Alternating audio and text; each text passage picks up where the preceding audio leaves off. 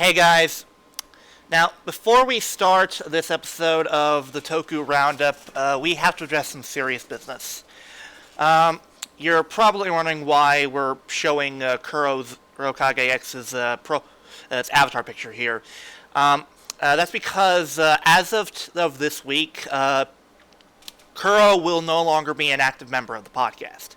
He will still technically be part of it. He's more of a reserved member, though. Oh. Oh. It wasn't anything personal. No, there wasn't any sort of argument or anything. But the dude's going through a lot. He has summer school he's going through. He's got school in general to deal with. As we talked, and we decided that maybe it'd be best to put him off of active duty so that he doesn't have to worry about this on top of all that. So, from all of us here at the Roundup Crow, it was fun having you, and we hope to see you again soon. And good luck in life. But now it's time for us to look forward towards the future. Because yes, we were gone a week, but now we are back. Hit that motherfucking music!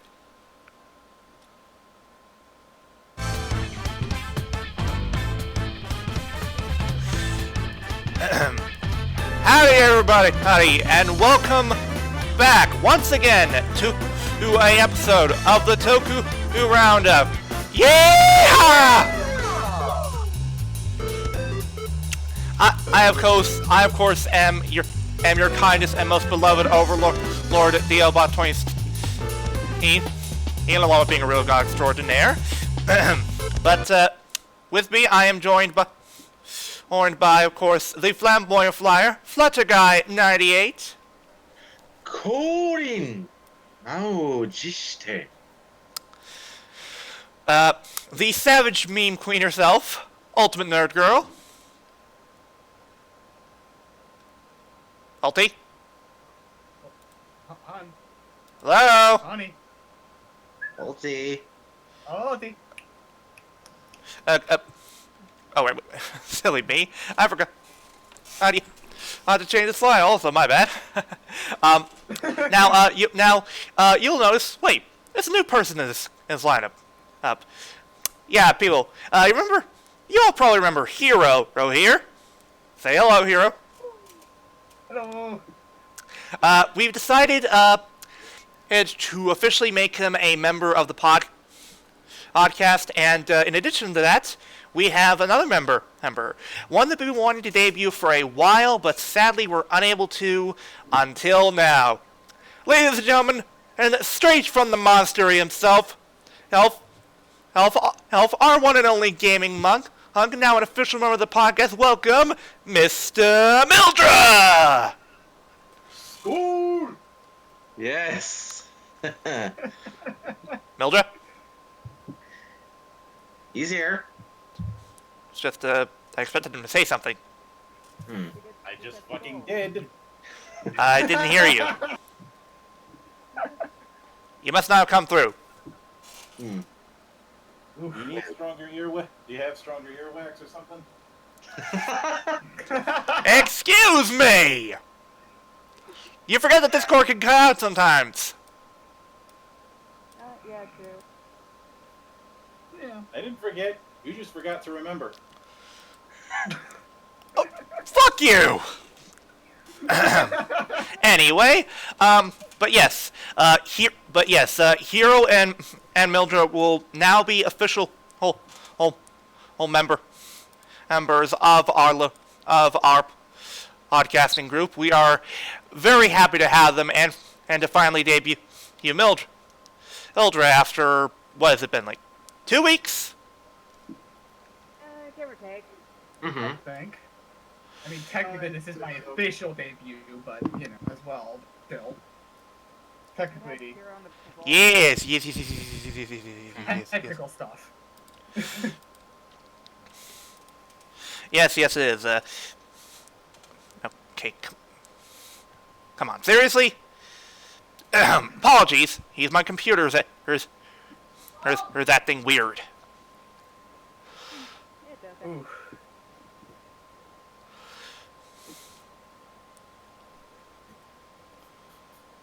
Okay. Hey, come on. Yes! There we are. Come on. Apologies for the...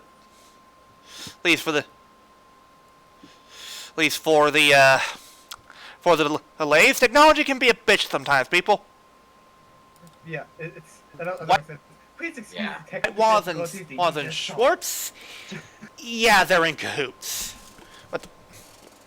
Oh, And oh, at oh, the end of the stop, episode- stop, goddammit, video, stop!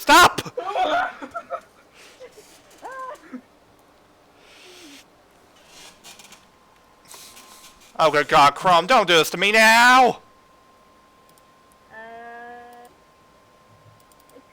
This is such a technical difficulty with anyone. We'll be right back in a minute. You can talk about yourself. I'll give you a topic. Here, I'll come up with a topic. Shit. Okay.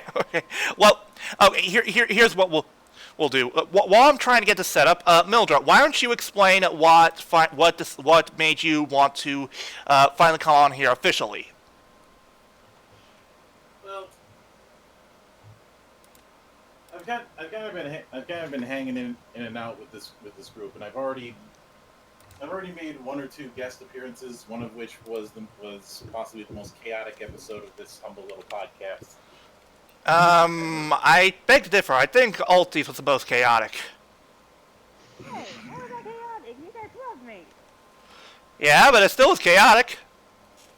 Yeah. How is that chaotic?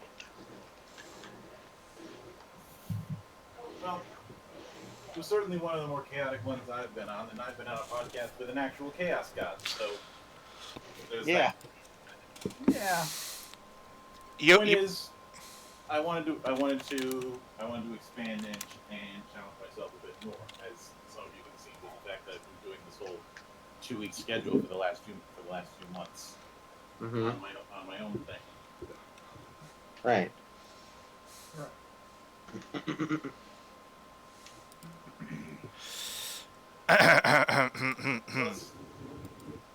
This place is going to be my primary outlet when it comes to talking tokusatsu, because I keep a very tight lip on that subject matter in the open bar of the internet that is my channel.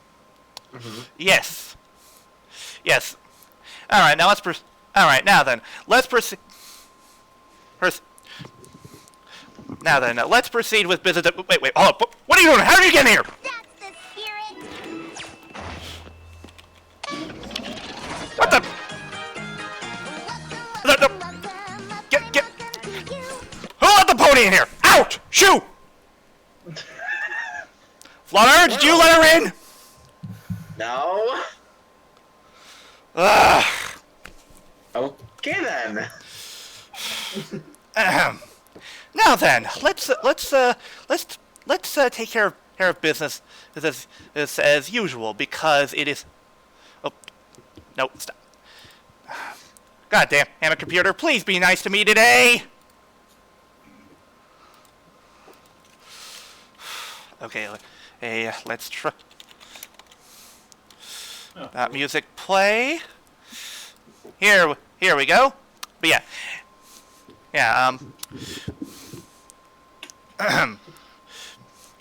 we've officially adhered to lineup. So now it is time for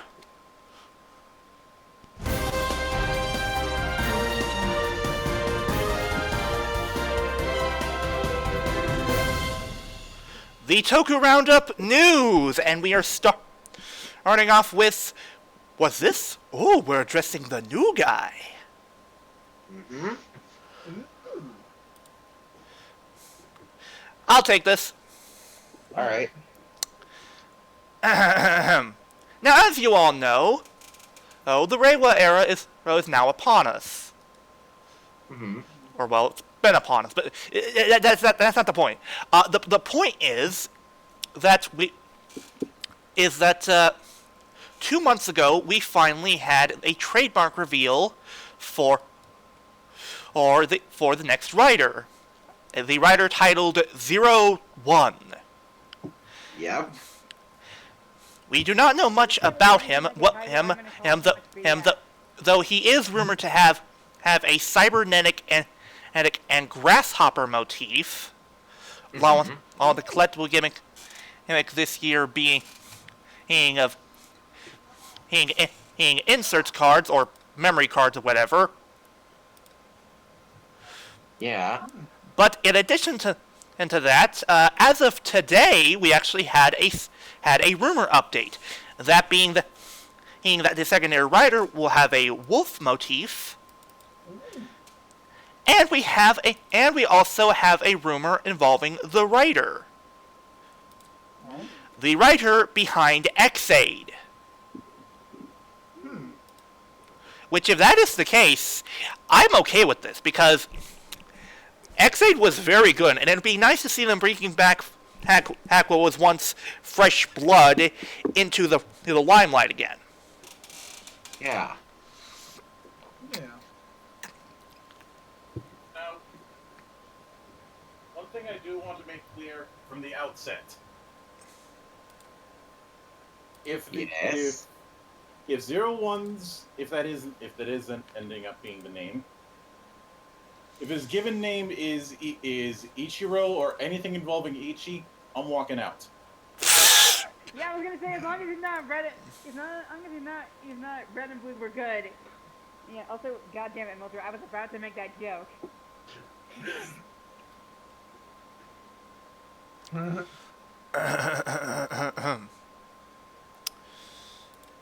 Anyway. But yeah, I'm honestly really excited to see what will happen. It'll be nice to see a bug writer with a bug motif after so long. Yeah. Now then, moving on. Who wants to take the next bit of news? That being the movies. I will. Alright then. And Flutter, the floor is yours. So recently, Toei has revealed the posters for the summer movies for Geo and Ryu Soldier. We also have the teaser trailers for the movies released. Mm-hmm.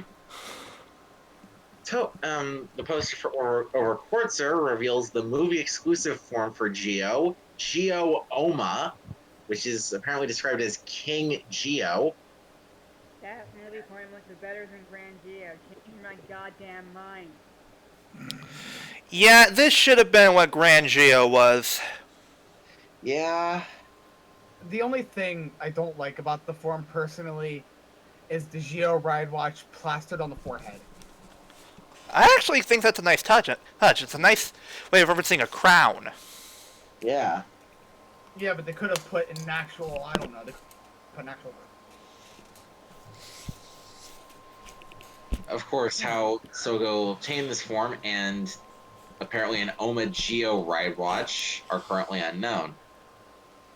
Poster also shows Gates and Waz at his side, and the background of the poster includes shards of glass, and in the reflections are the other 19 main riders in the Heisei era in their final forms, a selection of secondary riders, and the 3 movie riders, Barks, Zanges, and Zamonis. It's also been revealed that Yu Inaba, the actor that played Go Shijima or Commander Mach in Drive, and Chris Pepler, the actor that voiced the Drive driver and played Grim Steinbelt, will return to the film, which makes the film act like a Drive arc for the series. 2 other actors that have been cast for the film are Tomoya Maeno, who's been cast as Oda Nobunaga, and Jie Wakabayashi, who has been cast as Nobunaga's ninja vassal, Gyusan. The poster for the Ryu Soldier movie features all 6 of the Ryu Soldiers, along with the movie-exclusive Kishiryu, known as Kishiryu Dino Migo, which is apparently a Kishiryu from 65 million years ago. Oh, goddamn. Yeah. It will combine with the Byu Kishikyoryu to form Ryusou Gatai Kishiryujin. Both films will be released on July 26th. I will say this. From the trailer that we saw, I'm more excited for Overcourt than I am the Real Soldier movie. Yeah. The Real That's fine. Soldier movie looks okay, but nothing really that special. Yeah. Also, a Sentai movie involving time travel. Never a good idea. Yeah.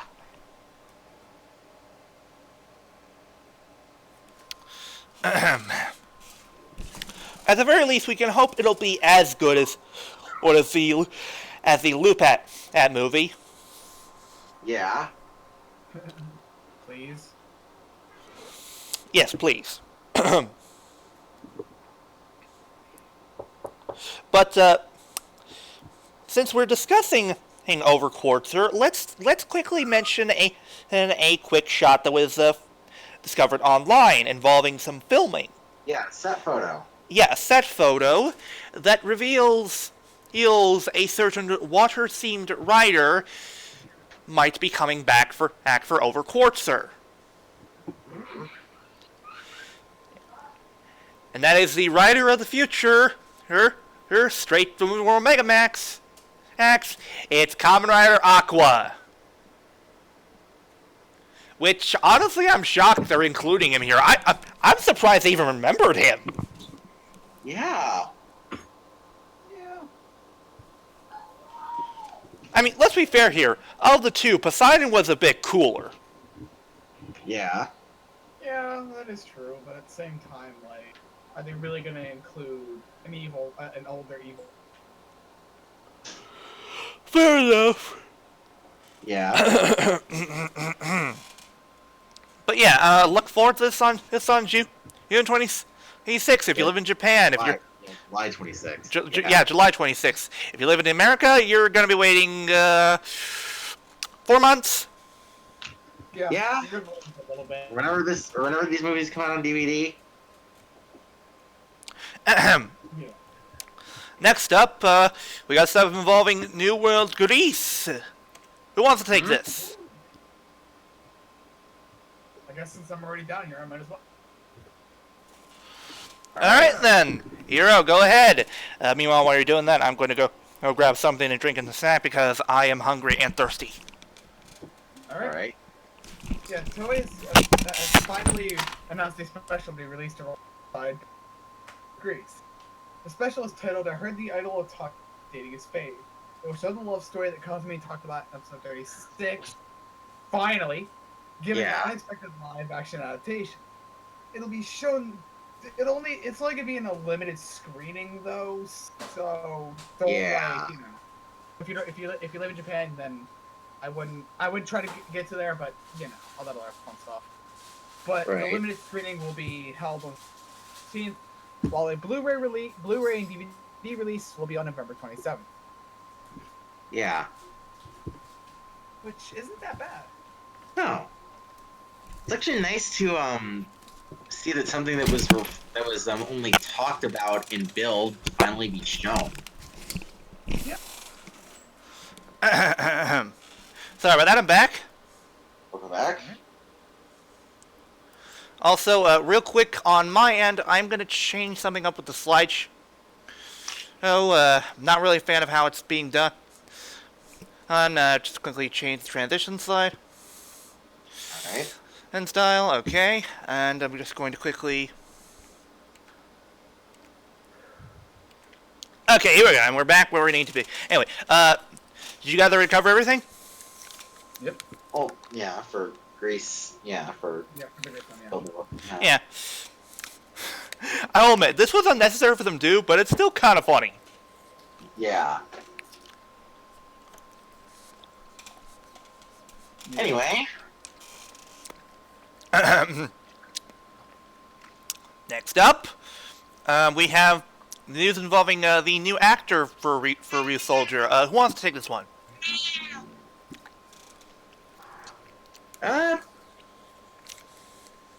Milcher, why don't you go ahead and take this? All right, give me a moment.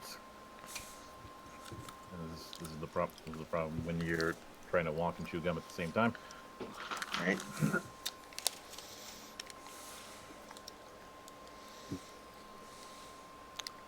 Okay. There we are.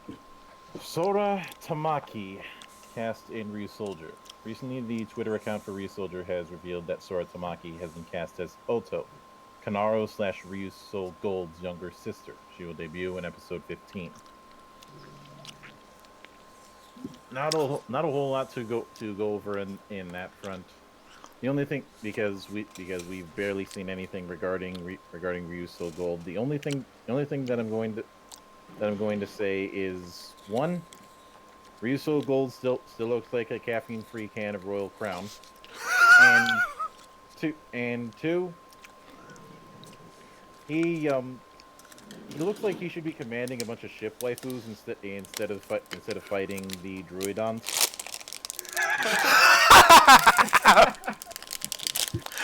Okay. Context for the audience and for Hero here. What we like to do on our off time here is we like to take something from Toku, and we like to play a game with Mildred called What Bar.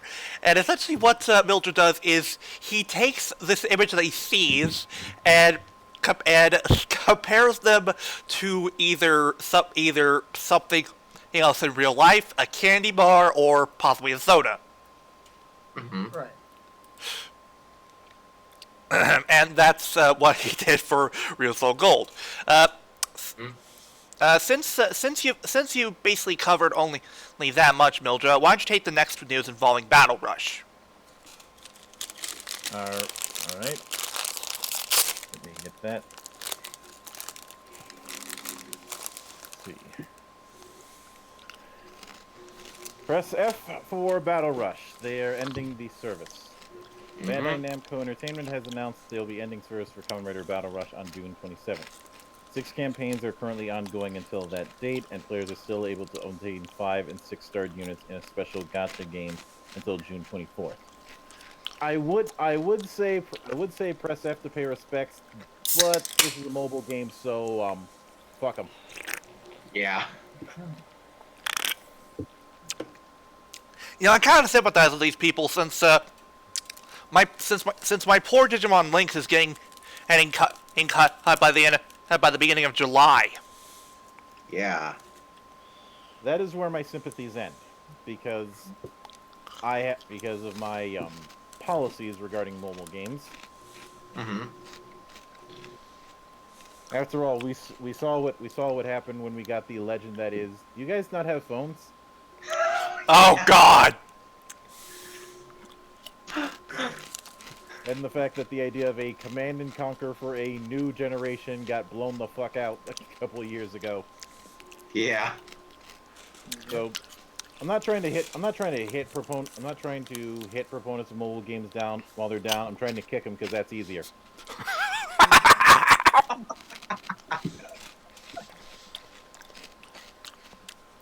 Okay, alright. Anyway. Next up, we've got stuff involving Gozen Taiko Katano. Who wants to cover this? Ulti, I think that you should take this one. She's still here. I mean, she did just go on mute, so. Ah. What the? Balti? Hun, you okay?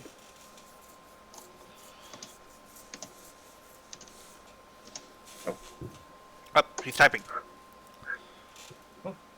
Oh no! Oh, shit. Alright.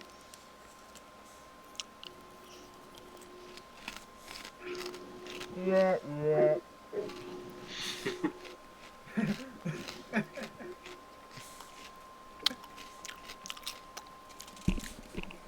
Everything good now, Alti? I mean, usually when someone says "give me a sec," that's usually, it's usually not much better. Yeah.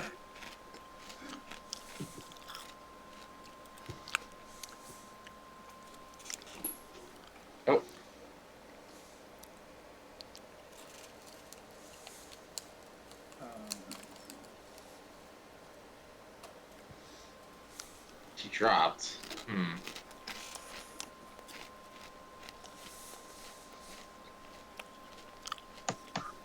Probably switching it. Hiro, thank you for volunteering to take Ulti's place. Well, okay. I mean, Sorry, guys. Oops. I guess take over this one then. All right. Yeah, Taiko Kitano, the actor that played Chase / Kamera Chaser in Drive, has been cast in the Gozen project. I actually didn't even know the actor's name before this. Ah. I never knew that name, so I just kind of said it like, okay. Okay. He joins other Toku alumni projects, Kohei Takeda, Orotoya Kunai, Kamara Iksa, and Kiva, and Kazumi Satori, or Grease and Bill. Also with Takashi Mayama, Sora Takagawa, or as he's known as Gremlin and Wizard. Gremlin. And Remember, Taira, don't feed the gremlin at midnight. Alright. And Taira Imada, Genpachiro Oda in Drama, and Seiya Motoki. Whew! There's a lot of names here. Goddamn! Noel Taiko, I think. Taiko, whatever. Or Takao, Noel Takao. Yeah. Okay, there it is. Lupin / Power Next. And finally, Hiroshi Izaki. Goddamn! Or Shinji Kikuchi and Dana. The plan for the project is for every performance to be different in terms of plot, but all remain connected. Alright. Kamera director alumni, Inori Ishida, from Kuga to Gaim, and Nobuhiro got from the Gaim Wizard movie, and the secondary director, Frishio, will be working on this project. So far, there's been 2 different pieces of content for it. Those being the movies titled Gozen, sort of innocent romance with Right, summer. hello. Stage play. We can hear you, Ulti. Yay! Yeah, I'm on my and stage play tablet. titled. Yeah. Ah. And the stage play title Gozen, sort of madness with. Okay, so where are we at now? We're at Chase's actor being cast in the Gozen project. We're almost done. Ulti, you can take the next one involving Parad. Sure.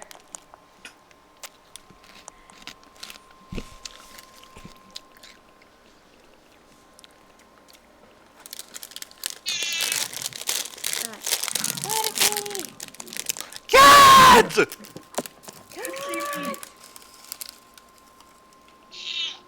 Cat! Meow. Alright, hold on. Anyway.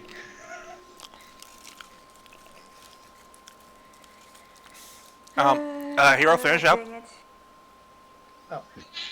Oh. Did he? Yeah, I did. I did that earlier. Yeah, I finished it like right before you said about her taking. Alright, shit. What the heck? Alright, hold on. Wait a second. Just let me check my Gmail because I got that notification.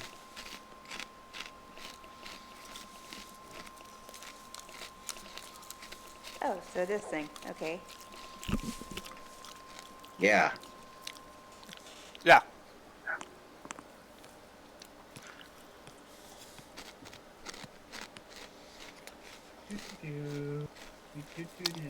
Well? The fuck?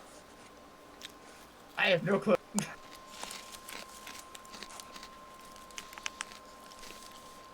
Who released the demons?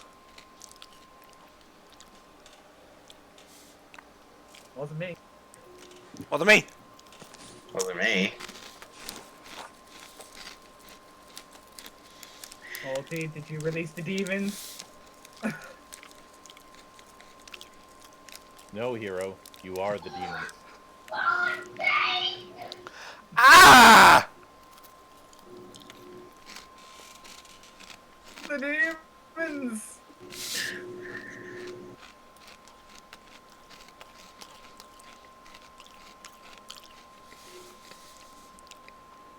What is that awful noise? I don't know. Oh, God. Damn it. Ulti, everything okay?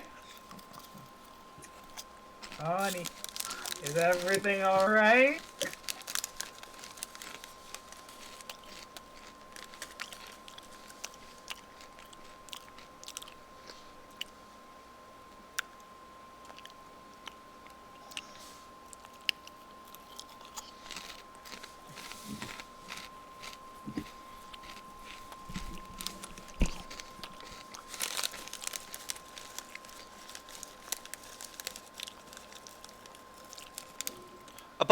Apologies. He's both my internal difficulties. Happens all the time.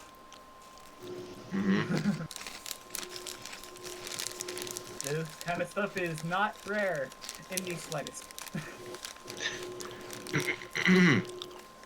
Ah. Ah. Uh,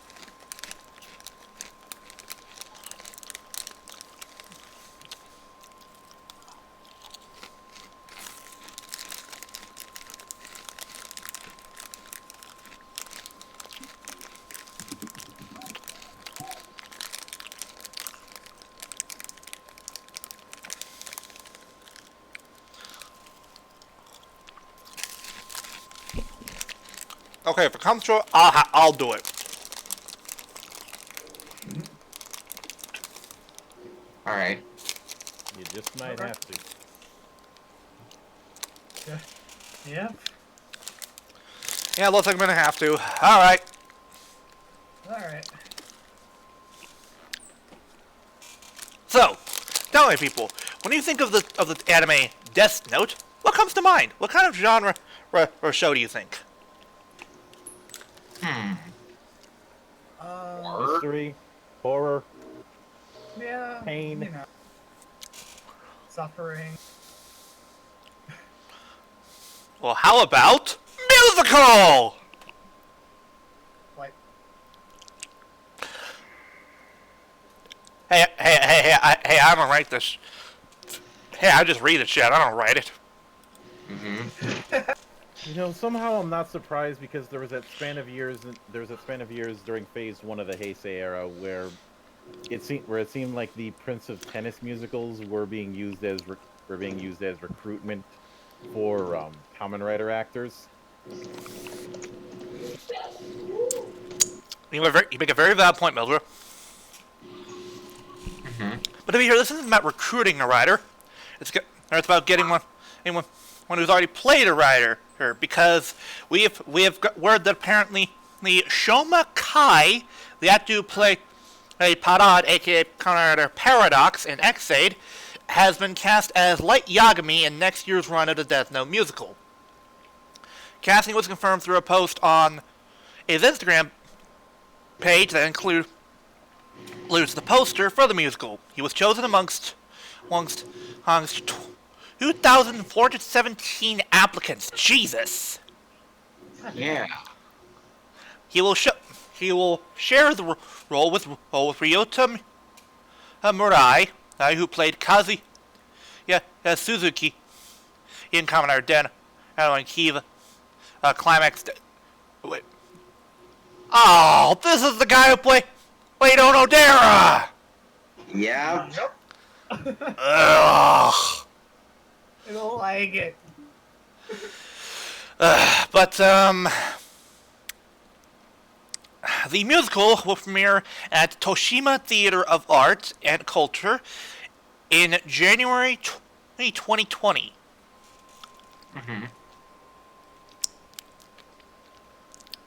It's nice to see Parad's actor getting more work. Yeah. So this means that he has to share the stage with Onodera. Well, I think that Onodera is his understudy. Not gonna take much to top that. Disclaimer: we have no disrespect for his actor. We're just ribbing on him because we don't like Onodera. Yeah. I mean, yeah. Okay. Now then, who here is seen as this Gridman? Yo. Well, those who do love SS Gridman, we're getting more of it because we have a stage show for SS Gridman. Mm-hmm. And Mildred, seeing as you're one of the very people who has seen SS Gridman, you can take this. Okay. I'm not going to go through all the S's, so I'm just going to call it Quad S. Ah. Quad S Gridman stage play announced. It was recently announced that a second stage show for Quad S Gridman will be held sometime next year. The announcement for the stage show was made 2 weeks ago in Kawasaki City, with suits for Auntie, Alexis Carib, and Gridman being shown. I don't think there's too much to. I don't think there's a whole lot to this to dissect. I think it's just to keep interest around the thing, because I know for a fact that a second season is being worked on. Really? Really? That it. I have not gotten 100% confirmation, but that's been the vibe that I've been getting from some sources. So don't take this with a big ass grain of salt, like the kind that you would put on the back of a donkey, and when you're taking it out of the salt mines. But the vibe that I see out of this is just trying to keep that Gridman name. Plus, stage shows are an easy thing to do. Which honestly, if we are getting more of SS Gridman, I welcome that. The first season was great. Right, Mildred can attest to That this. said, don't jump on the countdown clock shit anytime soon. I'm not. I'm just saying. Trigger is not the biggest studio, and it's going to be one of those cases where I wouldn't expect it to see it until late 2020 at the earliest, and that's me being generous. Fair enough. Though again, I am excited for possibly the idea, and the fact that we're getting a stage show is pretty good as well. I love the fact that they went to the effort of making suits for Auntie and Carib. You sadly can't see them due to how it is on the slide, but if I can quickly grab the image from Flutter, so I can post it in the grinder for those of us who are currently recording. Yeah. Let's just pop this in, copy, and paste, and there we go. Nice. I will say the best of the suits has to be Carib's. Carib looks so good. Yeah. I also see they included the first sort of the outer shell of the final monster they fought in the series. Ah.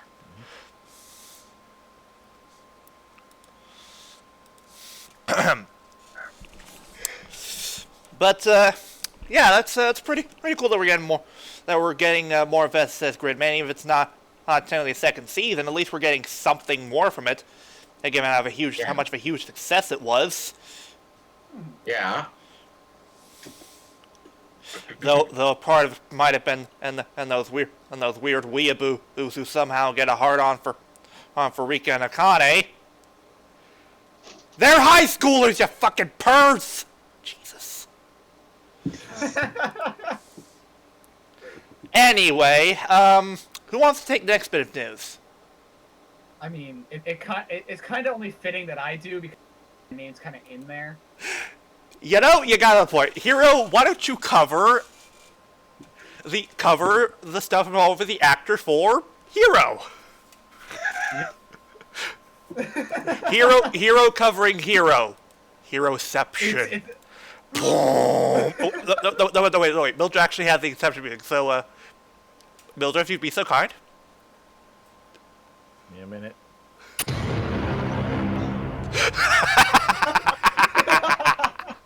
Thank you. Alright. So, Toshiki Seto and Hiroshi Izawa have been cast in the Gisho Furin, J-drama. The actor that played, obviously, Toshiki Seto, the actor that played Hiro Kagami or Kamura Brave Next Aid, has been cast in it. Well, yeah, I just thought he said that, but you know. Yeah.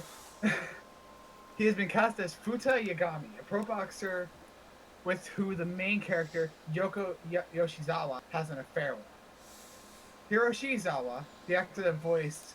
Let's see here. The actor that voiced Metzler in Chodenshin Bioman, Togebara in Kyodai Ken By Closer, or I think it's By Closer, I think. Mm-hmm. And Rama, and Raman, whatever, that guy. And Choseshin Grand Caesar has also been cast as Koichi Hama, Shoko, and Yoko Yoshizawa's father. Jesus Christ, I can't speak for the damn right now. The series will premiere in July. Nice to see the heroes actors getting more work outside of Toku. I will say this. Yes, dear God, man, why is your hair pink? Yeah, what the hell? I just that looks weird. Yeah. All right.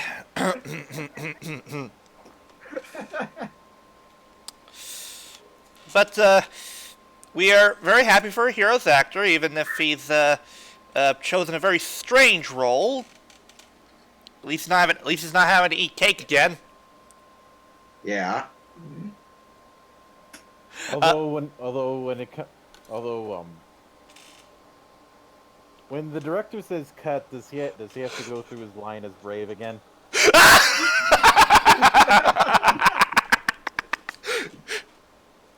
You know, I wouldn't be surprised if he accidentally did that on instinct, months after he finished filming X-Aid. It's like, yeah, he says like, cut! There's nothing I can't cut. Fuck, I did it again! I would be surprised if the moment someone basically showed Haute Suite in front of him, he had PTSD and gave him the look of, are you fucking kidding me? Are you gonna make me do this? Anyway, moving on.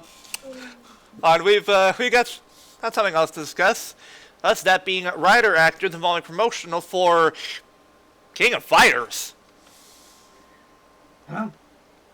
Yeah. Okay. I'll take this one since I'm the closest thing to a fighting game guy in this room. All right. King of Fighters All-Star promotional video includes Kamen Rider actors. A collaboration event for the Japanese mobile game King of Fighters All-Star has been announced. The event will include 6 characters from Samurai Spirits or Samurai Showdown to you filthy Americans. To promote the event, a video was released showing 2 characters from the respective series battling each other, those being Kyo Kusanagi and Hao Hamaru.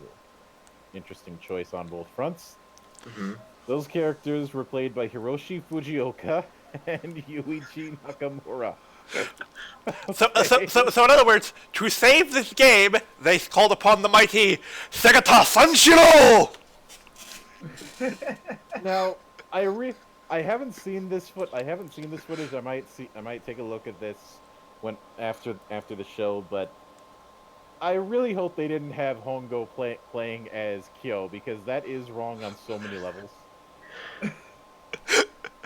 I will say this: it's cool to get something current and mainstream involving King of Fighters, and while on one hand I am very grateful for them getting frickin' and Ichigo and Zeronos for this, and I am only saying this because this character is one of the most recognizable from the game. You really couldn't have squeezed Mai in here? I'm not, and I'm being completely serious here. I mean, in, in, in Kyoku's Hanagi, he is a recognizable character from King of Fighters, but let's be fair here. Most people, when they think of King of Fighters, they immediately think of Mai. Good point. Also, Mildra. Allow me to retort. King of Fighters 15 is in development, but it's a way off. Meanwhile, there is something else from SNK that is closer to release and has been pushed really, really hard the last few months. I've actually covered it a few times on my own neck of the woods, and that is Samurai Showdown, which is what I think is going to get the lion's share of promotion for the time being. Yeah. And yeah, I did check. They had him playing Hao Hamaru, which makes sense. Right. Especially since Hao Hamaru is supposed to be their XP of Musashi Miyamoto. Mm-hmm.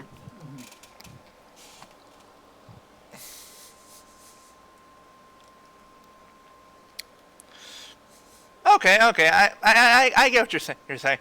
Hey, Mildra? Or did you have more to say? Also, when it comes to someone like Mai, the obvious question is who are you going to bring in on the other side of the fence to be Mai's dancing partner. Never mind the fact that when there's supposed to be two different styles, having Mai's appearance is going to cause a bit of a mix-up. Fair point. One is meant to be historical. The other one is meant to be historical fantasy. The other one is not. So you'd have a ninja versus a Ronin, essentially. Yeah. So I see where you're coming from. I'm just trying to put a bit of logic on the matter. I get what you're saying. Right. It's a very good point. A very good point. Well, actually, thank you.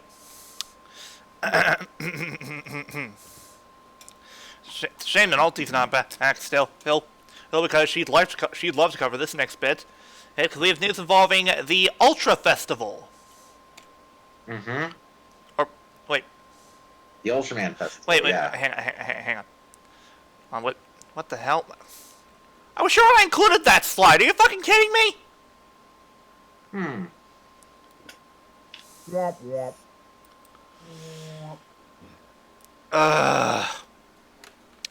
One moment. Minor film break happens all the time. This happens a lot more than you would think. Yeah.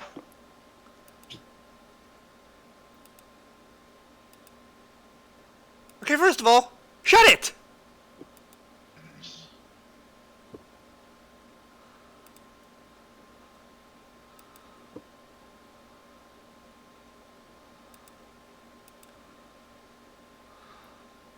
Alright, come on.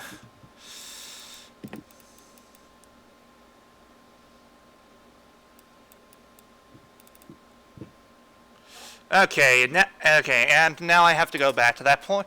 We're about to fast forwarding, sir. Oh. Are you freaking kidding me? Seriously! Now what happened? It didn't add in, what the fuck? Oh my god. Oh my freaking god, are you serious?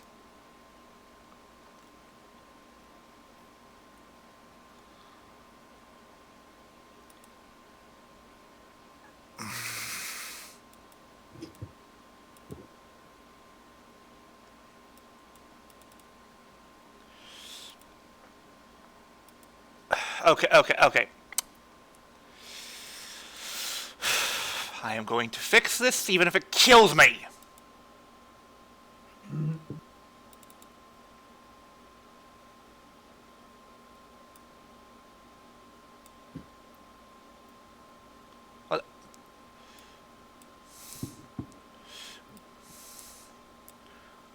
Are you freaking kidding me? It added it to the end? Are you? Oh God.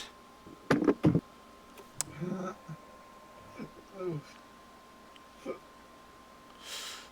No laughing.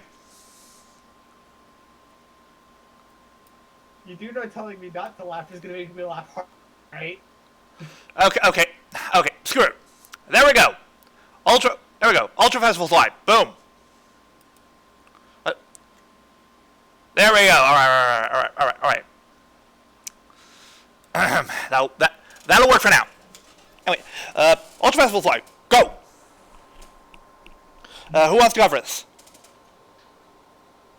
I will. All right then. Go. So, Subaraya has recently announced the location for the Ultraman Festival 2019. It will be returning to Sunshine City, Ikebukuro. The theme of this year's festival is parents and children, each generation's own Ultraman. The theme is a tribute to the generations that the series has spanned. One must-see spot at the event is the Parent and Child Amazing Big Photo Spot, which is a giant exhibition that features Ultraman Taiga and Ultraman Taro at the entrance due to them being father and son. This year also marks the 10th anniversary of Ultraman Zero's first appearance, and a special museum exhibition featuring him will be available to enter. Other bonuses include a gift exclusive to the festival and various areas to take pictures and be immersed into the world of the series. The festival will be split into two parts. Part 1 will be held from July 19th to August 6th, and Part 2 will be held from August 8th to the 26th. It will be held in Exhibition Hall B on the 4th floor of the Sunshine Bunka Kaikan building. Yeah. That's interesting, to say the least. Yeah. So yeah, Ultra fans, well, of course, once we live in Japan, look forward to that. Yeah. Yeah. Okay, now let's get back to business as usual. Okay, next we have the stuff involving the Heisei 20th anniversary items. I'll cover this. All right. Yay! In commemoration for the 20th anniversary of the Heisei Kamen Rider, starting on July 19th, various limited items will be sold at Lawson stores. You know, the weirdest thing, I actually know someone whose last name is Lawson. This is weird. Anyway, the items that will be for sale include a rubber strap collection with final forms of the main Heisei riders from W to Bill, along with one for the final villains of the series, including Omaji, an acrylic stand for her Kamen Rider was Ginga finally, and finally a mini cloth poster and mug for the 20th anniversary of Heisei Kamen Rider. The strap collections are priced at 8,050 yen with 850 yen. 850 yen with tax. How much is that in American? Hero? Oh boy, now I gotta pull up a calculator. Calculate. Like math. But nobody said there'd be math. Agree. I blame our schools.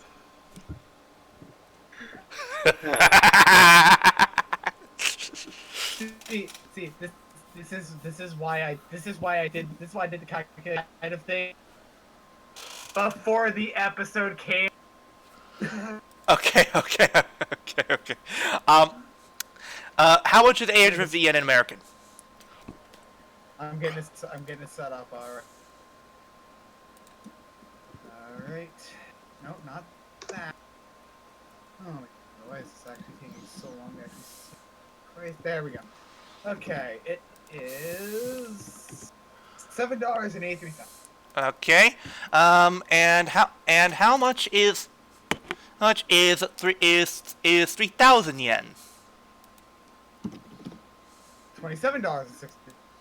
And 1,200 yen? $11.05. Alright then. But yes, the strap collection are priced at 850 yen or hero. Alright, the 850 yen one is $7.83. The acrylic stand for walking finally is priced at 3,000 yen, which is an American. $27.63. And the cloth poster is priced at 1,200 yen. Or Or an American. In the mug, yeah. what?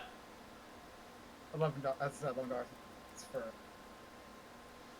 the American side of things. Alright, but, yeah, that's a nice bit of merchandising.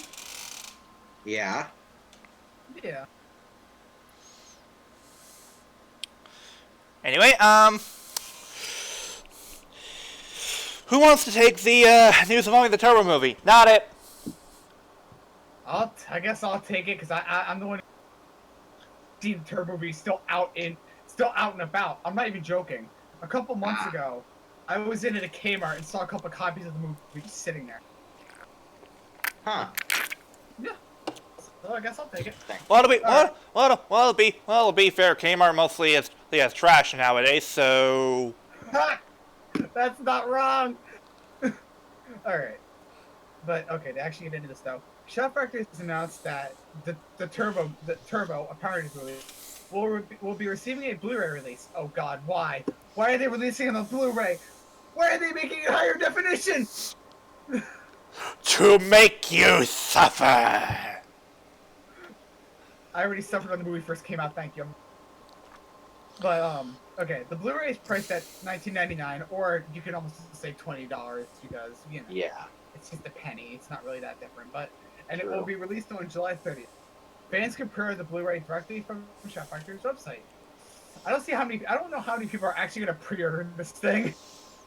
You'd be surprised. And to be fair, there is some significance to this movie because you do kind of need to see it before watching season 4 of Power Rangers. No, it's season 5. Yeah. Turbo. Yeah. Turbo. Mm-hmm. And let's be fair here, Turbo isn't the worst, but this movie's pretty bad. Yeah. That movie is hot garbage. Not even Hillary Shepard Turner could save that movie. Nope. Yeah. Hell, not even a cameo from Jason and then Kimberly can save that movie. Right. Why were they even in that movie to begin with? I don't know. Good question. Fuck you, pay me. What? That's why. Fuck you, pay me. You know, given how poorly Austin St. John was treated in terms of money when he was working on MPR, I would be surprised. Right. Yeah, he just shows up. Fuck you, pay me.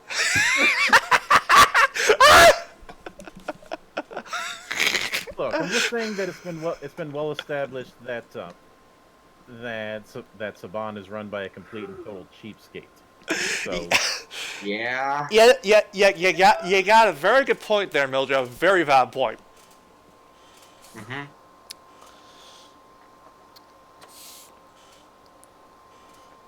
All right then. Flutter, why don't you take the stuff involving the next bit of news, which is we have a reveal of the Ultraman Taiga cast. All right. So Subaraya has revealed more for Ultraman Taiga. Cast members are as follows: Sasaki Kana, who's played by Chiharu Niyama, who played Marigold Utahime, or Deca Gold, in the Deca Ranger movie. Wait, really? Holy shit! That's actually pretty awesome. Easy might be happy about how that actually was great in Full Blast action. Mm-hmm. Yeah. She created Aegis and is very serious concerning dealings pertaining to Aegis. In the past, she was a member of the police's Foreign Affairs Section X that dealt with aliens. She resigned from Section X and subsequently formed Aegis after a certain case came up. She likes to play dumb, but she's very studious and keeps a close eye on her team. Next is Homare Soya, played by Ryotaro. Ryotaro what? He just goes by one name. Huh. Okay. So for all we know, he could be played secretly by Takeru Sato. Yeah, we're not even, we don't even. He could be. Yeah. Anyway, he is Hiroyuki's senior and has a strong, but is reckless in terms of how he deals with things, which earns him the nickname of hot-blooded idiot. He and Hiroyuki work together on dangerous tasks that allow him to showcase his great strength. He and Hiroyuki wield electromagnetic batons. Next is Pirika Ashikawa, played by Ayuri Yoshinaga. She is the head of cybersecurity at Aegis and is 23. He is a dedicated support member that helps Hiroyuki and Homare on their missions. When it comes to handling hackers or creating vaccine software, she's a genius. Rounding out the human cast is Kirisaki, played by Ko Nanase. He is the human host for Ultraman Tregear. He is cruel and mad and moves in the shadows of a case that has pulled Hiroyuki and the others in. His true powers and ultimate goal are currently unknown. Next, we have the voice cast, which includes the 3 Ultras that Hiroyuki is the host for. First is the titular Ultra, Ultraman Taiga, who is voiced by Takuma Terashima, the voice of Neo Galdon / Neo Messiah, and Voldos in Kyoryuger vs. Go Busters. Interesting. Yeah, Ultraman Titus, who is voiced by Satoshi Hino, voiced Space Ninja Demos in Kyuranger Space Squad. Hey, that's actually something we've actually seen. Yeah. And something we've ripped here on Teacher at the Movies. # shameless plug. Yeah. And Ultraman Fuma, who is voiced by Shota Hayama. Finally, we have Ultraman Tregear, who is returning from the Ultraman Rube movie. And Yuma Uchida will reprise his role as Tregear in the series. Nice. And let's see here. Has his actor done anything else in Toku or? Let me check. I mean, while he's looking for that, you seem to still be getting. Remember, it's still tight ass. It's not Titus, it's tight ass. It's tight ass. Oh, damn it, hero. As long as that joke can still be made, I take it. Oh, that's wonderful. That's wonderful. I think that this is his first Toku role. Alright. Now then, let me speak my piece on Tregear here. I am not okay with this. Yes, I don't like the idea of a villain who was from the previous Ultra movie becoming the big bad of the next series. Say what you will about Bailey, coming back. At least this somewhat made more sense. And I've heard that apparently right. Tregear is supposed to be the villain that successes Belial, and I'm sorry, no. I'm gonna need to see more of him before I pass final judgment, but so far, I am not impressed. Right. Yeah, but at the same time, they can't really bring Belial because of. Oh no! You misunderstand me. and me. I'm fine with the fact that Bailey not coming back. I'm completely okay with that. And in fact, I welcome that because Bailey had a great send-off back in G'd. Yeah, G'd was basically his final series because that was the series that he had the most push Yeah. in. But it's just, I don't know. The fact that they're making a villain that's eerily similar to Belial immediately after he's gone, it just rubs me the wrong way. Why can't we have a different kind of ultra villain? Yeah. Ultraman seems to Yeah, I'll be right be back, in a guys. very has been in a very struggling position. Some of which is definitely Subaraya's fault, and some of which is definitely not their fault, like the legal bullshit. Mm-hmm.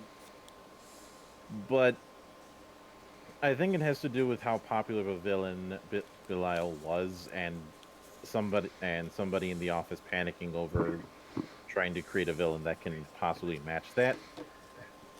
Now, the idea of having the villain from a movie be the main bad in the next series, I do not care for, but I say that for different reasons.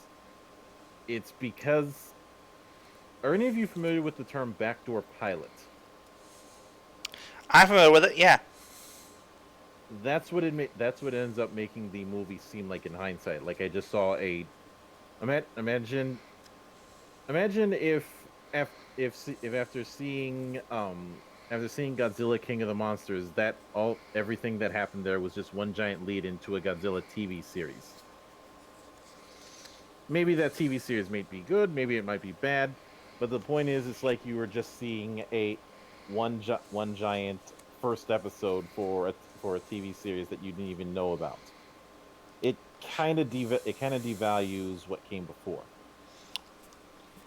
And not only that, the thing that I've noticed with movies when it comes to villains in Ultra movies, usually the thing is they stay in that one movie.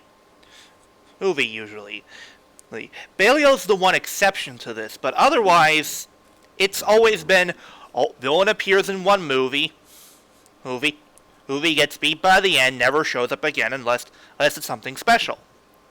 And not only that, it kind of basically makes the victory of him in the movie very hollow, since despite everything that might have happened in the Rube movie, it doesn't matter, because in the end and Dregear survives. So what's the point?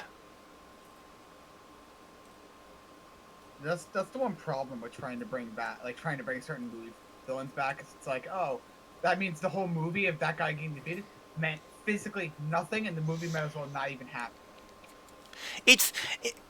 This situation reminds me of something that happened similar with Ultraman way back in Mebius.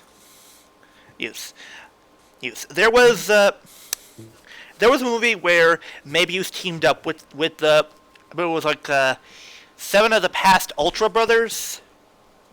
Right. And in the movie, they fought Yapul. Cool, and that was very cool. But then he comes back in the actual series, and it's like, well, what was the point of fighting him in the movie then? Now, in my opinion, when it comes to a villain being in both the series and the movie, the only time I feel it really works is if it somehow leads into the movie. Yeah, like it's like he gets defeated in the series, and it shows, oh, it wasn't fully defeated. There were some cells like a leftover or something like that. And they I like to compare that kind of thing with how certain and writer series have basically teased movie writers. Like, for example, Kamen Rider Mars back in Gaim. He appeared for like an episode. A guy. I'm deleted into the movie, and then we see him beaten in the movie. Granted, he comes back later in the series, but we don't talk about that. That's something that we don't talk about because that's actively one of the dumbest things to see. They just, he comes back towards the end.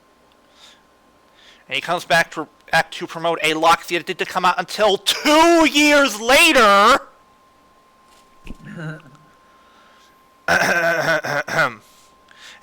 But there's also cases like, for example, there was 15. Now I know we don't like to talk about how to comment and writer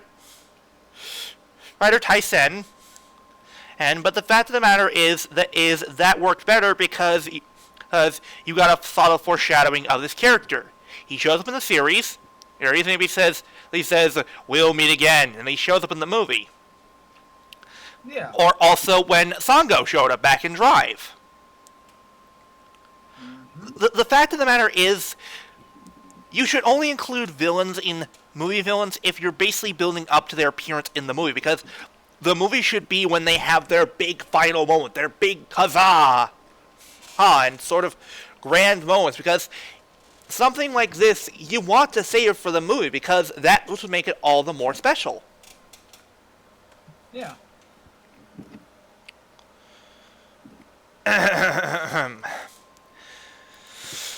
Speaking of, let's quickly go over the stuff, like, for example, the Rube Blu-ray release details. Subaru has revealed here release details for the Blu-ray and DVD for Ultraman Rube the movie. Select Crystal of Bonds. The Blu-ray release of the film will include a special edition with a bonus disc that includes extra special features. The special in question includes a making up for the film with commentary by them from the actors, and a full on-stage interview with Takashi Hisuno and Daigo. The movie and Blu-ray will be released on July 26th. Right. And now we move on to Ultraman Trifold Bluetooth keyboards. What? Keyboards? Not it. I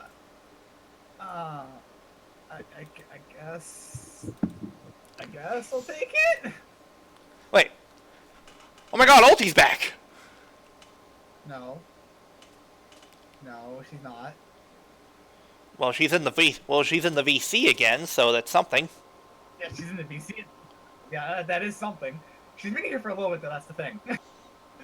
Well, I'm busy running off the article and ranting, so sue me. Alright.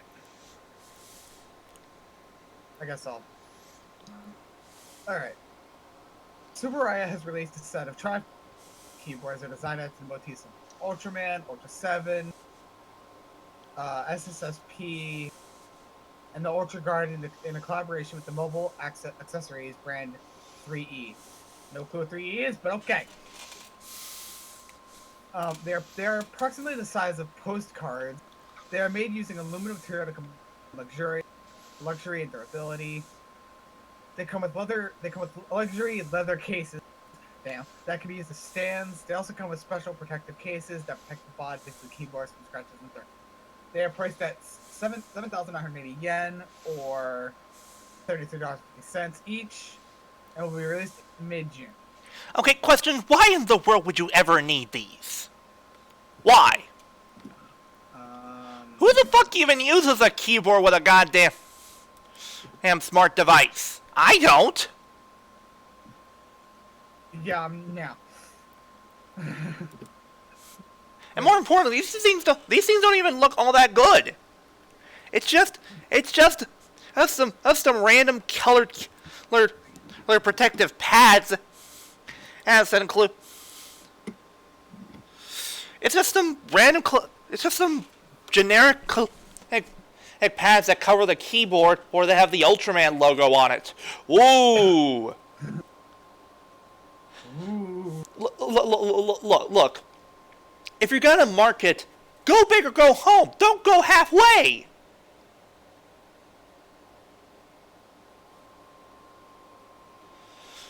Yep. Anyway.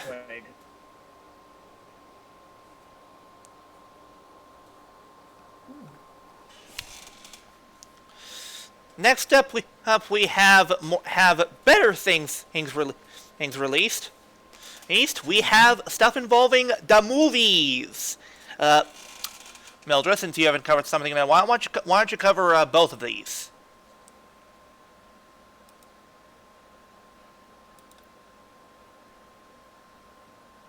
Mildred?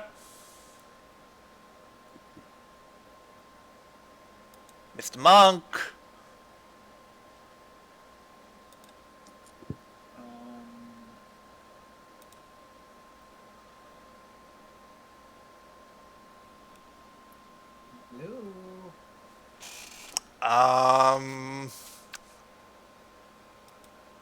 What is it with people? There is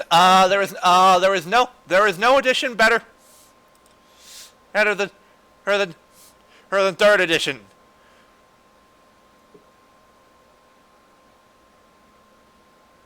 How did that not work?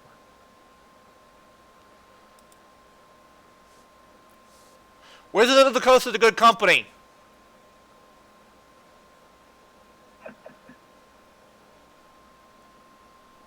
The fuck is he? Good God, man! Is it really just us here right now? I think. I'm not sure, actually. Alti! Okay, Alti, you're fine. Fleur, where the fuck are you? Water?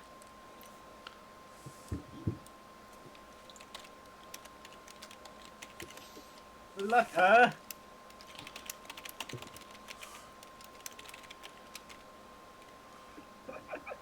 Oi, Ponyboy, where the fuck are you?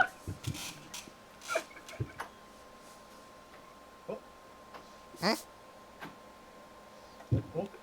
Mildred?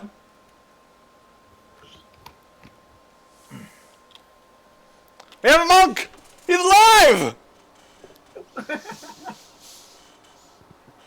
Speak the devil's name, and he shall appear. But wait, you're not the devil. Am I? Shit, he got us there. Mildred, with all due respect, I could never believe that you're the devil. I'm pretty sure the guys who had to, I'm pretty sure the people who had to deal with swamp ass on their office chairs thought the same thing.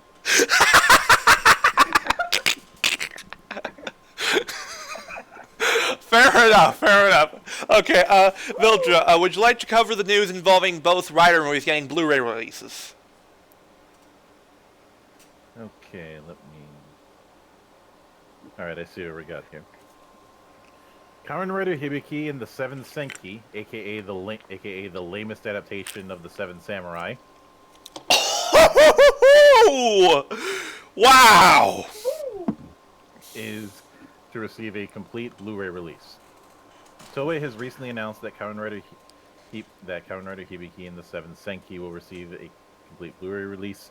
The 2-disc set covers the theatrical release and director's cut, making of video for the film, previews, trailers, and the original stage show. It also includes commentary from the director and cinematographer. It's priced at 5,619 yen, or $51.76, and will be released July 10th. That's kind of pricey. $51 for that. I mean, if I'm paying $50 for a film, I should expect Naomi to give me a hand job or some shit.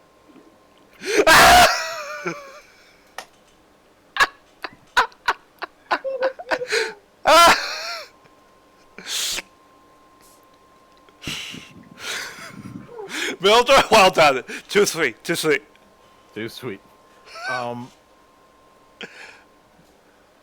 And let's see. In the same vein, episode final will be getting a complete release.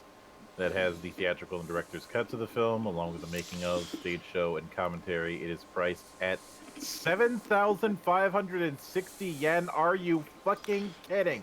Wait, hold on. They expect you to pay, hey, 200 more than you would for the 7 Senki?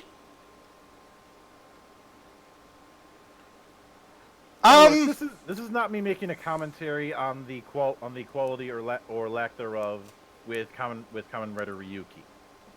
I'm just balking at the fact that you're expected to pay $70 for a film over a decade old. And and the movie isn't even that long. No. No, it's not. Even if you're putting two versions of the film, big whoop. That's been done since the days of DVD. So no simpy on that front either. Furthermore, you're doing.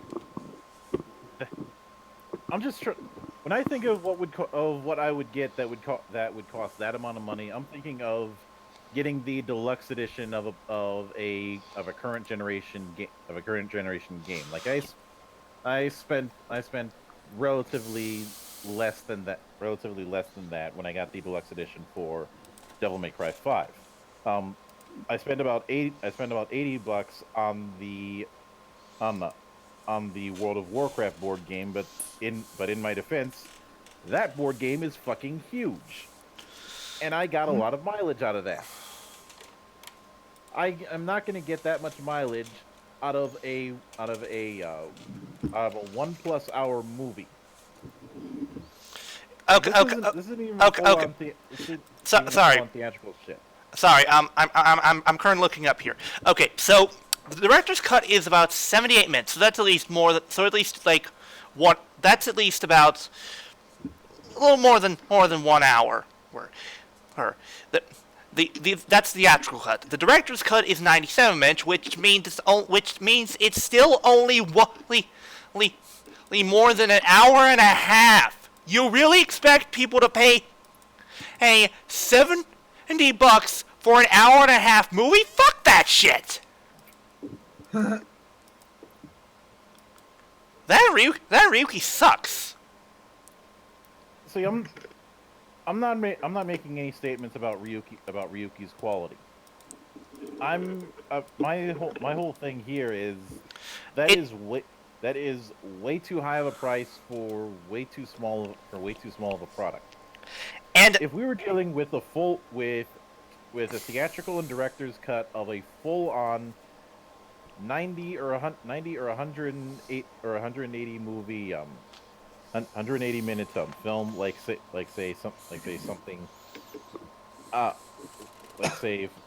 a proper theatrical thing, not a 1 hour half-ass, then they could kind of see it, because it's going to be one of those for the whales kind of thing. Yeah. No. This is just bad in terms of marketing. Not only are you asking for too much for so little, but I know for a fact Ryuki's fan base, even in Japan, and I'm not talking bad shit about Ryuki. I'm talking about business wise. This is a bad move. I know Ryuki has fans in Japan, but Ryuki is not well liked in Japan at all. Oh, in fact, the episode final was made as a result of ratings drops. How do you do this? If anything, the prices of these two should be reversed.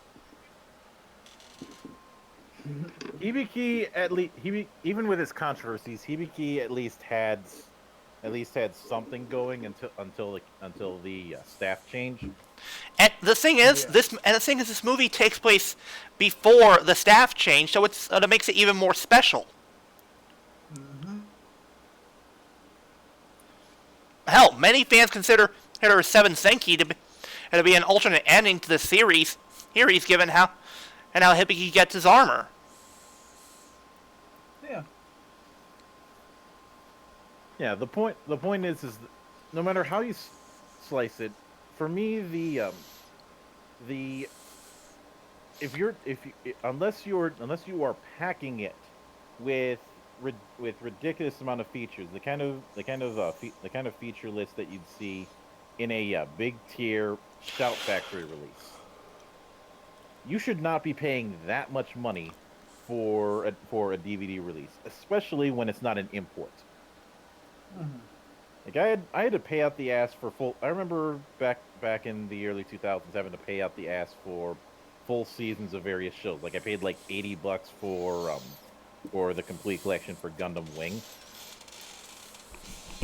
Right. But nowadays, No. and considering that this is a domestic product for Japan, I don't know. Maybe DVD and Blu-ray releases are of similar cost, but I have a hard time buying that. Mhm. Like I can't imagine that a standard film release would be more than $30. Yeah. And the thing is, I have bought DVD hard X. I have bought DVDs from Japan, and I have bought at least two movies. He's from Japan. And the first movie were 2010, which cost, I believe, if I remember correctly, was about $20 to $25. And that's and I believe that wasn't including shipping. But I remember overall it wasn't. It rounded up to, I think, at least maybe 30 or 35. Yeah. The second was Ultraman and Zero Revenge of Belial. Now that one is sort of tricky since I technically got it from since it technically was from Philippines, but it was still a very good purchase. If I remember, I got it for at least like 30 or $20, and that thing was a really good quality. You got the DVD itself, but the DVD itself came in a very nice metal tin case with a magnetic seal on it. Those are pretty rare to find when it comes to DVDs. So, yeah, I'm with Mildred here. What the fuck? So, bottom line, people, don't waste your money on this unless you're die-hard Ryuki or Hibiki fan. Hell, go buy the Hibiki DVD if you want to buy one of these. Either at least down to get something good by the end, and because at the very least, the Hibiki movie at least has a fucking ending.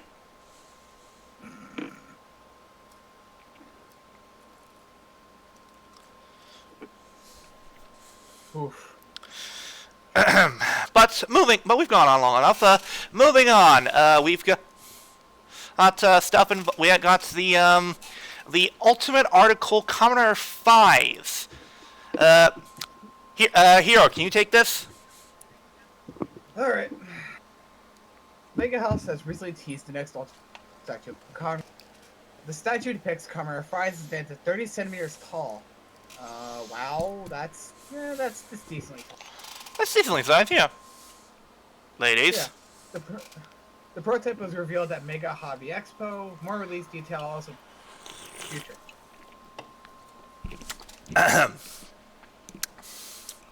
I will, if you want to take the next bit of news, then go ahead, since that wasn't really long. Yeah, I'll probably take the next two since they do go straight off of each other basically. Alright, just let me know. Alright, just let me know when you're switching to into the second one, since I need to transition slide. Alright, that's fine. Okay.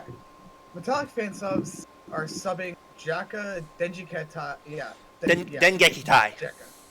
Yeah, Dengeki. Thank you. Metallic fan subs has recently started subbing the second Super Sentai series, Jaka Denjiketa Tai. The series is the first Super Sentai series that will be subtitling, and like the previous releases, they will be released in batches. The first batch release is the first 11 episodes. The second batch is the next is 12 to 22. Third batch is 23 to 35. And Jaka versus Go Ranger. Yeah, I've heard a lot of good things about Metallic's Alex Albert. I think they first specialized in doing Metal Hero series, so nice to hear them branching out. But wait! Speaking of subs, a certain... yes, there's more! Hero? Alright. Okay. And a different set of subbers, Burn to Delta. Yeah, Burn to Delta subs. Yeah, Burn to Delta subs has recently fully subbed the fourth Super Sentai series, which is Denshi Sentai Denjima. The batch that can be downloaded includes all 51 episodes of the series, the movie, and the trailer. For fans that may have downloaded the previous releases, the full batch does include some surprises. All right then. Since this is pretty short, you can take this next one. One that involves the Just Beyond DVD. All right. Discotheque Media. Okay. Never thought I'd be saying that name.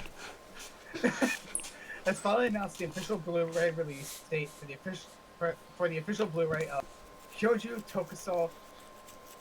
What he said earlier. Just Beyond. Yeah, what he said. The complete series Blu-ray will be released August 27th. Now, what's special about this Blu-ray release is that it was said a while back. We're not sure if this still ended up happening, but apparently, the subbers for this actually got help from the people from the subgroup who actually first subbed Just Beyond Mega Beast Empire. Or they were apparently called in to actually help with translation. Neat. Now, I'm not sure if this ended up happening or if it really ended up happening or following through, but regardless, I like the idea of official releases going to fan subbers for proper translations. That's something I honestly feel Shout should do more of. Yeah. I just like to see that happen so that I can get some more Japanese tabletops. Because I'm pissed off that there's been a Kamen Rider tabletop that's made the rounds at Comic Cat for the last 10 years and nobody fucking told me. Yikes. Ooh. You know how much easier that would have made my job when I was running that campaign? A lot? Yeah. Yes. A lot.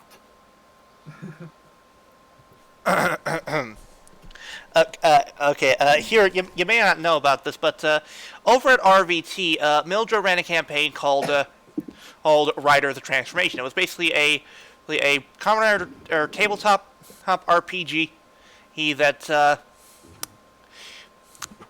There were some problems that I believe Mildred ran across when he was doing so. Like, for example, like Mike constantly throwing his shield. Well, that was just Mike being a dumbass. The problem that I think should be focused on is the fact that there were no rules for utility forms. Okay. Just upgrade forms, even though utility forms have been a thing in Kamen Rider for over 20 years.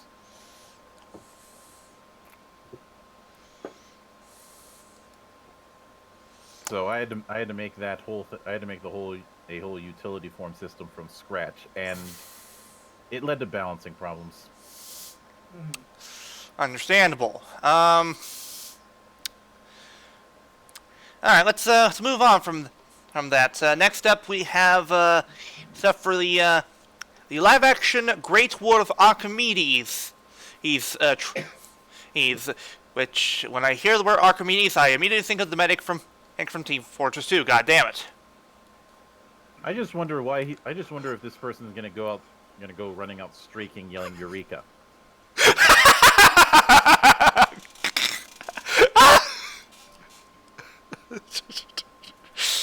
Jesus Christ.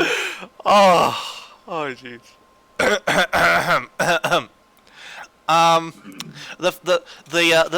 The trailer shows that the film will star certain Toku actors. Most specifically, Masaki Suda, who you will all know as our boy, our Philip from W, as Kai Tadashi, and other Toku actors in the film are as follows: Katsuya Kobayashi, who played Hidenori Oda, aka Kamen Rider Hercus and Kamen Rider Kabuto Godspeed Love, who plays Minio Osumi. And that's everyone. My bad. But the film will be released on July 26th. So look forward to that. Not surprised Masaki Suda is still getting acting work. Seriously, that kid took off after W. Yeah.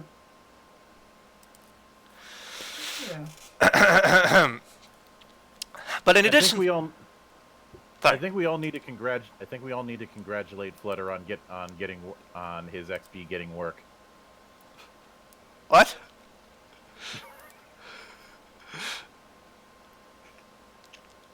That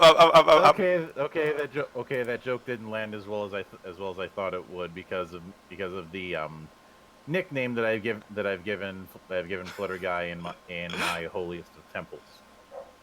What's his nickname? Flutter Phillip. Also, he is certainly earning his title of BRB Master because he has been away for let's see here. How long has it been? Oh yeah. Almost I'd say an hour. Aiyah. Oh my god. Moving on.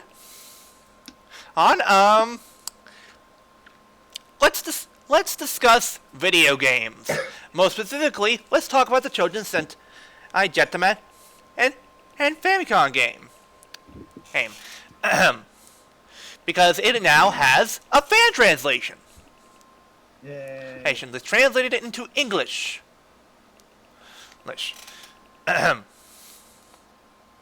The translation changes the name of the game to Bird Squadron Jetman due to emulation. You need to download a ROM of the game, which is needed to be paired with a translation patch for the ROM. So, for those of you who have the ROM for Jetman, now you don't have to worry about reading Japanese. Yep. Even though most of the game was already in English, but still, good. I mean, even though like 90%, I'm pretty sure like a good chunk of the game changing the title to Bird Squadron Jetman. Yeah, but regardless, this is cool. I like the fact that we're getting an English fan translation of this game. And I'd love it if they did it for more Sentai games, like a fan translation for possibly the Car Ranger game, or possibly even the old PlayStation 1 Super Sentai games like Gal Ranger and Hurricaneer. I know they're PS1 games, but given the world we live in nowadays, would a fan translation really be that hard to do? It more depends on the series. Whatever. Anyway, why don't we let Mildred take this next one since it involves this boy?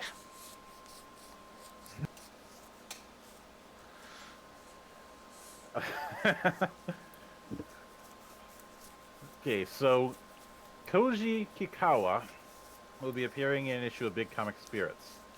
In collaboration for the current arc of Futo Detectives, which is showcasing the events that occurred during Begin's Night, which were glossed over in the series, Koji Kikawa, the actor who played Sokichi Narumi, aka Kamen Rider Skull, has been announced to be interviewed in issue 30 of Big Comic Spirits. The interview will focus on his memories of playing Skull in the series after almost a decade.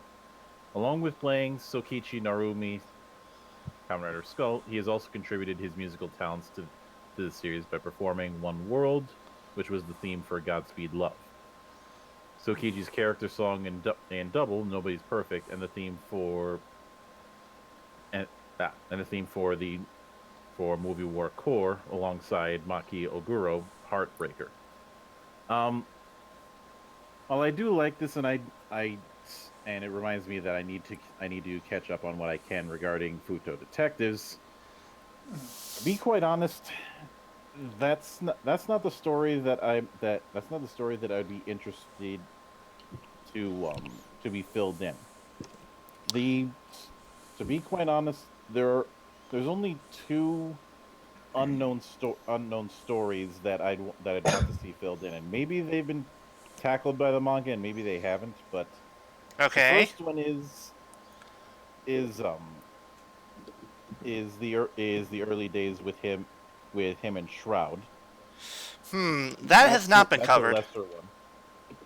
The other one that I think is more important is when he first met Shotaro.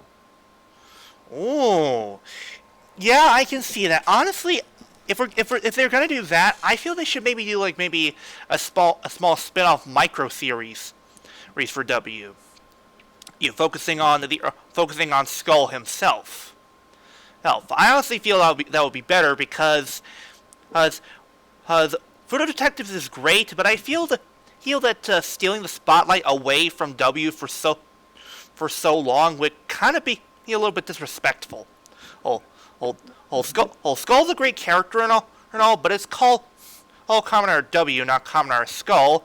And I personally feel that if they were to basically restrict it to all being about Skull and a spin-off of manga, there's more they could do.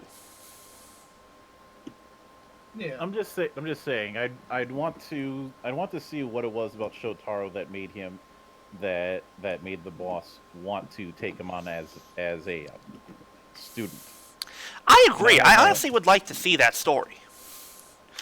Especially since the way he acts in the flashback during Movie War Core doesn't seem like he'd be the kind of guy who would want to take on that kind of apprentice. Especially since the only other family he's had to deal with he's ever had, he can never speak to again. Yeah, and especially given the trouble he went through with his ex-partner in the flashbacks that we saw back in Movie War Core, it kind of makes you wonder why he would even bother giving her working with anyone like that again. Yeah. I do agree with you, Mildred. There is a story there that should be told. Yeah. There's something there, but not particularly. Maybe not what they're trying to tell. Maybe if Skull's popular enough in the manga, they might see how successful his stories are, and might spin him off into his own manga. But I'm not sure. Right now, the best we can hope for is that Future Detectives continues to be a success, and that maybe while Sanjo is basically doing all the writing for this, that it sparks some inspiration for him to possibly go back and tell the stories of Skull. Yeah. And I honestly am glad they're revisiting Begins Night with the current arc of Futo Detectives. I haven't caught up on Futo Detectives yet, but it's clear even in W that there was some stuff that was glanced over. Like, for example, I wanted to see the first fight with Shotaro and Philip as W. We saw a tease of it back in Movie War 2010, but nothing really that shows a big grand debut fight on that night. Yeah, didn't we also get in the series just like a one time a transformation and then it just cut to the future? Too? Yes, that's exactly right. Right. The closest we got to seeing W in action on Begins Night was when Philip was using Fang. Yeah. That's it. Which I don't know. That doesn't seem like enough. Like, what was their first fight like? Like, did they argue? Were they confused? Were they able to fight off the Dopon at all? Hell, what did they fight off? I'd probably say it'd be a mixture of confused and arguing, because like one of them would be like, well, I'm the main body, but at the same time, like, well, I'm the consciousness and I'm the one controlling most of it. So guess what? Fair. Well, there's also the fact that in their first meeting, the two Shotaro did not exactly have high opinions of him. Yeah. So he would most likely want to be the one taking over the body completely for the time being.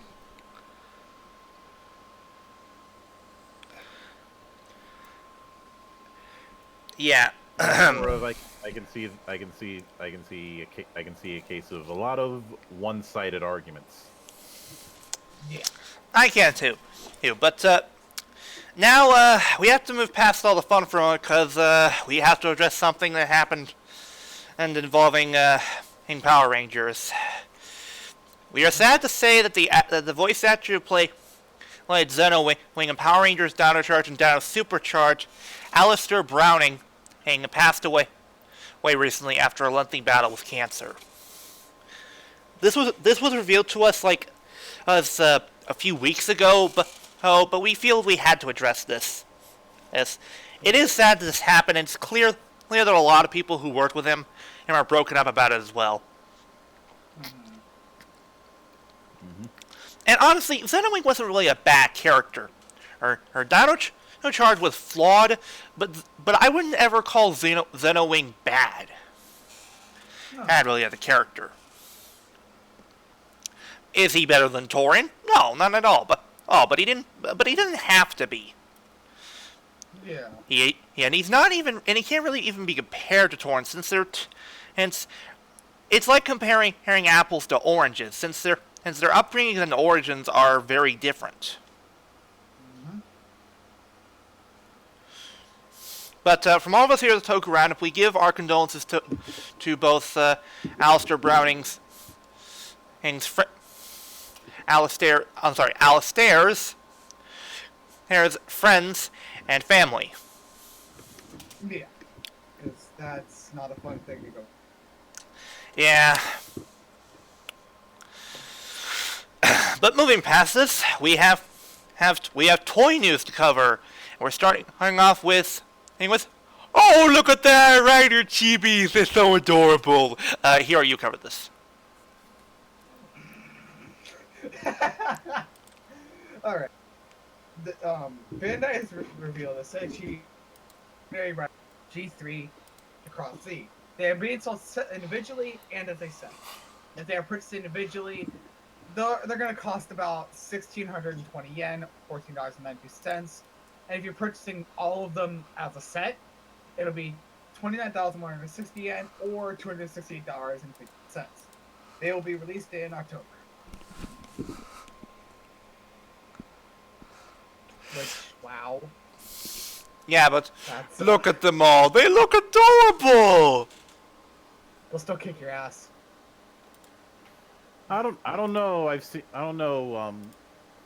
G3 doesn't exactly have the best fight record.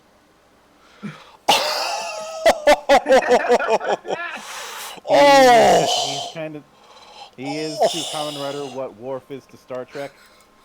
Oh.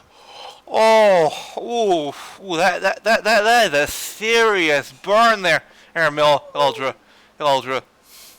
Or that stings. Too sweet. Too sweet. Just saying. Tell me I'm wrong. Fair enough. Yeah, it's fair enough. Oh my god. I mean, there are riders that lose more fights than G3, but yeah, in terms of secondary riders, he has a pretty spotty win-loss record. It's mostly losses. It's not my fault that they build him out throughout that first episode, and then he immediately gets his shit kicked in. Yeah. Agito senpai, I'm getting my ass kicked again.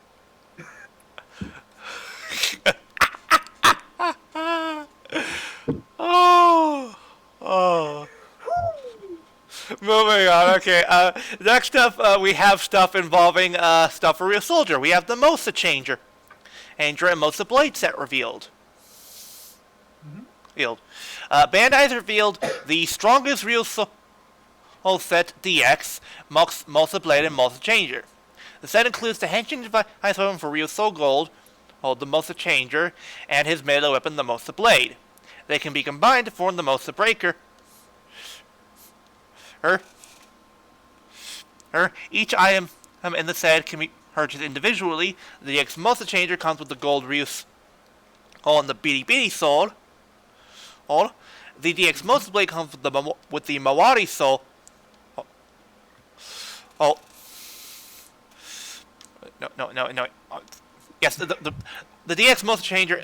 Yes, that is right. The DX Multi Changer is priced at 4,500 yen, or $41.45, and the DX Multi Blade is priced at 3,200 yen, or $29.48.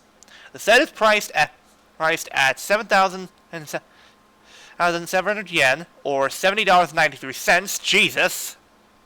Goddamn. All the items in the set will be released on June 22nd. Wait. What? Wow. I actually just looked at the prices for the Mosa Changer set, and that, if you bought them separately, it comes out to the exact, literally. Jeez. So if you're gonna look to buy one, you might as well just buy the set right out the gate. Fair enough. Next up we have Mildred. Why don't you take this again, since it's skull related as well. Alright.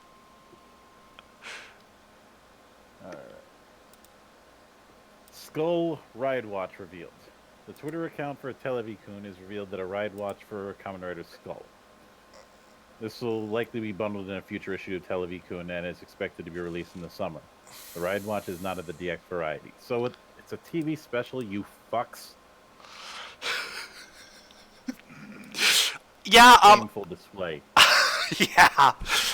Yeah, hang on. Let me get a clip.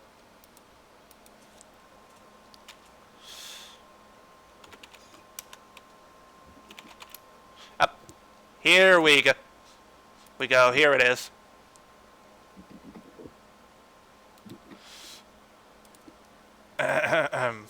Just get this to the bot. But yeah, this is our response to Televi-kun on their Skull Ride Watch. Shame. Shame. Shame. Thank you. But yeah, why would you release a ride watch for Skull and not make it DX? That seems like a big oversight. I mean, I know that most of the ride watches now is released, at least for other riders, have been, and of the TV sound version, but still, come on, guys. At least give us the option. Anyway, moving on from that, we have set 4 of the Real Souls. I'll take this. I'll take this and I'll take this and the conversion. we'll take care of both this set and the Buckle G thing.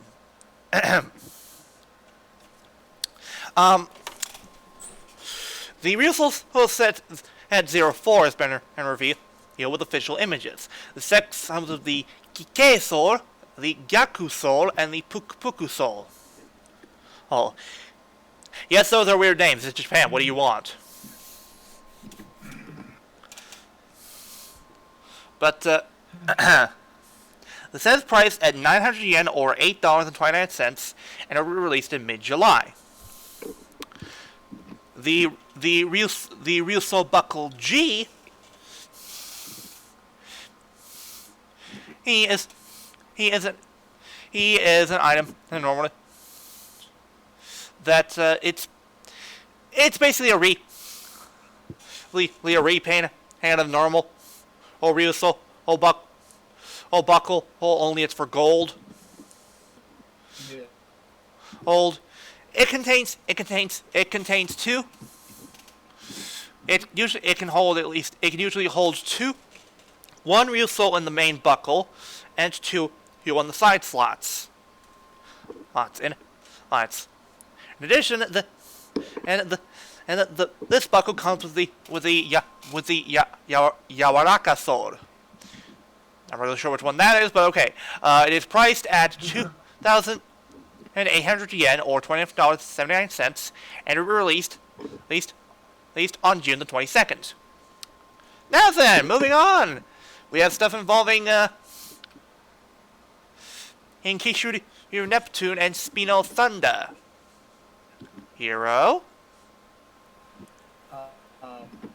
I was just going through and doing some very basic conversions because nobody decided to do it.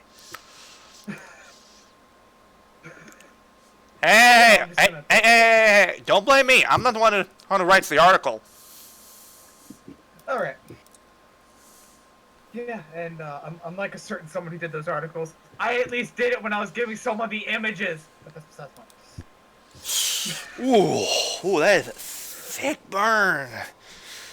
All right. But now to move on to the Kishiryu Neptune and Spino Thunder. Bandai has revealed official images for the Kishiryu Series 0 DX Ryuso Gatai Kishiryu. The mecha is made up of Kishiryu and Ammo, with the Gold Ryuso making the head. I mean, that was kind of obvious that the Ryuso for the mecha would be the head, because that's been that way for how long now? About 13 episodes. Yeah, exactly. So yeah. Also, Kishiryu Monster X combined with the DX Kishiryu Demon Volcano to form the DX Ryuso Gatai Spino Thunder. How did that name come to be? Nobody knows. Yeah, how exactly is it Spino Thunder when the basis of it is a fucking volcanic Dimetrodon? I can understand with coming from Neptune side of things, because I can understand the Thunder part water. It's not that far from Thunder in some ways, but like the other parts, a fire-based mecha. I mean, it looks cool, but still. Yeah. Really? Okay, yeah. Okay. But to get back on the topic though, DX Ryuso Gatai Kishiryu Neptune is at 100 yen or $41.45, and can be purchased as a set with Dime Volcano as part of the DX Kishiryu Spino Thunder set, which is priced at 7,700 yen or $70.92. It'll be released mid-July. Yeah, I will say, hey, I like how the figure looks. It looks good, and I honestly do kind of like the fact that the knuckles are formed from two ammonites. Yeah. Also, praise the helix fossil. I couldn't resist. I mean, hey, it's there. It's a joke that could have been made, and you decided to make it. Yes, I see no problem with that. Anyway,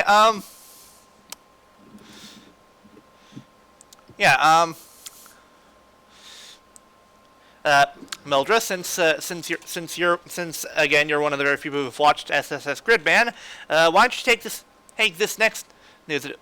Wait, what the? Oh no, wait, my bad. I forgot.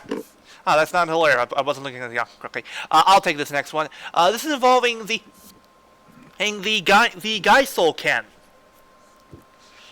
and which in case you all are paying attention, that's Guy Sorg's version of the real soul can, and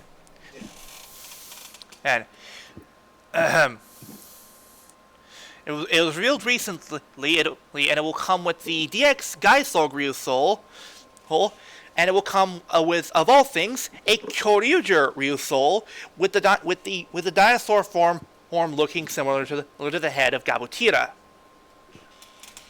That's which is pretty cool overall. It is priced at 5,000 yen, or $46.06, and will be released in September.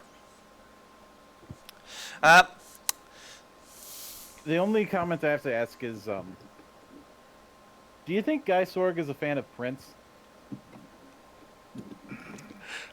Because Purple Raid? Yes.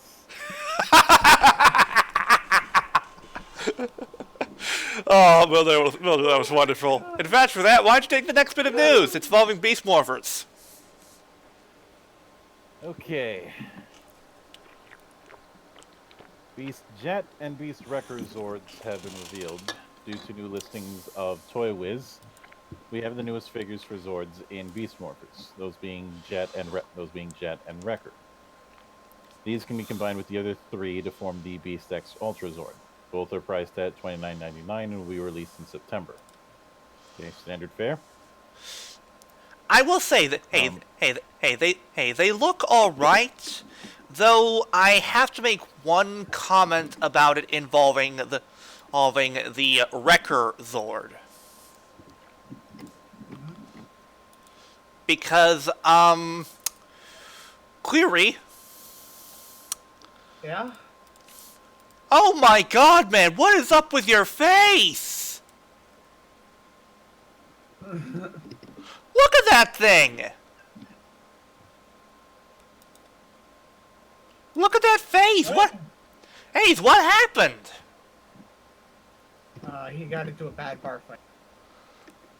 And also, I thought we canceled GoBots a long time ago.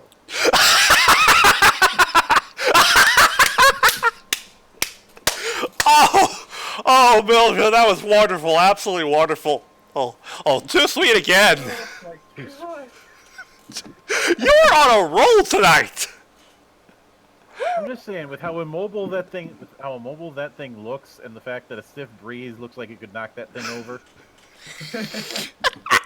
I'm thinking either that, or this is probably going to trigger TJ with its amount of die cast.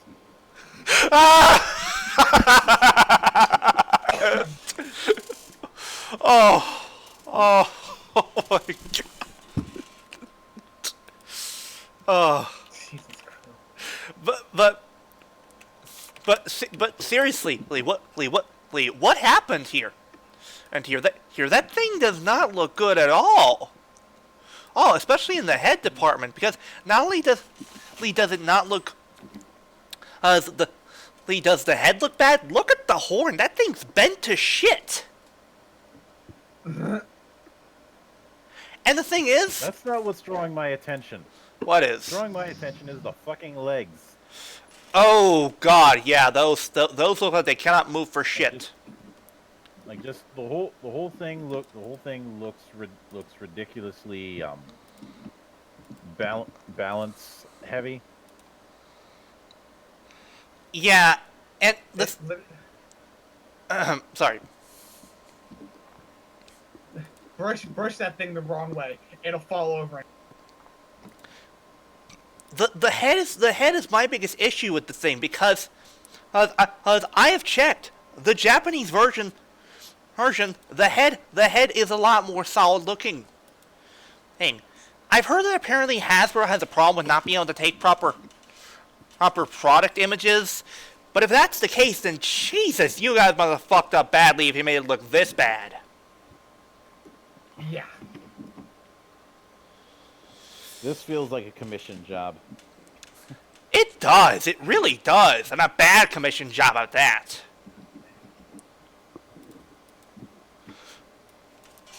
Might have to personally, if anyone actually buys, you might actually have to just take a little bit of clay and just make the legs thicker, because them legs, goddamn, are them legs just tiny. Yeah. I'm putting this out there. if anybody actually buys this, please show me a video of just trying to keep this thing upright, because I get the feeling it's not happening.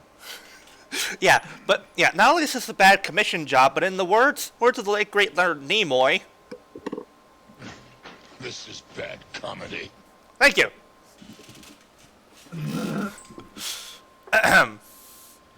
But moving past that wreck of a thing, ironic given the name. Yeah. But, oh dear, it appears. You're thy foobard. One moment. Alright.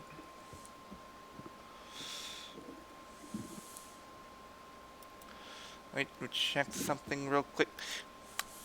Okay, there we go. That's the one we're looking for. Okay, I will go over this. We're talking about the first quarter toy catalog for Ultraman Taiga. Ben has revealed firstly the device that Hiroki uses to transform into the Ultra that he is host for, or it is called the Taiga Spard transform, and he transforms into the Ultra.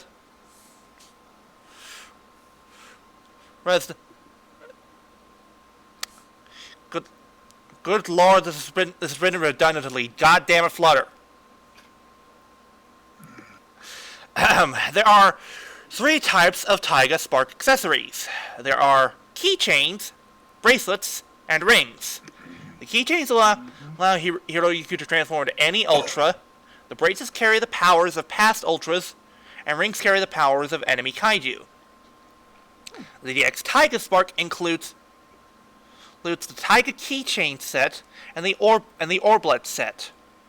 More Ultra Taiga accessories will be released in sets. The set will include 2 Ultra bracelets and 1 kaiju ring. The set includes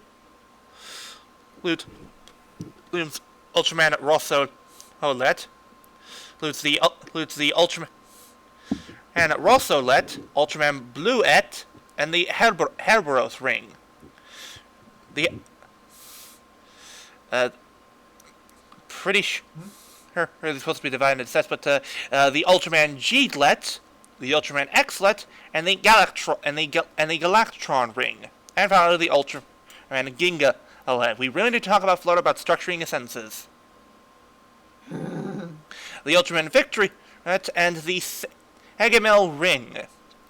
The DX Taiga Spark is priced at 5,500 yen or $50.66. The Ultra Taiga accessory sets are priced at 1,200 yen or $11.05 each.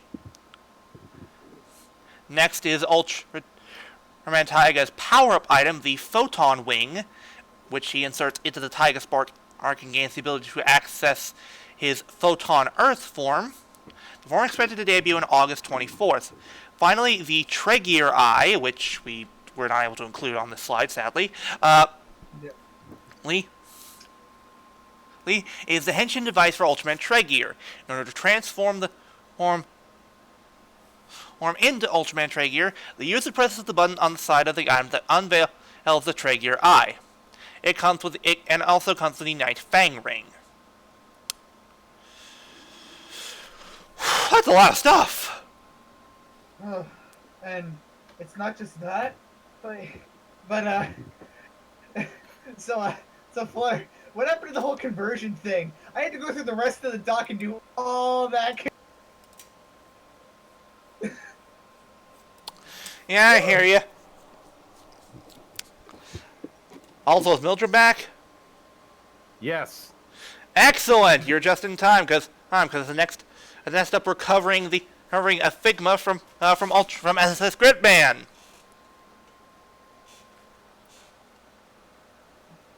All right. So Max Factory has released information on Figma Rika Takarada. The Figma comes with different facial expressions, hand options, and hair options, along with a clear display. Pricing for the figure is currently unknown, but it will be released in September. I'll let you cover the next thing involving this the Beast figure art that was teased. Go ahead. Oh.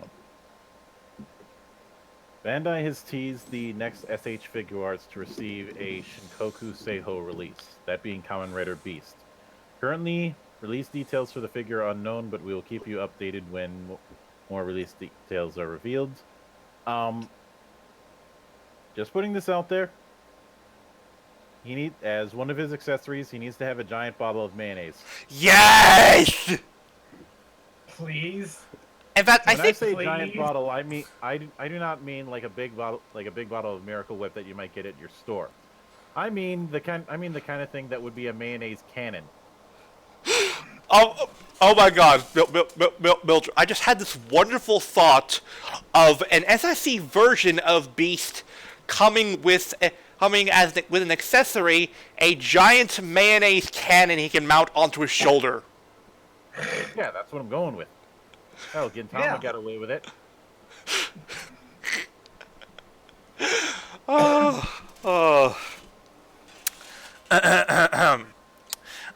will cover this last bit. This is involving more about Ultraman Taiga, which I honestly am annoyed that this wasn't included along when we were covering the Taiga stuff. Flutter. We really need to talk to him about this shit. Anyway, this is the Ultraman and Taiga set that will include. Wait, hold on. This is pretty much the same thing we covered in the last document, or the last bit of news. It was Flutter. What the hell? Redundant Flutter is redundant.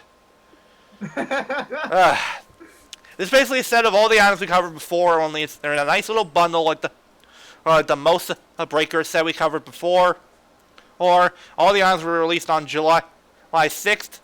Next, we're moving on to premium Bandai news, and that means Hero.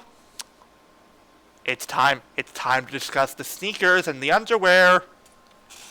Well, see, I'm not really. The joke that I want to make it per se isn't really going to be till the second half of the news that I'm going to.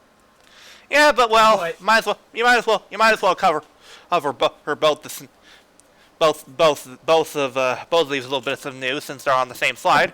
But also, I have to ask one question. It's one question only. And that is, here I must ask you this question, and you'll have to answer to me by reading off the article. All right. What are those? Oh dear lord. All right. Okay. Calm down. All right. Premium Bandai has revealed a set of slip-on for the Heisei era Kamen Rider series.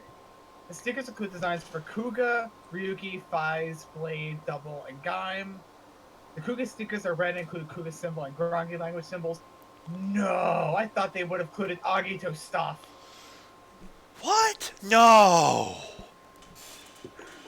Okay. The Ryuki stickers are red and black and have a design inspired by the shards of glass that flew around the mirror world as Ryuki thought. You might want to get those cleaned off because I don't think you want shards of glass in your shoe. Yeah. The shards include the symbols of every rider of Ryuki. Okay, that one I'm actually okay with them saying because if it's the Ryuki shoes, okay, they're saying that includes every rider from Ryuki. Cool. Alright. The sneakers for Faiz are black and have Faiz red bloodstreams are seen on his suit as he transforms. Again, no shit, Sherlock. Okay. Let's move on a little bit from that though. The sneakers for Blade are blue and have the main space for playing cards represent each part of the series. Actually, when I looked at the Blade sneakers, I didn't immediately catch on that they were Blade sneakers. It just looked like a slip-on set of poker shoes. Yeah, honestly, the Blade ones look the worst since they look generic at first glance. yeah, you don't really notice it, but then you take another, like, oh. Although I do have to ask one terrible question. What is it? Was Kamen Rider Blade the favorite rider of the late Lemmy Kilmeister?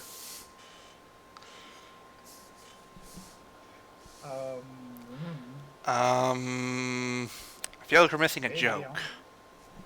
I think we're The missing a Ace of joke here. Spades. Boo! Alright. Okay, let me actually finish this little bit of news up before we... Okay. The sneakers for double are black, green, and purple with the symbols of Suckle and Joker Gaia memories. Okay, I mean, that's not terrible. Honestly, if you ask me, in terms of aesthetic-wise, the double sneakers probably look the worst. They look tacky. Yeah, but here's the thing. It's better than the Blade ones, where you have to take a second look. Oh, that's from Blade! True, but I have to zoom in to even see that sneaker is even related at all to frickin' NW.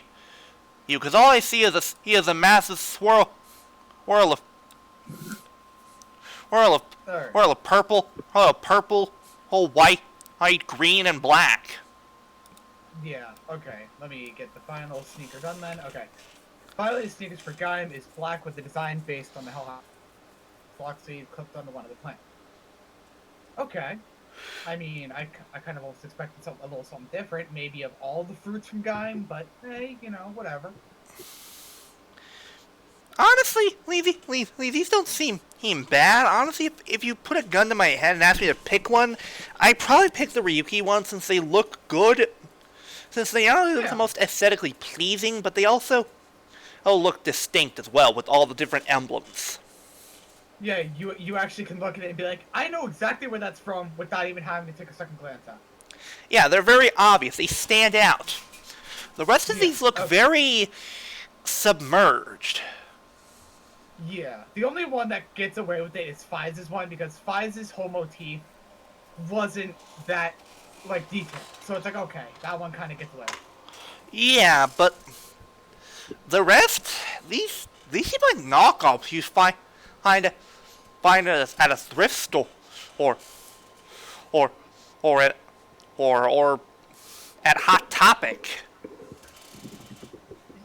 Well, then again, if they were at Hot Topic, the thing is, the prominent writer would be neon. Would be a neon. You know, you got a point there. Okay. Now to cover the actual price of these sneakers. The sneakers are priced at 10,800 yen, or $99.48, with tax each, and will ship in September. Which that's not that bad for sneakers, because like I've honestly seen worse sneaker prices out there, so like I will give them the thing of like, you know, that it's okay. Honestly, I wouldn't mind owning owning one of these pairs myself. Hell, if I personally wear slip-on shoes myself. Yeah. Well, I'd be screwed no matter what, because I guarantee you they're not going to have it in giant size. You know, Mildew, you got a point there. Anyway, Hero, I'm pretty sure you want to cover. You are prepared for the next bit of news, correct?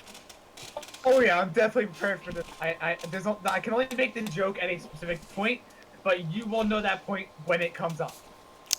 All right then, fire away. Bandai Fashion has announced that they will be releasing 2 lines of boxer shorts that are designed for a handful of Showa and Heisei Kamen Rider. Both lines include designs for their respective riders' Henshin belt and will incorporate the suit design. So, you could almost say, as long as you have tomorrow's underwear, that, oh, wait, I took another look at the image. O's isn't there, so I guess he doesn't have tomorrow's underwear?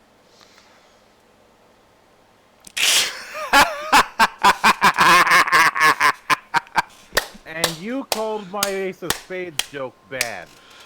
Oh come on, Mildred. No, that was proper build up to that. I prepared that one in advance. Yeah, you had prep time for that. You came up with that right on the spot. Okay. but each pair from both lines is priced at 6,480 yen, $59.59 each, and they will ship in August.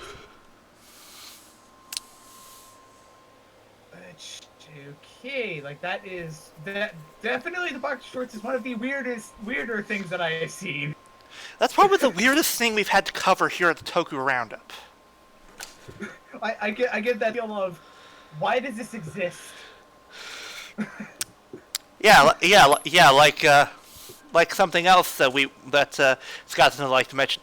Reading glasses. Reading glasses. You know he's not gonna be you know Scott's not gonna be happy watching back and hears that, right? I don't give a shit.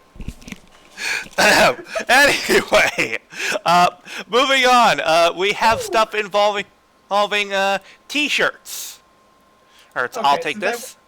I was about to go with this one too, since I went over. Well, if you want to, then go ahead. Well, if you want to, then go ahead.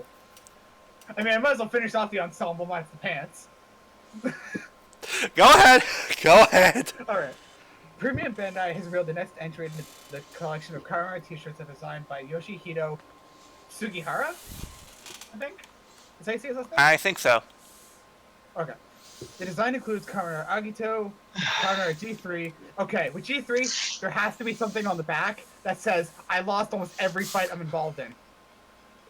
No, wait. Here's what you have. You have written on the back. Days I haven't lost a fight. 0. Alright. And card art goes printed in yellow with the Agito logo behind and mascot Agito on the bottom. It is priced at 4,104 yen, $37.08 with tax, and will ship in July.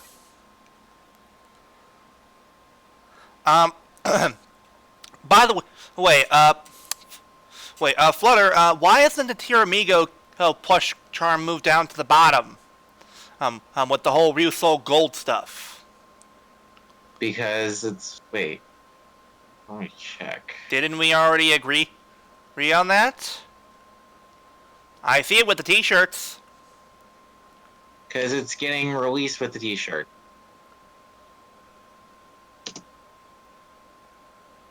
And you chose not to tell me this now!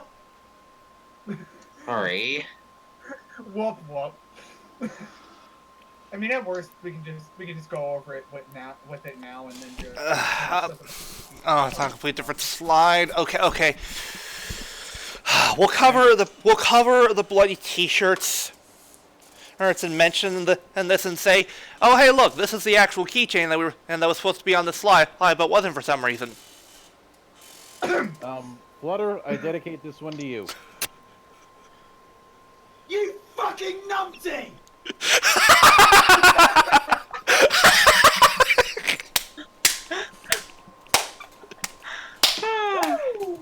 Mildred, bringing you on here was the best idea we ever had. They had to have one eventually. Mm-hmm. I mean, the thing is, though, is that, like, it was also... I've been going through this for the past, like, few minutes of you guys reading the articles up there, and I've been literally going through and all of these conversions. It took me around about 2 minutes.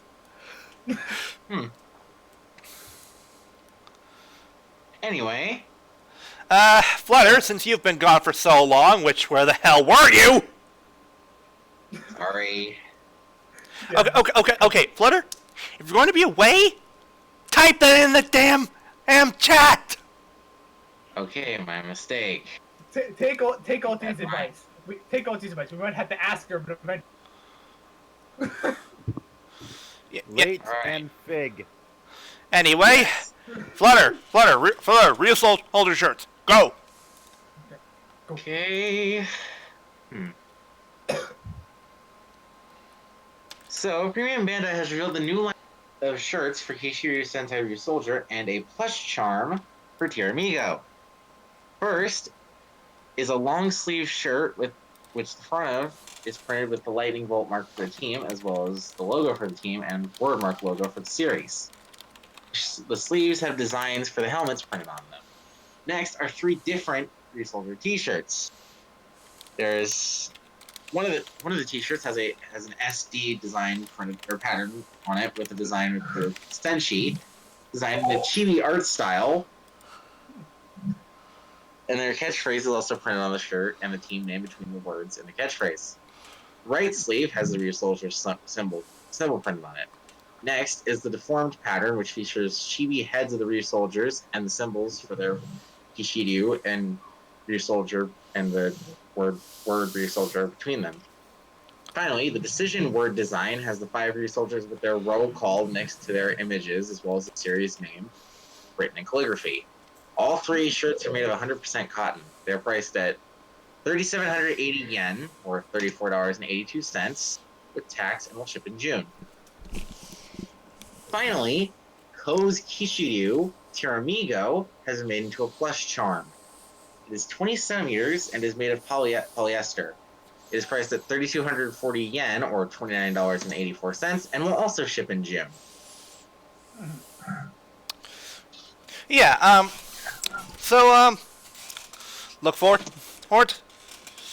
to that. Now, unfortunately, we weren't able to show you all, we can't show you all the shirts on the,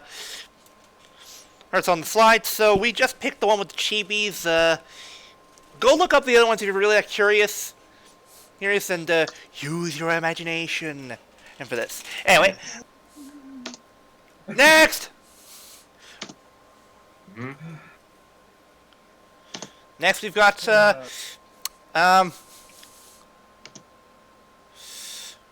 boy, that's a lot of stuff. Yeah. By the way, Flutter, we need to talk about sentence structure when it comes to stuff involving Taiga. Ah.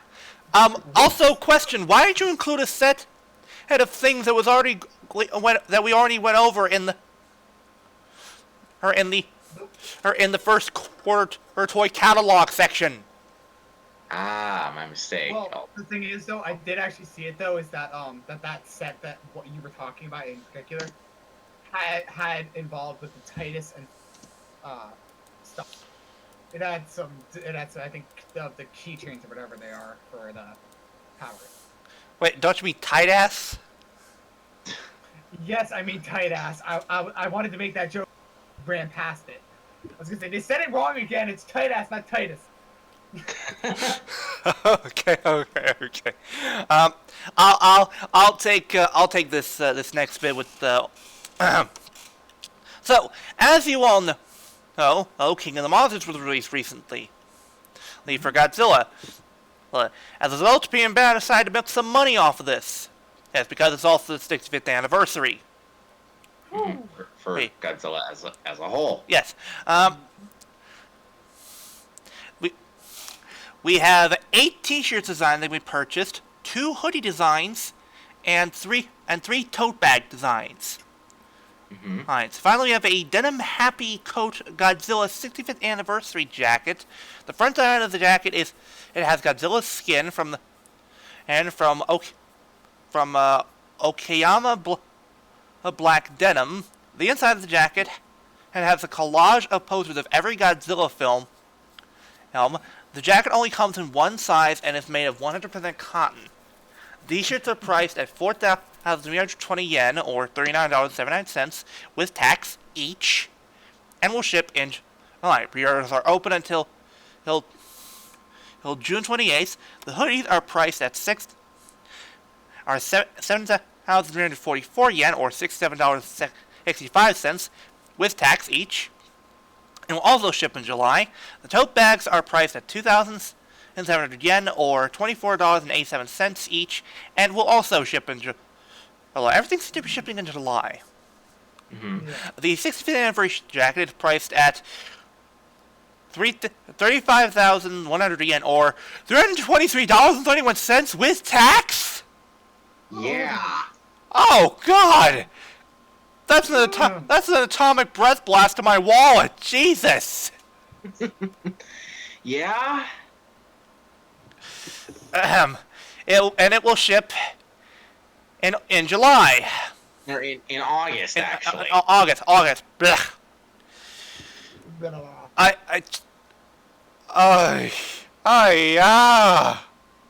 Mm-hmm.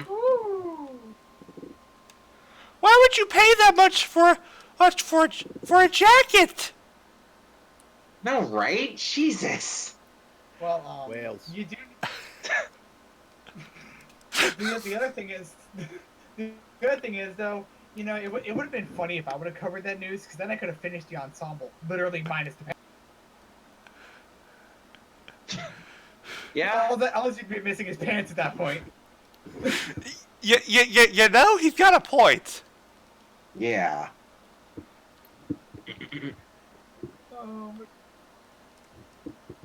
Whew. Anyway.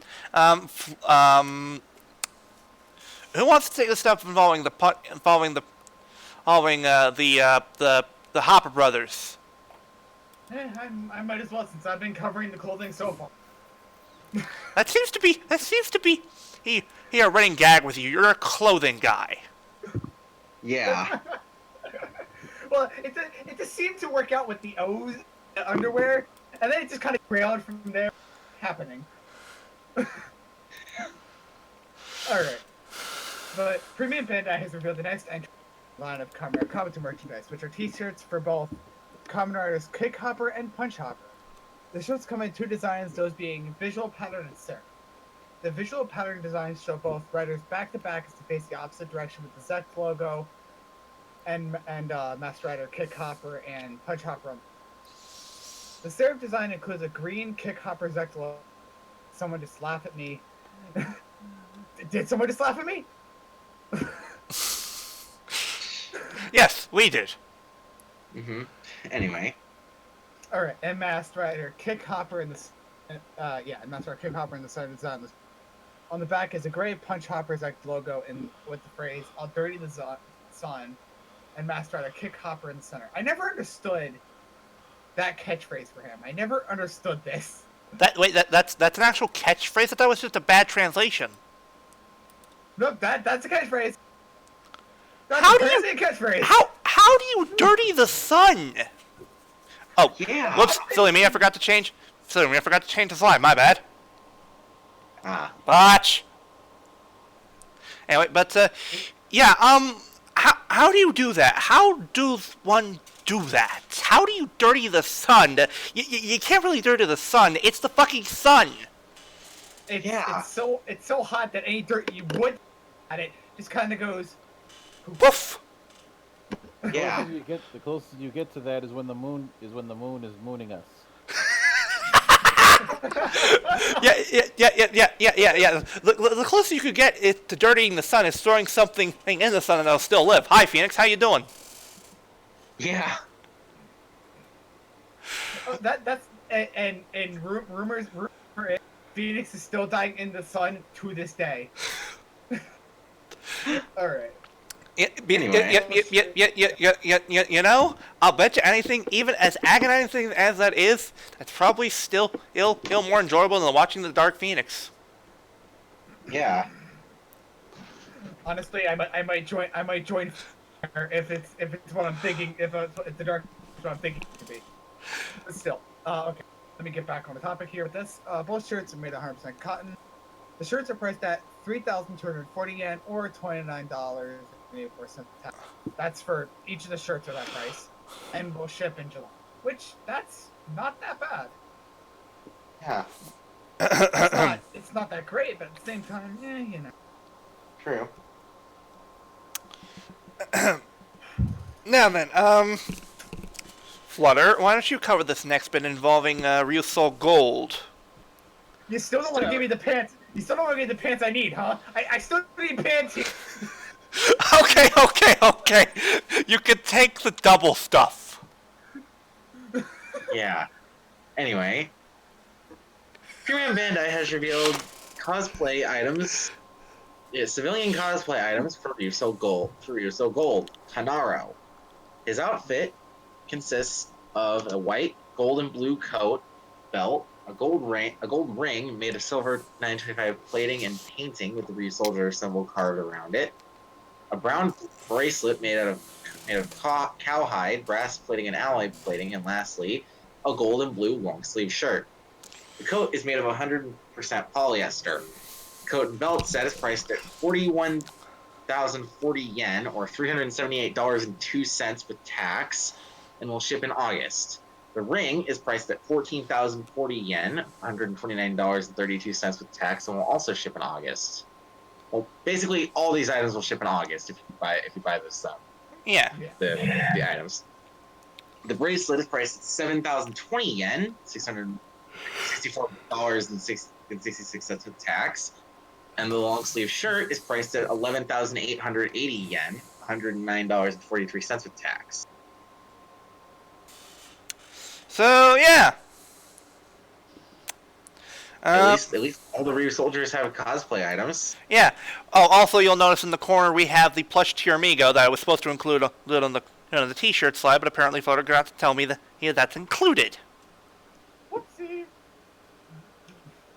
Yeah, but see, the thing is though, when you was reading out the prices for these are the prices that I expected from Premium Band. Not $30. I expected like almost $400.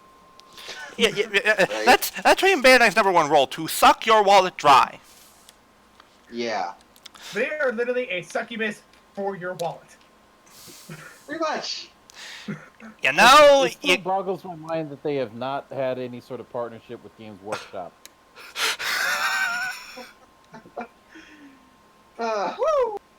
Okay. I'll take this next one.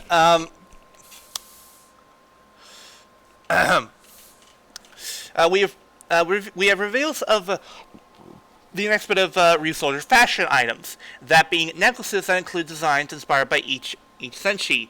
The designs include engravings for each Kishiryu, Tiramigo, Traiken, Ankylos, Tiger Lance, Mill Needle, and Mosa Rex. The necklaces are small and can be worn regularly. They are made of silver 925. Not really sure what that is, but okay. That's actually that's actually a pretty decent silver alloy.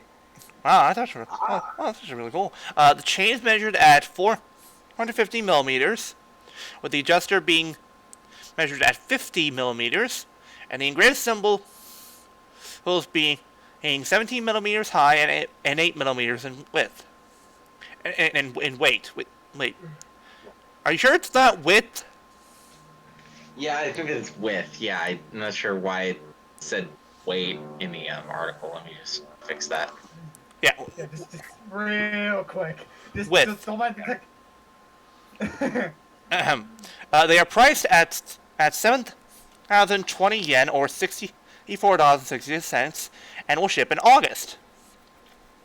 Now then, Mildred, since you seem to be our SSS Gridman guy, why don't you take this next bit involving some mini-plas? Right. Premium Bandai has revealed the second set of Super Mini-Pla figures for Quad S Gridman. This set includes Grid Knight and Initial Fighter Gridman. The set is priced at 5,400 yen, or $49.74, and will ship in September. You kind of left a few things out, Flutter, like the accessories. Right. Well, the accessories include You had your chance. Now it's my turn. Yeah. The set includes additional hands, of course, and effect part for Auntie's for Grid Knight's finisher.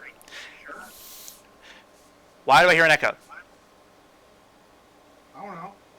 Huh. Well, anyway, it also includes the red version of the Grid Knight caliber, or in red. Ooh. Initial Fighter Gridman includes several different hands.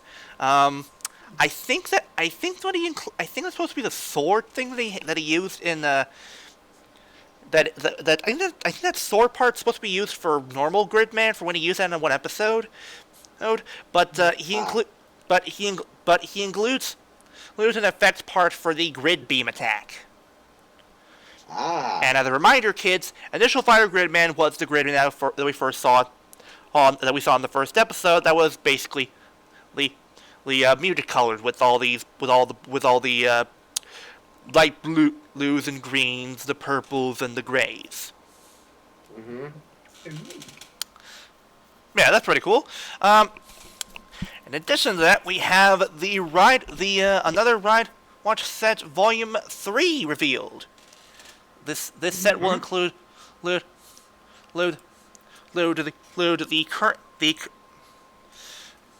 include almost all the current and other riders, which includes another Geo, another Agito, another Blade, another Hibiki, another Shinobi, another Quiz, and another Kikai.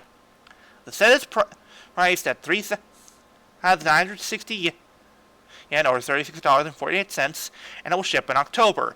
You're more than likely going to be waiting for one more set of ride watches. That's most likely of other ride watches. That's most likely going to include possibly another Drive, which most likely he does exist, most likely. Another Kabuto, and most importantly, another Kiva. Yeah. Which, by the way, if the another Kiva ride watch, What do you say? What? if the another Kiva ride watch does not come with a manhole, Come with what? a manhole cover. You know, No, wait. Okay, here's what you need to do. You need to have the another Kiva ride watch include a manhole cover, but when you hit the button enough times, you instead hear a certain song. Hang on. Oh God. Oh no! I think I know where this is going. One moment, please. All right, here we go.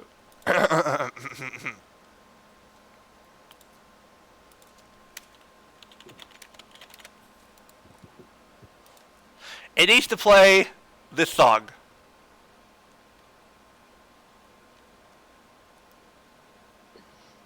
Oh, come What on, the?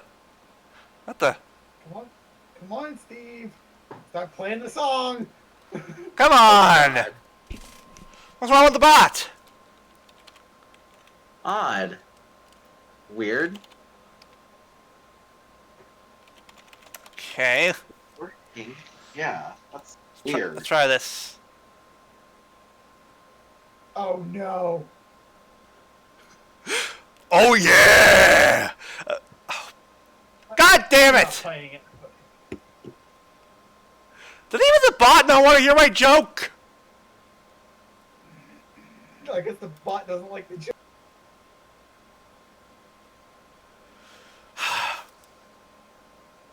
Fine. The joke was going to be that it plays I Just Died in Your Arms Tonight. Alright. In reference to how another Kiva had died in Geo. Mhm. Yeah. Oh. But hey Hero, you wanted that chance to complete your set?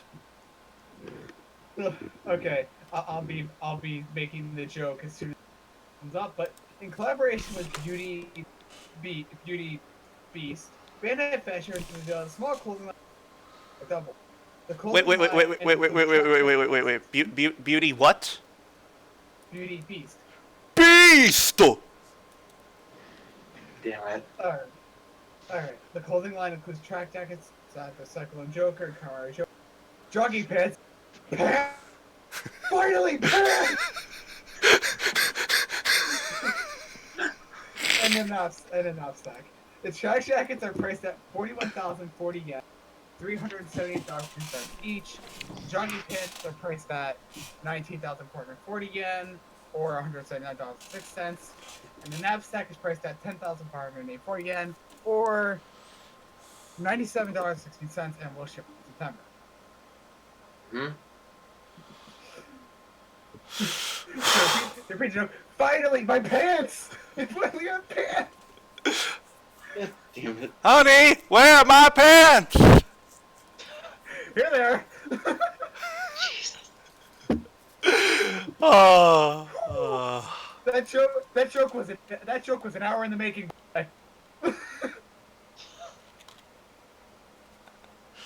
Uh, anyway, rounding up the news, we have stuff for Ultraman. Mm-hmm. And I'll take this. All right. Starting off, we have high grade Ultraman figures revealed, which are most likely which are surprise model kits released in 2 sets actually. The first set comes with Ultraman and suit Ultraman and suit B type, Ultraman and suit 7.5, and Ultraman suit Taro. That set will ship on June 24th, while the second set comes with model kits for Ultraman Suit A, Ultraman Suit Jack, and Ultraman Suit Zoffy. The model kit for Suit Jack stands at 120 millimeters tall. The model kit for Suit Zoffy stands at 95 millimeters tall, and the model kit for Suit A stands at 90 millimeters tall. Wow. The set is priced at 7,150 yen, or $65.86, and it will ship in November. Flutter, why don't you round us off by talking about the Ultra Replica Cosmo Pluck. So, Premium Bandai has revealed the next entry in the Ultra Replica line, that being the Cosmo Pluck from Ultraman Cosmos. Pressing the transformation button will activate the item. Tip extends, the LEDs light up, and the transformation sound for Cosmos plays. You can also transform into Cosmos' various forms, those being Luna Mode, Corona Mode, Eclipse Mode, Miracluna Mode, Space Corona Mode, and Future Mode. It also includes the transformation sound effect for Ultraman Legend, which is the fused form of Ultraman Cosmos and Ultraman Justice. Oh, damn. Also, wait. He has a form called Future Mode. Yes. Would you say that means he's Ultraman towards the future? God damn it, DL. So I'm gonna say this now. That joke sucked, and you should feel bad. I don't feel bad. Continue. The item features 70 newly recorded lines of dialogue from Musashi Haru, Tayo Sugiura, and Cosmos' voice actor Yuki Sato, which allows you to reproduce conversations between the two characters. It's priced at 8,800 yen, or $81.06, and will ship in October.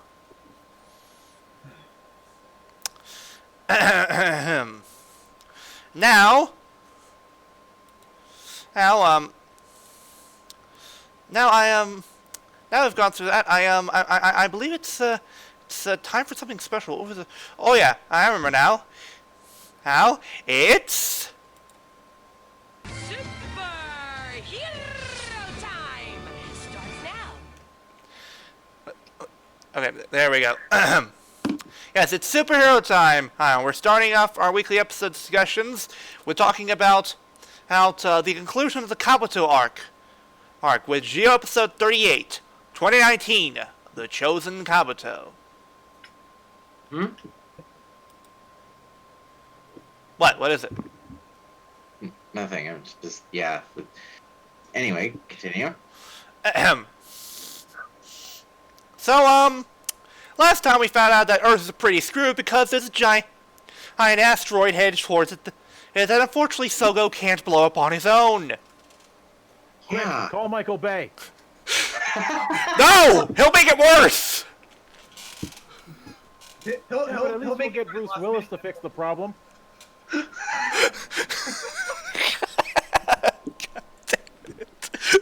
Okay, so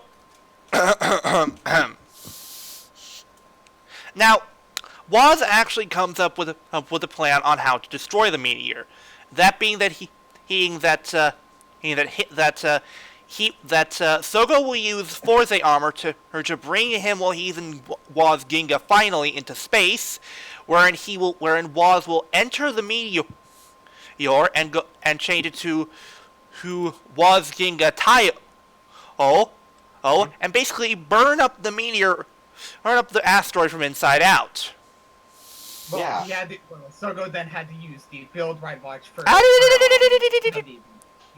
haven't got to that yet. Shush.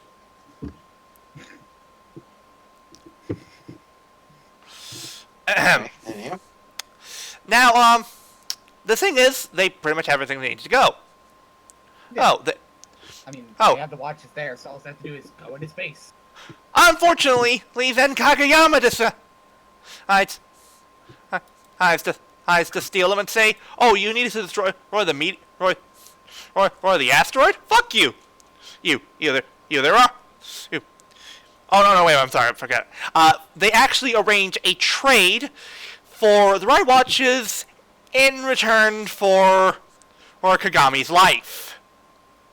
Mhm. And because they are villains, of course they don't keep their end of the bargain. They double cross them. Exactly.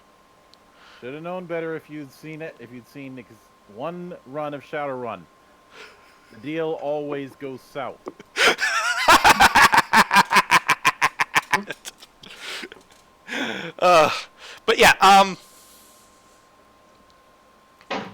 But yeah, they steal the Ginga. They basically steal the Ginga finally and force a ride watches from Waz and Sogo. Oh. Oh.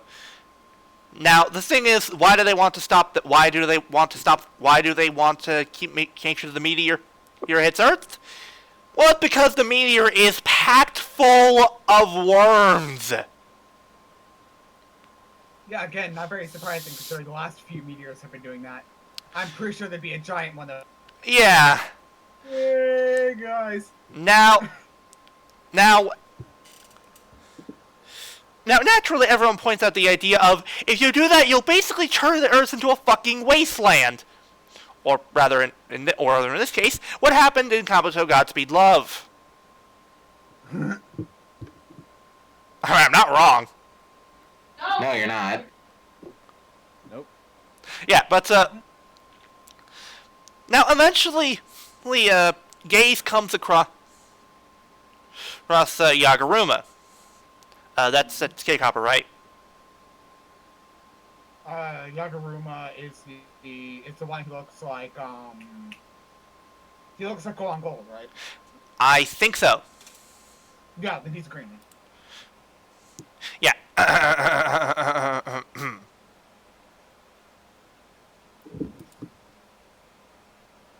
Yeah, it was Yagaruma, but yeah.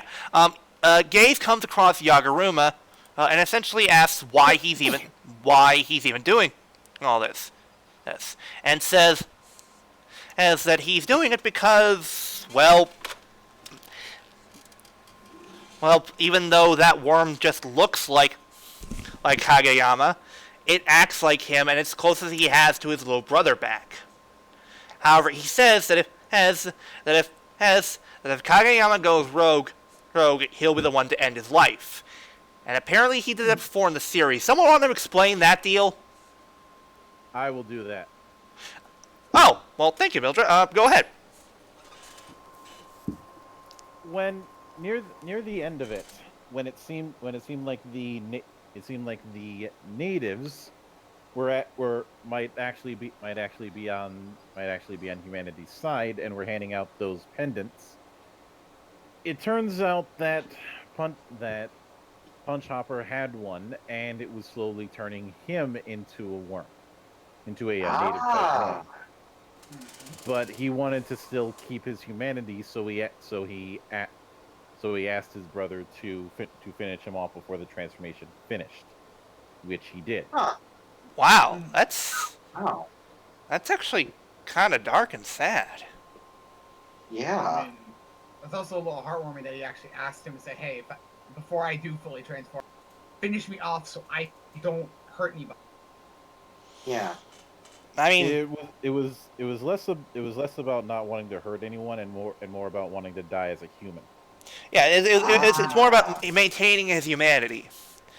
Right. Because even though they call themselves the Hell Brothers, they're still humans and would like to stay humans. Mm-hmm. And Yeah. so yeah, that's something. Yeah. And now that I realize how it turned out in the series, that kind of makes this whole episode a bit of cruel irony, doesn't it? Yeah. But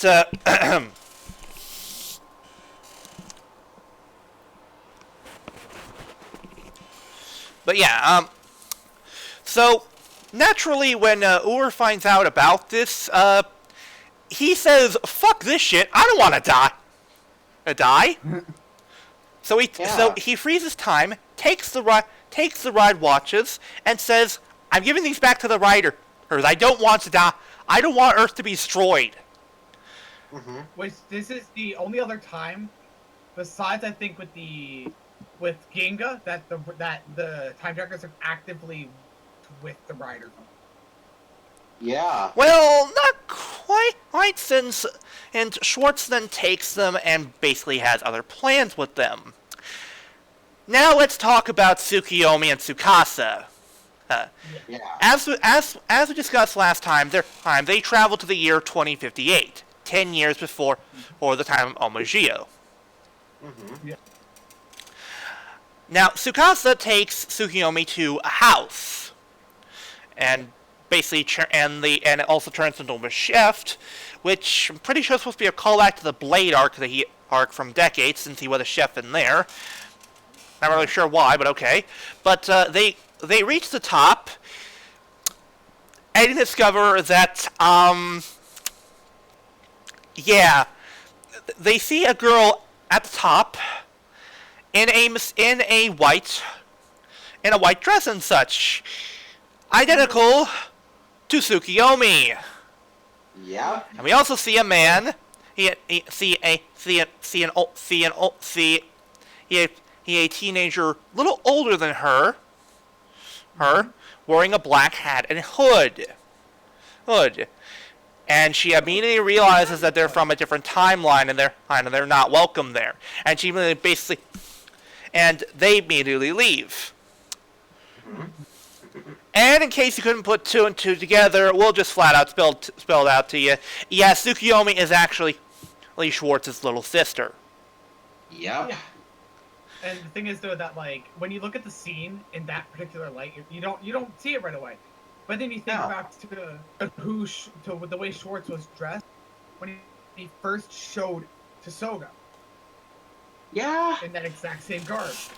Right. Honestly, I saw this coming a mile away. The moment I saw a man in a black hood and hat in the flashback, like I said, at Schwartz's family, isn't he?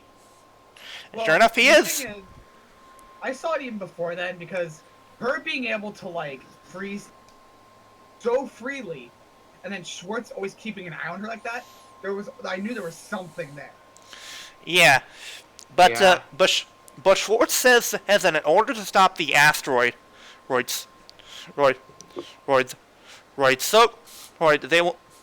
will need to be three things needed: the Ginga Ride Watch, the Forze Ride Watch, and more importantly, unleash Tsukiyomi's own power.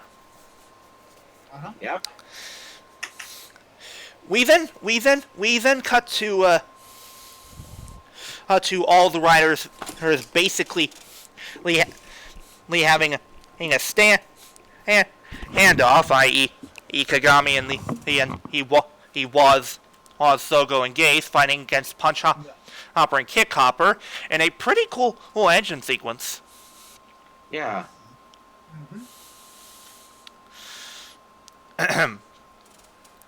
Eventually, Tsukiyomi arrives with the Forze and Ginga Ride Watches and gives them to Waz, who was Oz and Sogo. Oh, with Gaze saying that he and Kagami will hold off the Hopper brothers. I believe he was in Gates Revive Go Reds at the time. Yes, he was. He went into the speed. He went into. We'll get that. Yeah. But essentially, now earlier in the episode, Kagami was lamenting about the fact that he wasn't he laments the fact that even he can't even beat a fake Kabuto. lamenting about the fact that he's always been in Kabuto's shadow. He's never been able to surpass him. Right. Even mentioning how the Kabuto Vector never accepted him. Uh-huh. What's that? What's that buzzing? Yeah, oh, well, looky here. Yep. Kabuto's Vector. Yep, people. Yeah. The Kabuto Vector finally accepts Kagami. And for the first time ever, Kagami transforms into Kabuto. Uh-huh. He first transformed into mask form, but before doing a pretty awesome cast-off sequence, along with Gaze changing into revive Shippu. Yeah, but the thing is, though, is that there was a missed opportunity with making the Kabuto look a little different because of his attack. But to be fair, they kind It was a missed opportunity, but it's not the worst thing. Besides, what could you have changed about the Kabuto design to make it more like Kagami's? If they painted the red parts blue, I'm sorry, but that would look tacky. And now this is the point where I have to be a dick. Oh boy! Because I have to do my civic duty. God damn it, Dilo. Now this whole idea of a second stringer taking on the name and powers of the title one, did we not just do this one arc ago? yeah,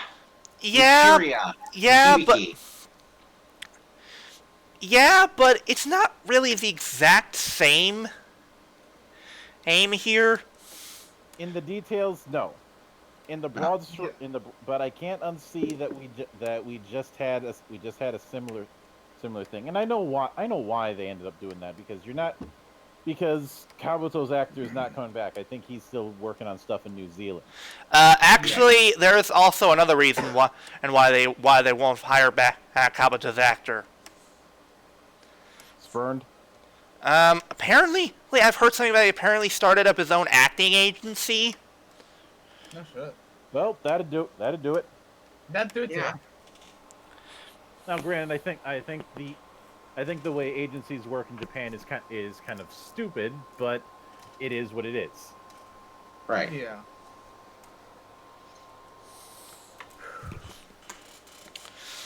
Honestly, I don't mind this personally, since because here's the thing.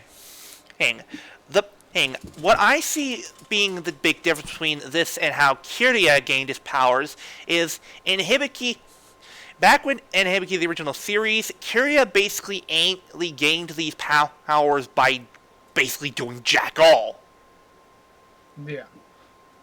However, and really the thing with Kirya becoming Hibiki, that was never really the point of the series. No.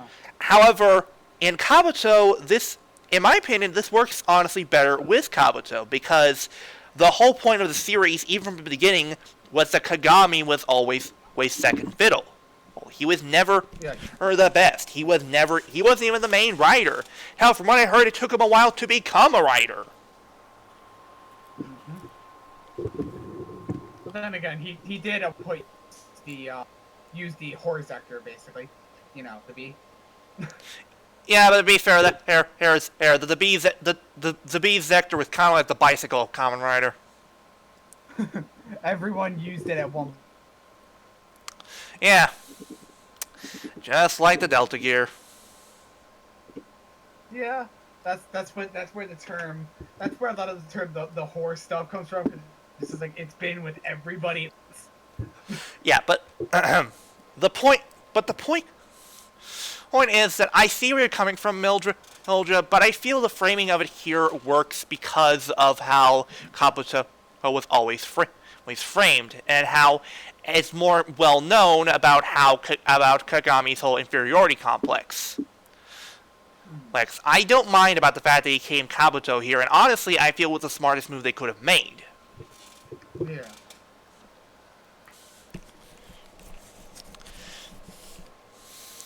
Though I personally would have felt Though personally, I feel they should have at least added in one of Kabuto's insert songs for the fight, like maybe add in Lords of Speed, which is supposed to be, which I know that's supposed to also be Kabuto Hyper's form's theme, but I think it's also supposed to be Higatak's theme as well.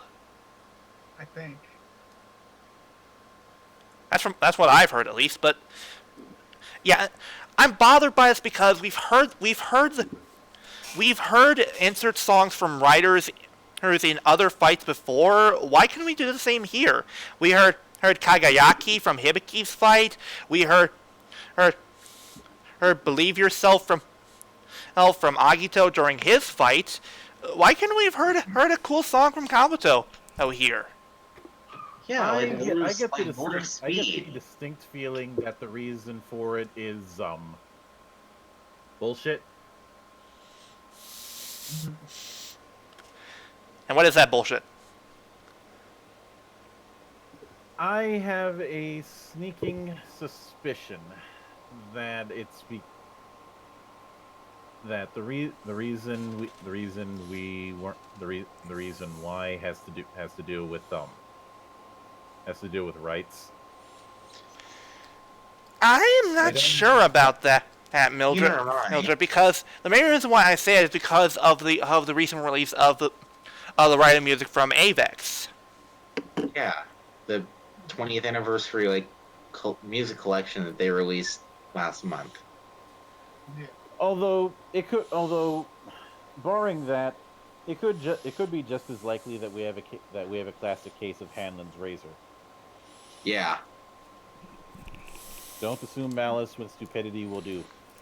Yeah, fair enough. And given how some of the transformation sound effects during this arc have been off. Spotty. Yeah, I noticed that too. Yeah.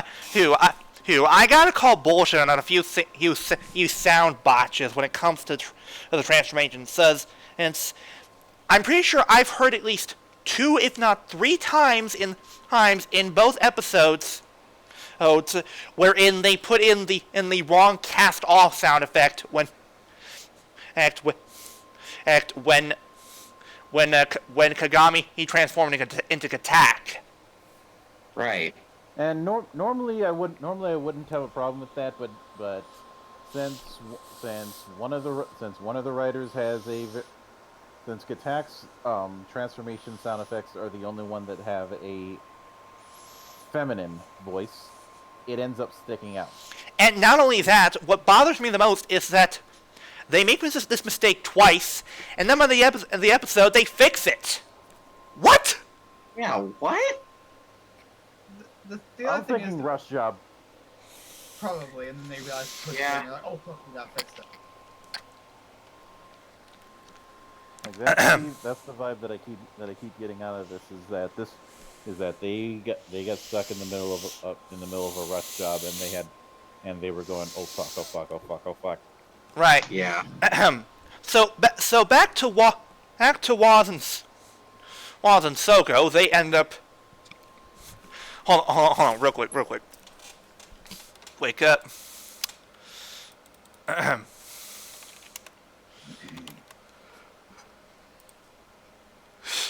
I do not apologize for the following joke that I'm about to make.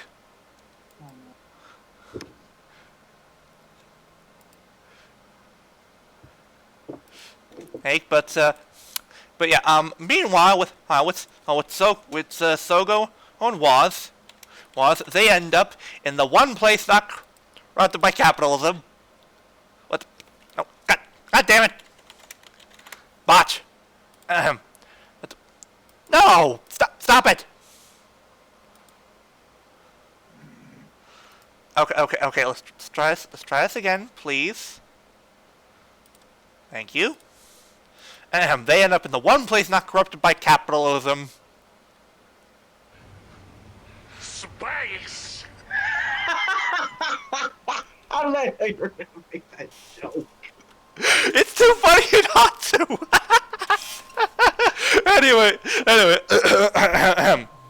So, they end up in space, wherein Sogo then uses the build armor's drill, which, good God, we have not seen this thing in ages.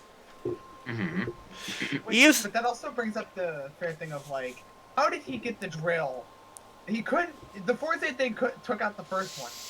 Couldn't the build blocks have done the exact same thing to the first year?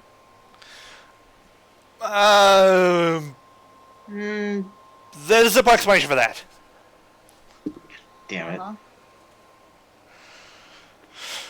Also, I'm sorry, but I had, I was fucking kidding when I was making the Armageddon joke earlier, but now we have this whole idea of drilling inside the asteroid in order to blow it up from the inside out.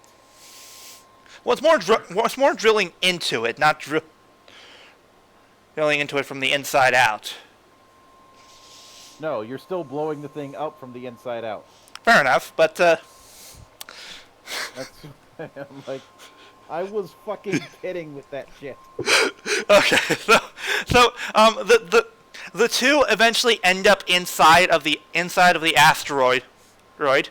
Wherein Waz then goes Ginga Tayo. Oh, and we actually hear a new insert theme, Black and White, sung by Waz's actual actor.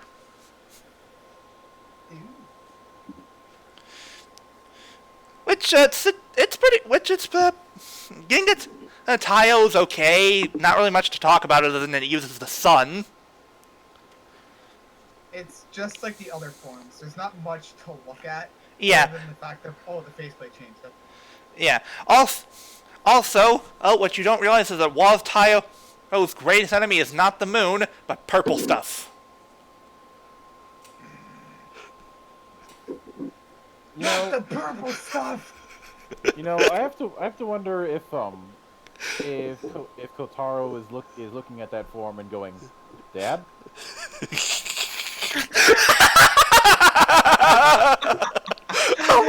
Because he's the child of the sun! Oh my god! How did I not think of that? Mildra, too sweet!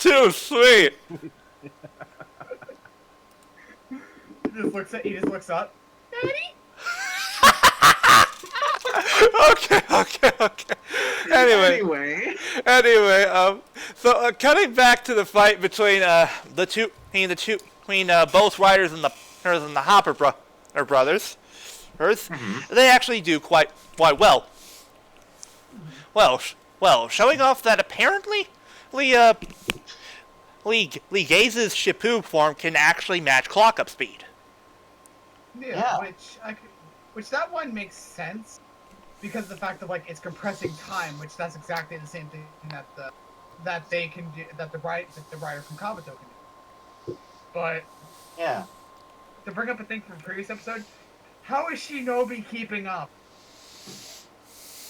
Ninja magic. I guess. Sure. Ninja magic. Why not? Ninja magic! Shut up, weirdo.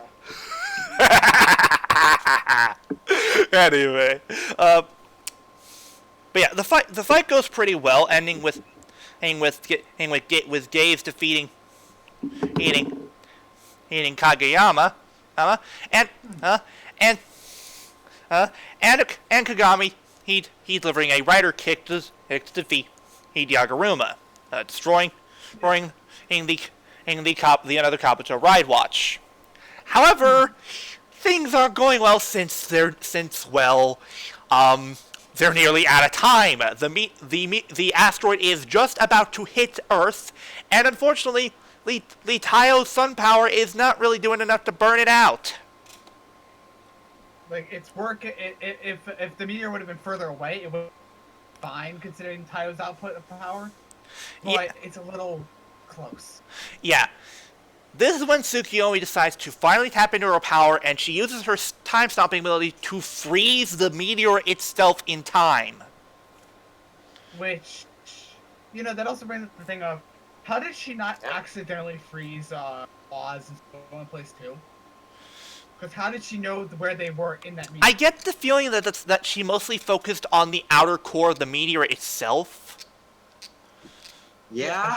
She probably focused it from the inside out. and then felt them inside it and just stopped there. Yeah. Okay.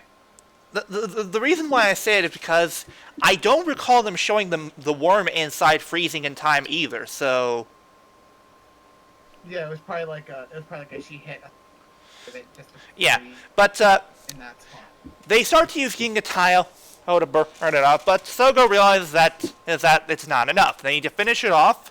Thus he goes Trinity, and we actually see that apparently Trinity can actually summon the riders needed from and all the way from down on Earth. Holy shit, that thing's got some fucking reach. I'm going to say one Yeah. thing though. Gates, you might want to get ready for heavy decompression sickness. Because you're going to be going really quickly. Yeah, you got a point there. But anyway, this is why I always groan whenever we go into space, because the science part of my brain, the part of my brain that likes cool things is geeking out, but the rational part of my brain is going, what the fuck? I hear you. Especially when they said, how did he not get sick going into space? And Forze, how are you on that bike going into space without oxygen? Very good question. The answer is yes. The answer is yes. Anyway, so using Geo Trinity, Sogo manages to destroy the asteroid completely, and that's when Yaguruma asks Kageyama once more to call him Aniki. But the Yaguruma, or rather the worm mimic, it's copying him, basically says, "Fuck you! I'm not your brother. My brothers are all my comrades are all gone, and I'm fucking pissed. Fuck you!" And then he dies. Yeah. As a result, Yaguruma walks off walks off. Clearly traumatized by what's happened and feeling a major case of deja vu. Yeah. This is when, however, we see that the Kabuto Zector becomes the Kabuto Ride Watch. Not really sure how that works, but okay. Okay, going back to a previous rider set of powers that became it. I can understand. Okay, the Blade Arc one, I can understand it because it was inside another blade, and then it came out to become the Ride Watch. Okay, but how did the Kabuto Zector just magically turn into the Kabuto Ride Watch? It's not really worth getting worked up about. Yeah, it's not anything to really question, but at the same time, it's kind of just like, huh? Wow. Yeah, but yeah. Of course, Kagami gives Sogo the Ride Watch, and well, all's well that ends well. However, Waz reminds us that there are now 2 Ride Watches remaining. No, I thought there was one left after this. No. I thought it was Kabuto. No, there's still 2 left. Well, you'll see. But I'll get to that point when we get to it, but Yeah. this episode was not too bad. No. I liked the stuff that called back to Kabuto. Oh, even though I'm personally never seen it and I'm not a fan, I could see some of the callbacks in question, like when the Hob brothers were eating. Yeah. What the fuck? Who broke wind? that was not me. Was it you? Was it you, Mildred? No, I haven't had Mexican today. So that made it was you, Flutter. Flutter. Anyway. All right, but I'm I'm gonna give this, I'd say, a B. Just straight B. Yeah. I agree. Yeah, mostly. What about you, Mildred? I'm going to give it the B. How did I not think of that joke? God damn it! The worst part is, no. I should have known to make it. Yes, you should have. Damn it! Okay, moving on. Let's go to Geo episode 39, titled 2007 Deadliner Crash. Mm-hmm. And we start with, wait, what the? Grand Geo? Grand Geo? What the What's going on here and wait, why does Yuto say this is a bad thing? He beat up the monster and oh, this is because Waz spoiled. God damn it, Waz! Yeah. Why do I get the feeling that this is the kind of guy who would spoil Endgame? You know what the worst part? You know what the worst part about this episode is? When I originally watched episode 39, I thought I was missing something. Because it just starts with Grand Geo. It's like, oh, what? Did I miss something between 38 and 39? Like, was there a 38.5? yeah, like. But yeah. So things are going as they usually do until with Sogo and such until suddenly the Deadliner crashes. Yeah. Well, okay. Hi there. It's been a while. Hi, Momo and others. We did not miss you. Yep. Hell, there are points of us that didn't want to see you because you were in how exactly? Let's see here. How many movies? Let's see here. If we're counting movies after Deno, let's see. There was Saraba Deno. There was Cho Deno and Decade. There was Cho Deno episode. Blue. Okay, I'm gonna save you the 5 minutes of counting. It was too damn many. Yeah, That's good what point. I said. Yeah. Yeah. Now, they actually, the Deadliner crew, they basically decide to go to, of all people, Junichiro. Yeah. That's a smart idea. Go to a clock repair guy to fix a fucking time train. Yeah, but how many other times has someone come to him with a non-watch related issue? It seems to the poor guy. He rarely gets to fix a fucking watch. Yeah. Well, he technically does get to fix a watch in this episode because the Deadliner. Technically. The Deadliner basically is such a gigantic watch. Yeah. Yeah.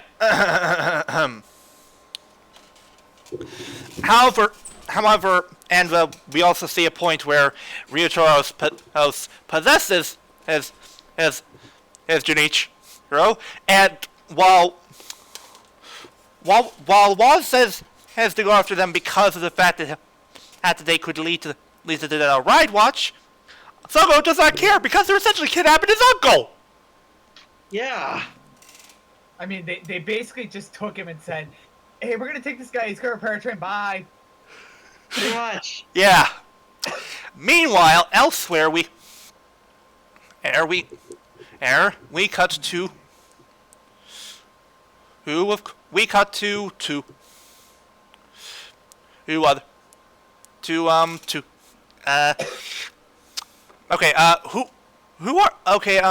are these people? Why should we care? Oh, right, one of them's going to become another Deno. Yeah. Yep. This is a really bad setup, and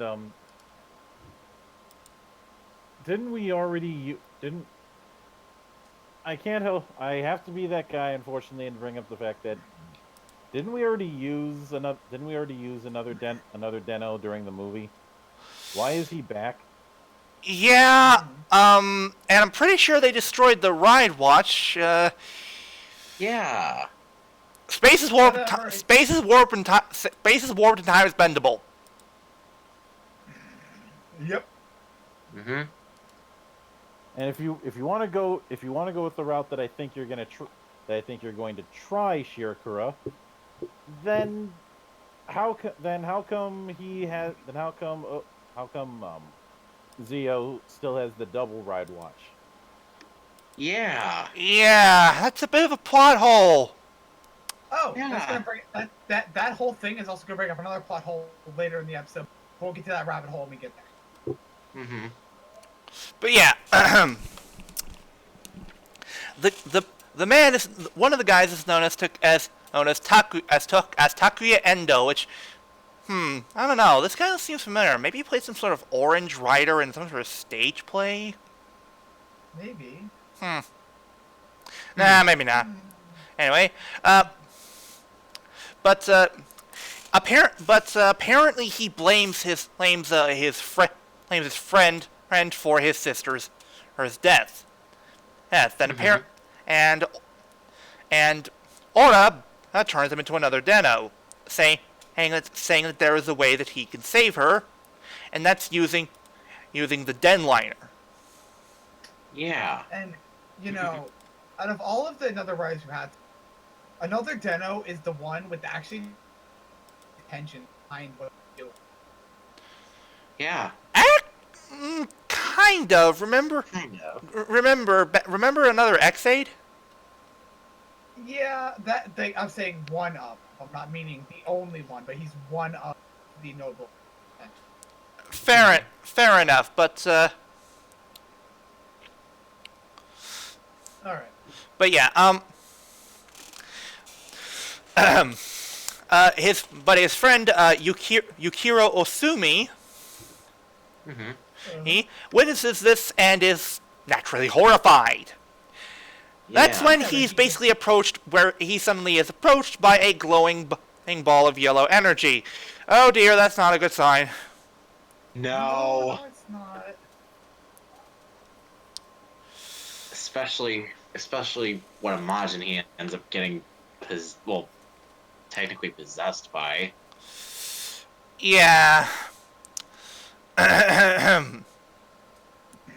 So anyway,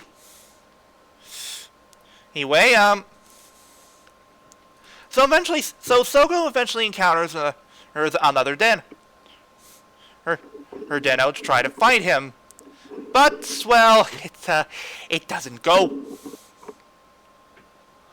Oh well, because he is then attacked by Gideon. Oh no, wait, I'm sorry, this is Yuto. Yeah. Yeah. Yuto and Deno appear and basically say that they are there to essentially prevent the worst possible future, that being preventing Geo from obtaining the Grand Geo Ride Watch. Okay, this is where I have to. Before you continue, I need to get one joke out of the way. Yeah. The worst possible future. What? Toei buying Disney?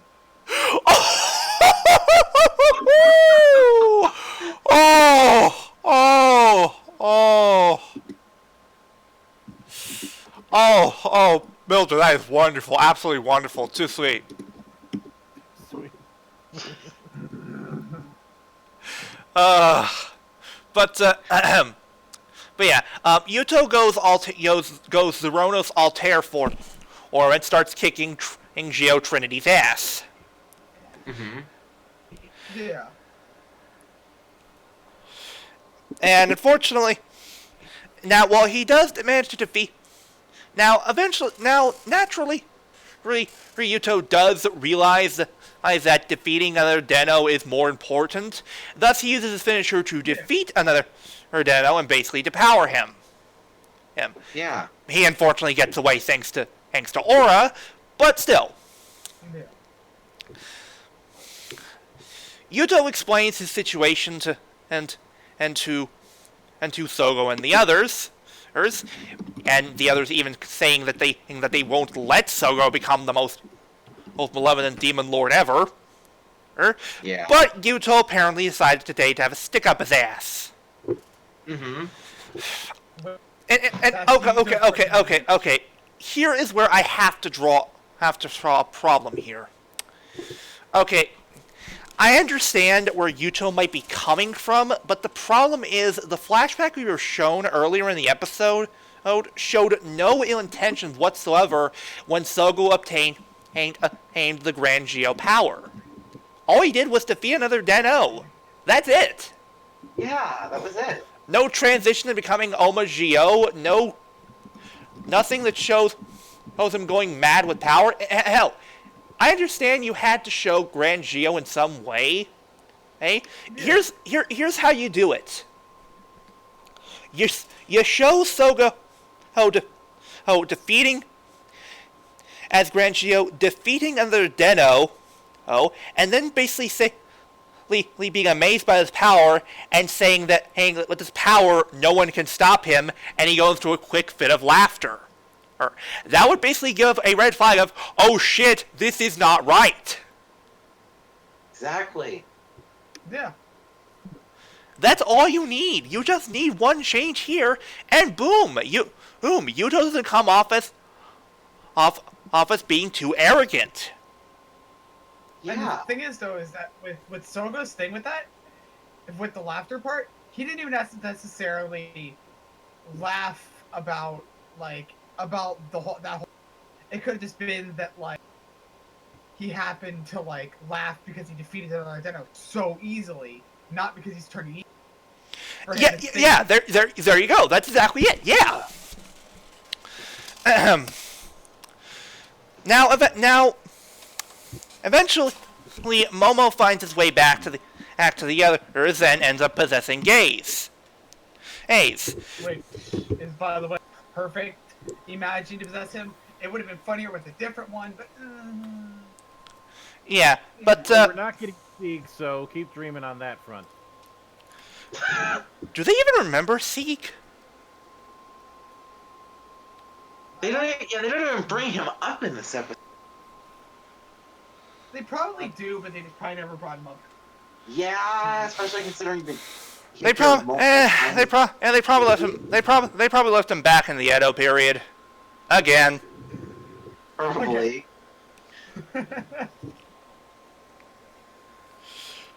Or maybe they left him with Tsukasa. I don't know.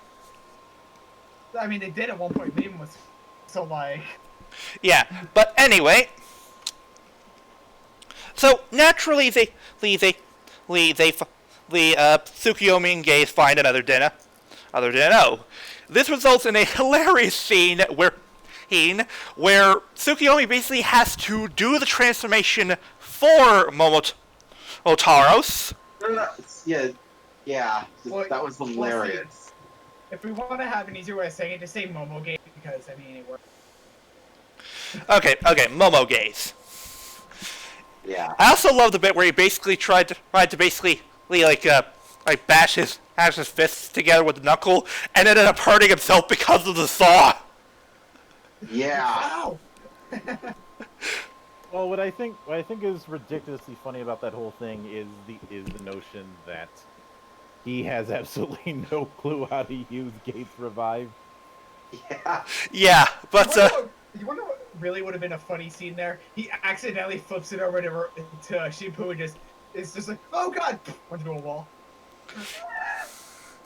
Okay, that would have been funny. But so we find out later that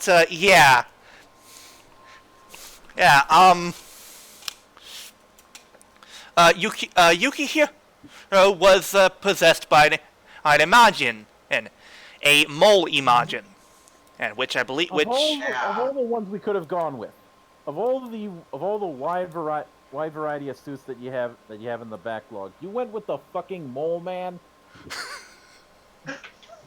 You know, the mole Imagine that basically the show. The thing that spent the last half of the original series being nothing but a job boy. Yeah. and being literal jokes because my form was out by now. It's wrecking them right. Yeah. Yeah, I don't get what was up with this. Why couldn't they have used one of the other Imagines and suits? Yeah. They really did. They really didn't have any of the other Imagine suits available. No Spider. No. Hell, why didn't we get Spider? Spider's already shown up at least 3 times already. Yeah. I guess not. Or hell, why not one of the villains like the Leo Imagine or whatever? Something, anything.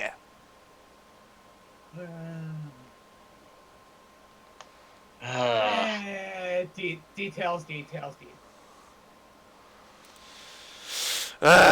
Whatever. Anyway, now the thing is that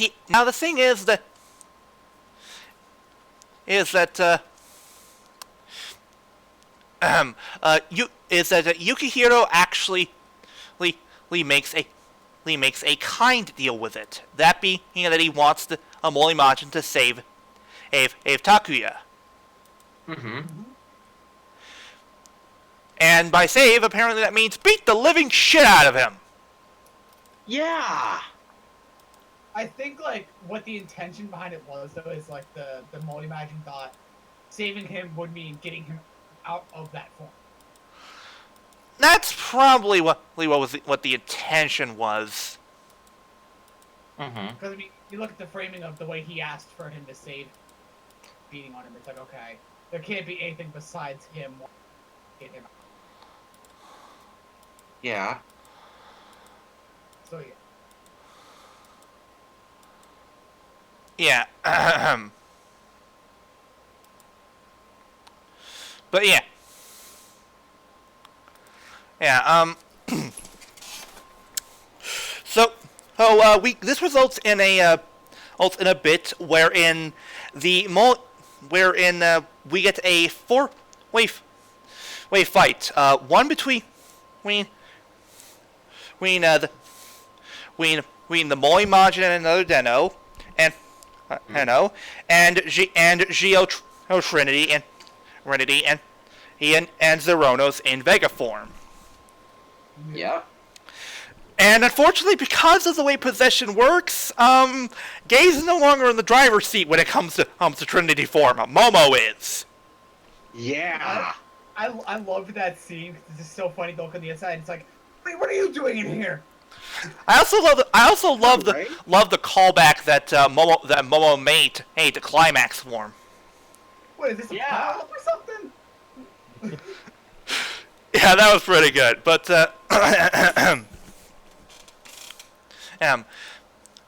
now unfortunately things take us now after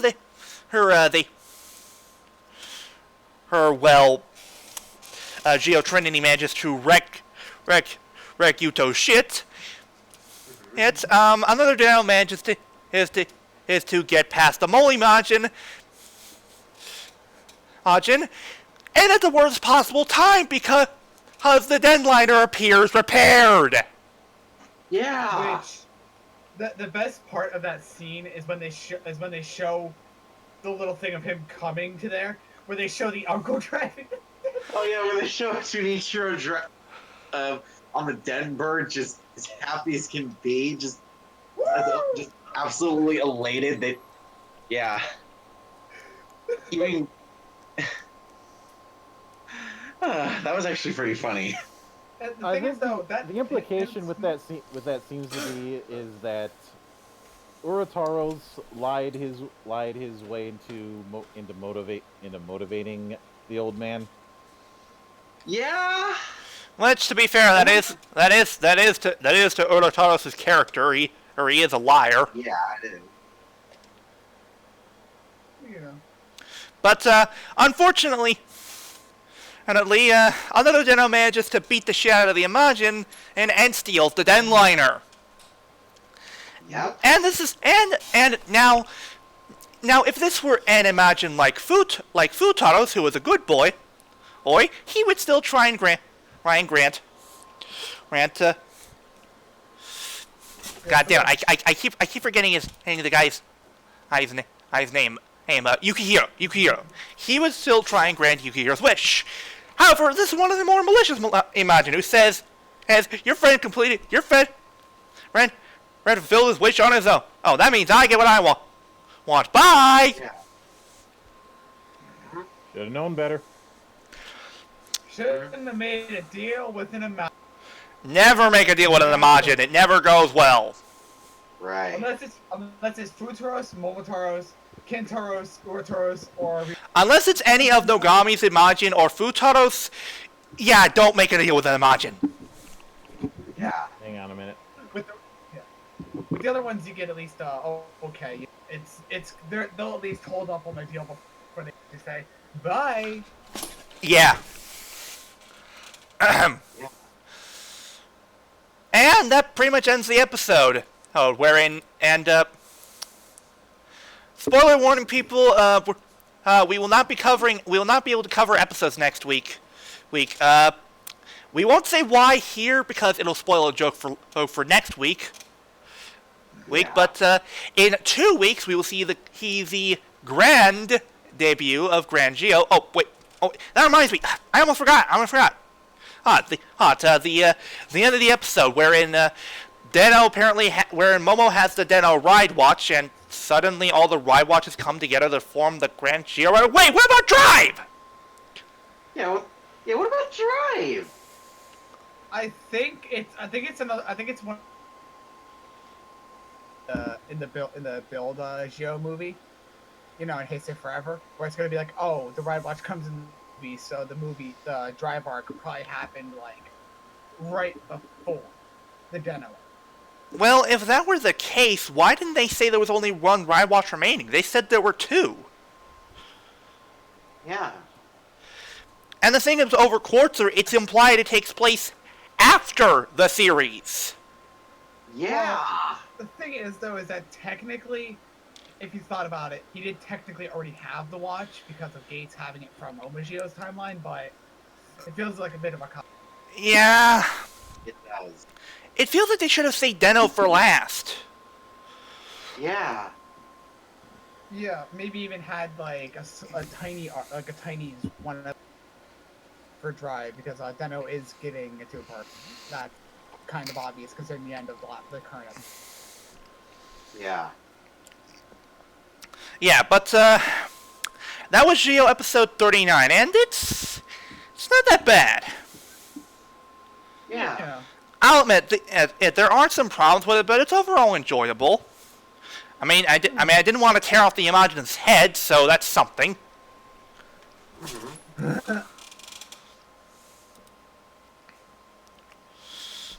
I'm gonna give this B+. Yeah, I'd agree. Yeah, probably a B+. Alright then, now that we have gone over Quartzer with Geo, it's time that we go kaboom with the Real Soldiers. With Real Soldier episode 12, titled The Scorching Illusion. Which, before we begin, we kind of forgot to do something last time. We forgot to talk about the opening and ending themes for Real Soldier. Yeah. I'll admit, the first opening I didn't really think much of at first, but it's slowly growing on me. Yeah. Yeah. However, what grew on me immediately was the Real Soldier ending dance. Oh, here's the thing. Yeah. Here's the thing, people. I am very picky when it comes to ending dance, and if it's not really all that good, I pretty much shove it off, pretend it doesn't exist. But with Kaboom Real Soldier, I can't help but dance along to how catchy it is. Yeah. Hell, I even tried to do the dance back at Momocon. I failed near the end because of technology issues, but still, I tried. The only thing that I have to say on the matter is that First off, I don't. I'm not the biggest fan of the whole Let's Dance to the End credits thing. I've never been a fan of it, and I've been very consistent on that statement. Mm-hmm. But there's one problem that I have when it comes to when it comes to Ryu Soldier's version, Hmm. and that is the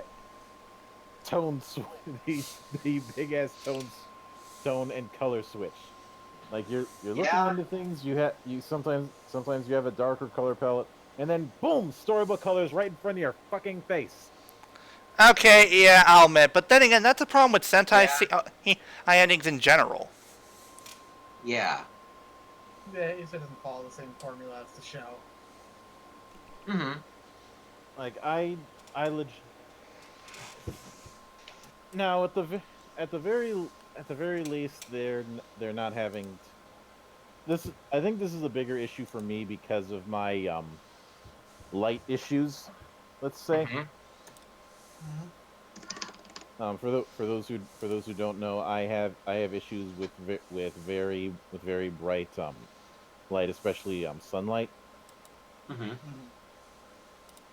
And since television is just light, well, you can put two and two together. Right. What? Dial, what is it, Dial? I'm sorry. I'm sorry. I saw this in the spoiler room by greatness, and I couldn't help but laugh at it. Oh yeah. Well, it's golf season right now, so I suppose that one fits. But Sorry. Sorry. Continue, Mildred.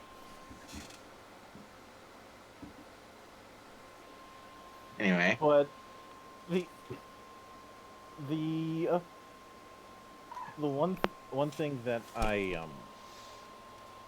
am having an issue with Ryu Soldier is maybe it's just me, but I felt myself a bit disappointed that the Mera Mera Soul is full on armor.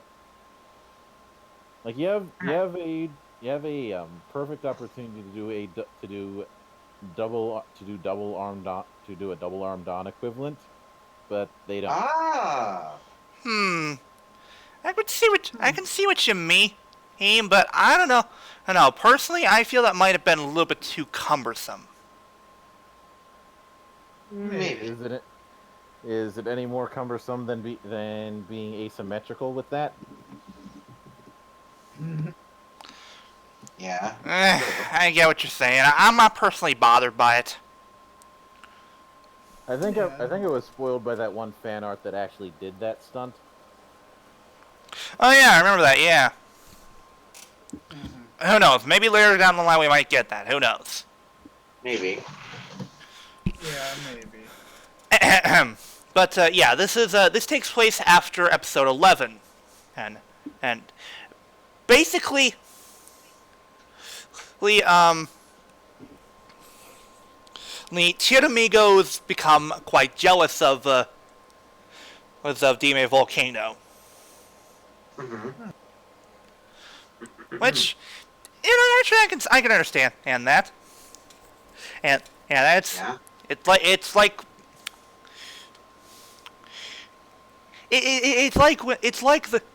when a family gets a puppy when they already have a dog or a cat.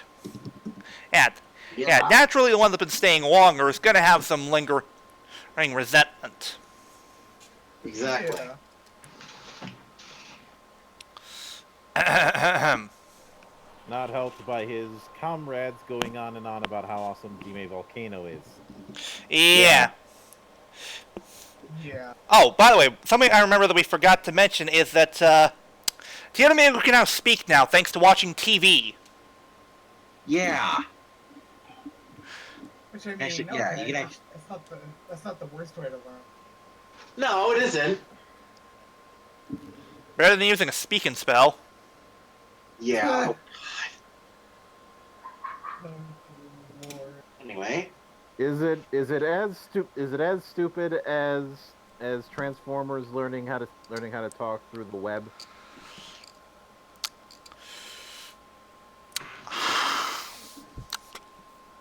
Well, see, with the whole web thing, it's like some people act off of the web, so it's not much surprise that they learn.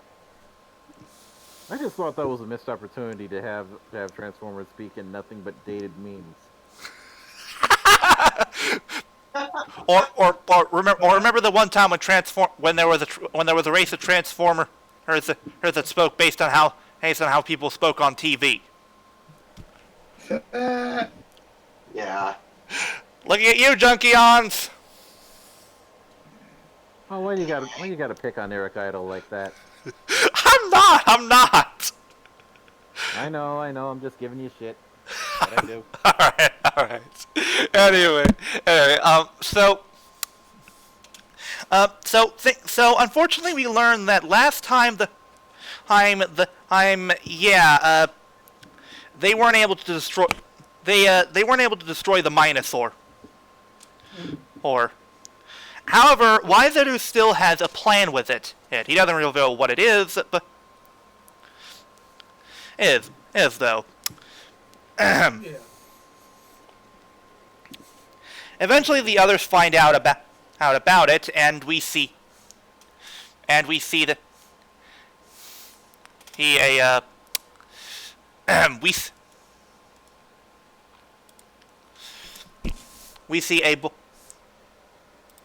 a trainee firefighter known as Masaki Shina, basically constantly falling over, and if you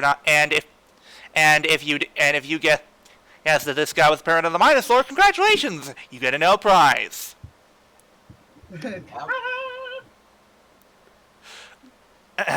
It's not surprising. Double surprise. Anyway. But yeah, we learned that this Minosaur proves to be quite a challenge, because it's hard to really hit this thing when it's basically constantly using illusions. And that's when it pulls out its trump card, which I use that in humongous air quotes, wherein we see what Waizaru's plan with this Minosaur is, as it turns into a fake female Dime volcano. Well, no, it produces the steam to make one because it's... Yeah. But you get what I'm saying. And yes, people, this is Waizaru's plan. He plans to basically leave full demon volcano into joining the Druidons with a fake female demon volcano. I know that there are times that when female generals use this plan, and somehow when they do it, it comes off more clever. But when a male does this, it comes off as... What's the word? Stupid. Yeah. Okay, allow me to play devil's advocate on this to a certain extent. I still think this thing is fucking stupid, and the Dime volcano with lipstick is something that I never want to see again, and I'm pissed off that it's actually getting a toy.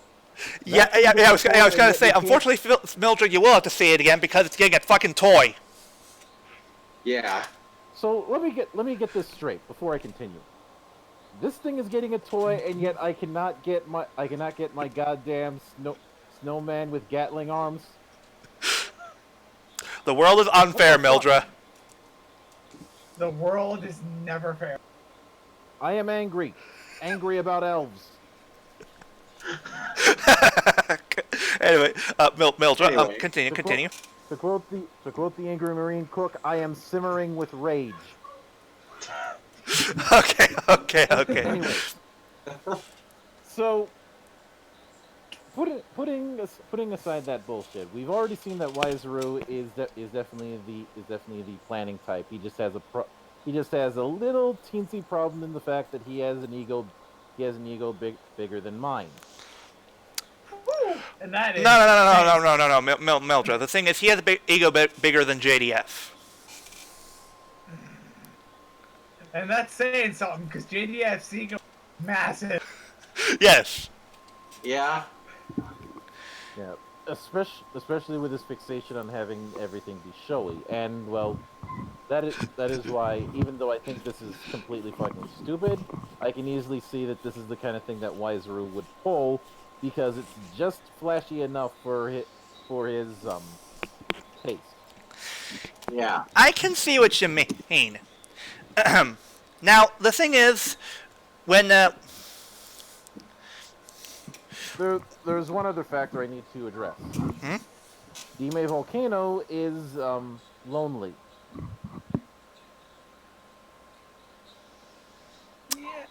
Keep in mind he spent a long ass time getting sealed up, and the only real contact that he had up until that point were either people who were trying to take advantage of him, or a kid who didn't know what he really looked like. Right.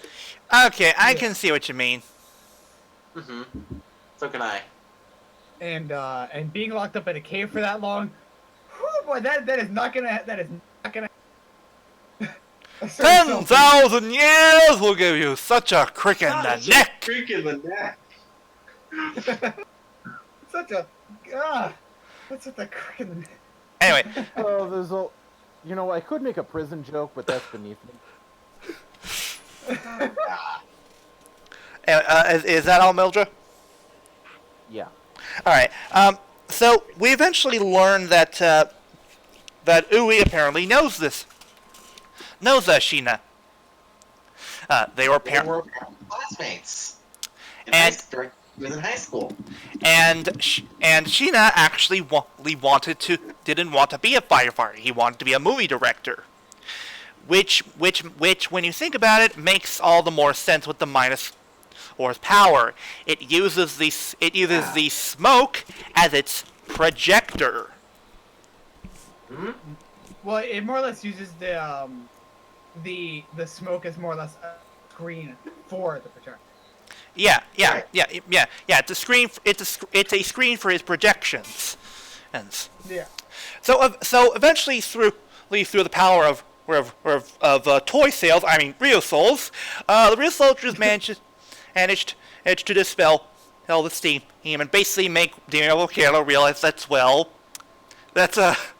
he has unfortunately made the mistake that many men have online that a woman is and it's actually women when in fact that's a man, baby. Naturally, I think I broke Hero.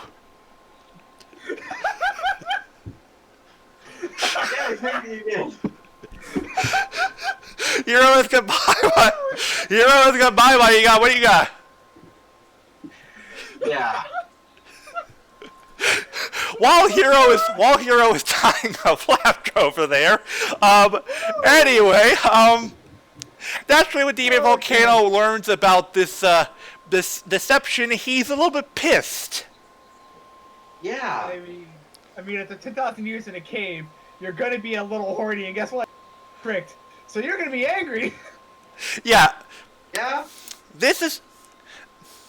Oh, and one thing I forgot to mention earlier is that Tiramigo basically tried to charge in and save the day on his own, without Dime Volcano, and basically got his ass kicked. Yeah. The two basically finally realized they need to work together, and thus Dime Volcano and Tiramigo combined to form Kishiryu or Dime Volcano, and I'm not gonna lie, I kind of like it.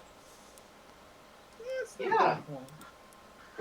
What does it for me is the fire sword. Yeah. The fact that we haven't had weapons with practical fire when it comes to mecha in years. The closest we've had is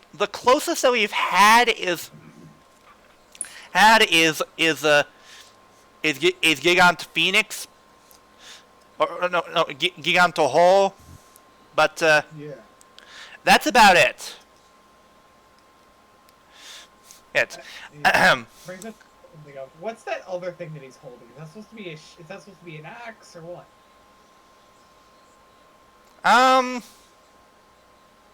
It looks like a. It honestly, I think it's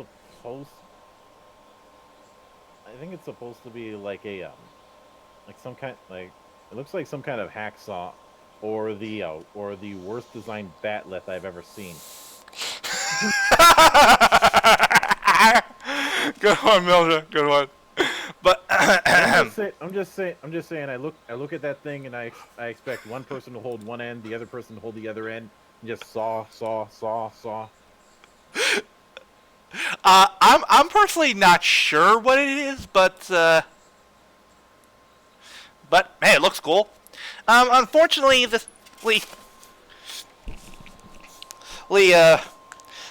mech starts to have issues when the Minosaur, or basically, for some reason, decides to replicate their friends. And while logically, yes, they obviously know it's not them.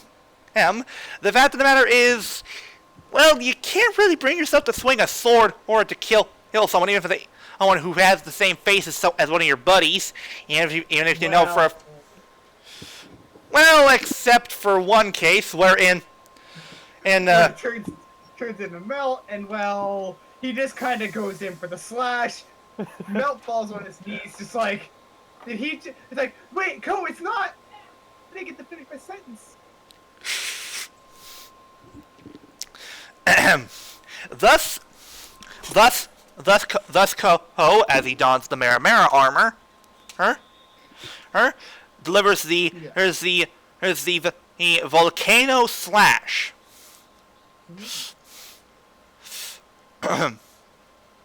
wherein Kishiryu Dime Volcano delivers a powerful fire slash to the Minosaur that destroys it. Afterwards, Ui mentions to Sheena how he really shouldn't give up on his dream of basically becoming a director. The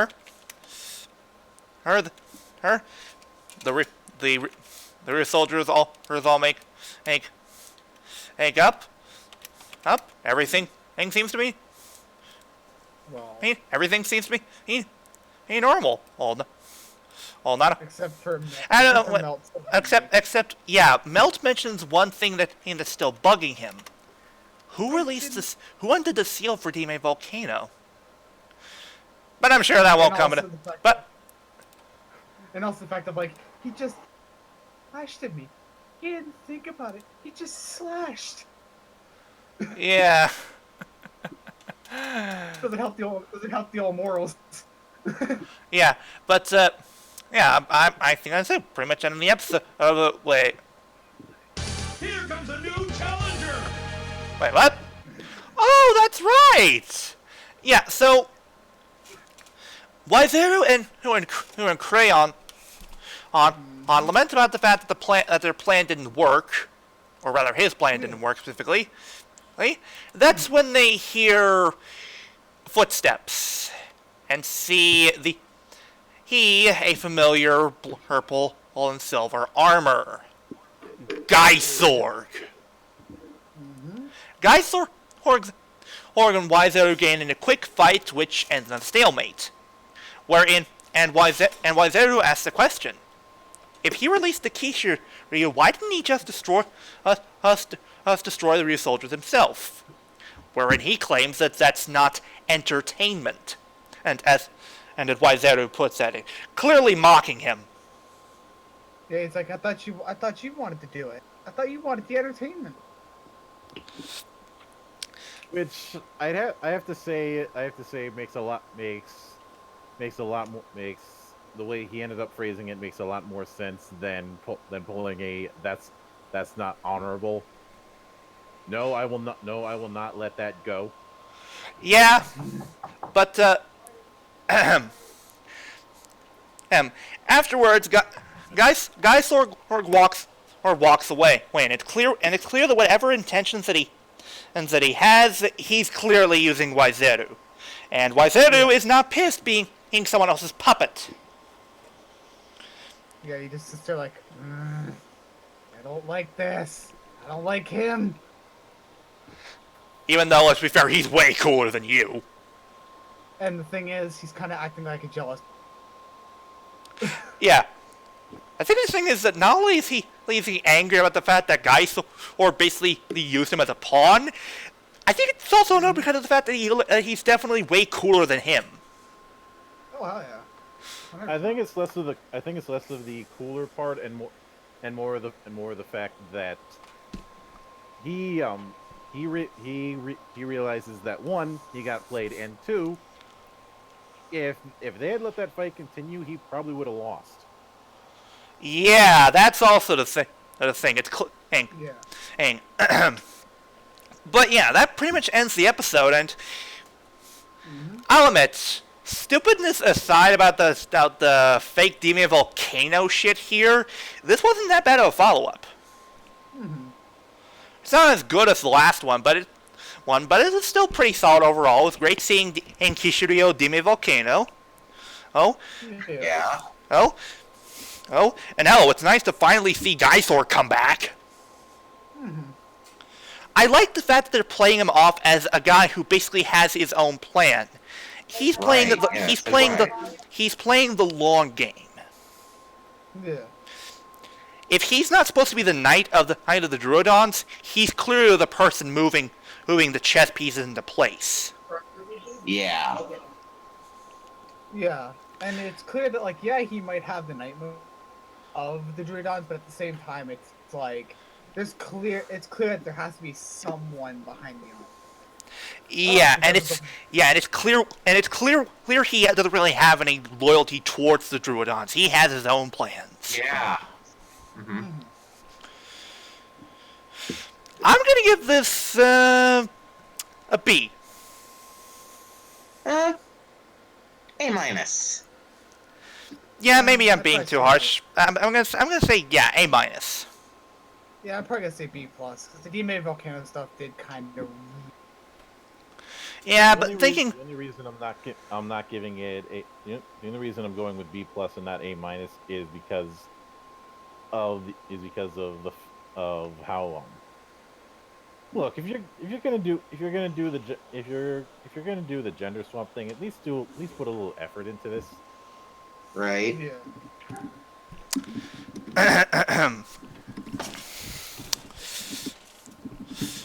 But yeah, thus we go on to the final episode of Real Soldier for today. Kishiri Sentai Real Soldier episode 13. Prime Minister of the Real Soul Tribe?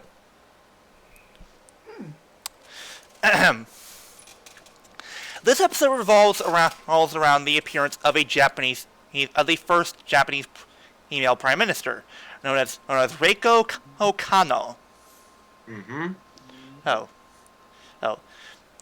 There's apparently a legend that she apparently used to do fortune telling, and she's soon confronted by Banba and Toa, and they found out that yes, she was a member of the Ryusol tribe.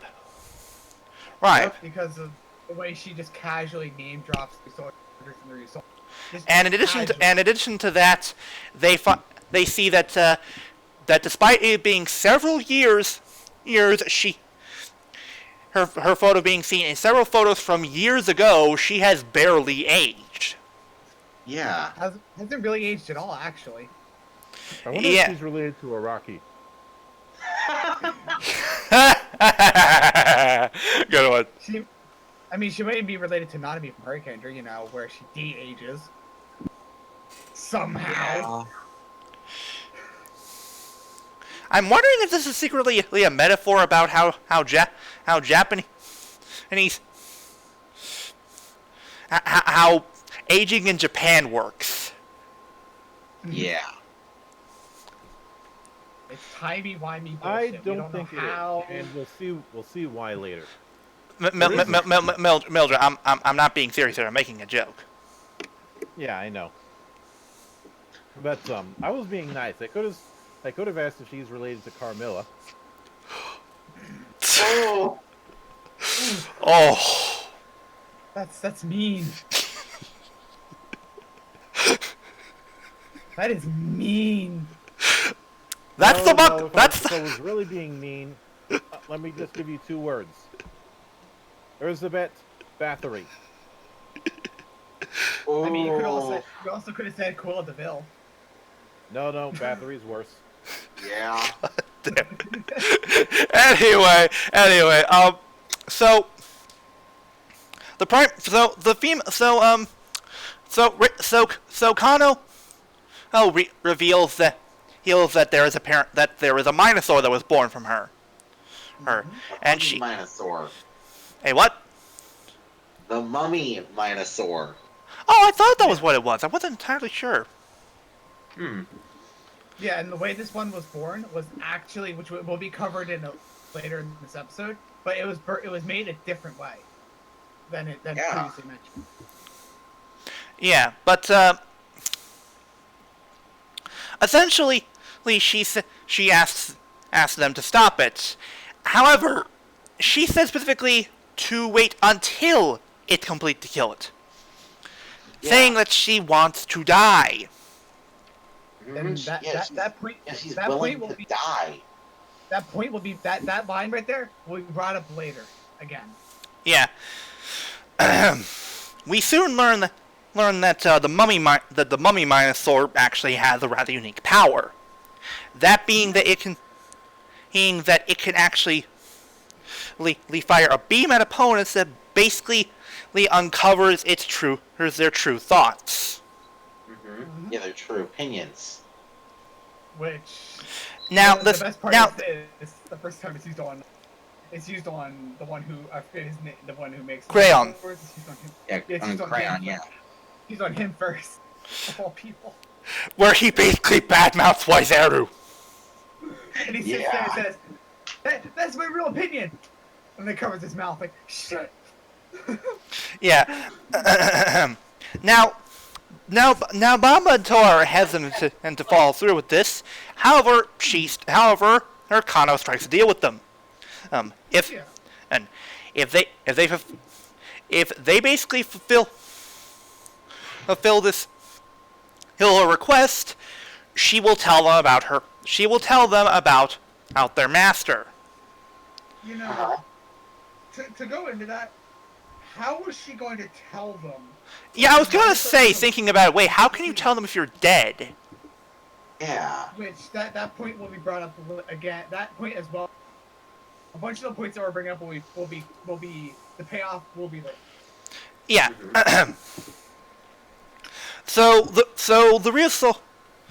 Banba and Toa try to fight the mummy Minosaur, and they do well at first until it fires the beam at Toa, with it basically pleading to Banba to not kill it so that they can find out about their master, or from Kano. Yeah. Yep. And, well, unfortunately due to that, the Minosaur wraps them in bandages, and it manages to get away. Whoops. Yeah. Whoopsie. Whoops. Now Bamba and Toa have filled the real soldiers in about the whole situation with the Minosaur. And while the other real soldiers go out to face them, Bamba decided to go back to talk to Kano. And, oh wait, that's right, I almost forgot, Gaisorg, yeah! Gaisorg actually shows up a little bit later after Toa and Bamba, and basically volunteers to kill Kano since she wants to die. However, Kano laments that he's much like her, just wandering from place to place, not sure where to go. Yeah. There might have, and it just says, you might also birth your own mind. Which, that actually brings up the thing from earlier. You know how Creon has been creating the Minosaur? Yeah. Well, instead of Creon being the one who did it, it's because of then it's because of a certain thing that will be the rest of that will be brought up in a tiny bit because obviously that scene hasn't come yet. Yeah, but but yeah, Bamba comes back to Kano and sees her with an elder man who's in bed and is clearly dead. Yeah. Which I'm not really sure why there's nothing. Or it's very close to death. Yeah, but she laments about the fact that whenever she fell in love with someone, that she was never able to grow old with them. Getting a lot of flashbacks to Highlander. Yeah. Yep. Yeah. And unfortunately, there can only be one. Mm-hmm. Who knows? Maybe she should go to the source of her immortality and suddenly become immortal for some reason.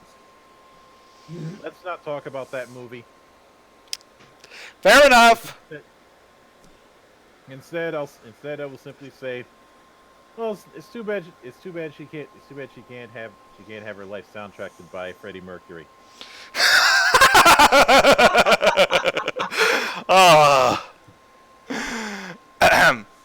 Anyway, Bamba confronts her about this and all the while Bamba's been skeptical about her even being able to keep up her end of the bargain, and between both him and Toa between her. Yeah. And she reveals that yes, she wants the Minotaur to be complete so that she can die and finally die with a loved one. Mm-hmm. However, Bamba mentions that if this happens, the Minotaur will probably kill a bunch of people. Yep. Yeah. And she asks why can't he want her own happiness. Mm-hmm. She has apparently lived for several years and has gone through this day in and day out, and she wants an out. Yeah. But Bamba says that she's just running away from her problems. Which is a very fair point. It is. Both characters do make valid points, but Bamba is clearly the stronger of the two. Yeah, clearly. He mentions about the fact that like it or not, she was once part of the Real Soul tribe, and she needs to act like it. Mm-hmm. That means protecting people all from monsters created by the Druidons. Mm-hmm. However, as this happens, enough energy goes to the Minotaur that basically makes it grow huge. Oh, and by the way, earlier, you heard when the real soldiers were fighting the mummy Minotaur, it fired its beam at Asuna. And, Asuna got into a bit of an argument with Melt because of it. Melto seems to be the big punching bag lately. I know, right? Seriously, it's either Melt or Asuna that's the butt of jokes. Mm-hmm. Yeah. Not a fan of that. Neither am I. Anyway, the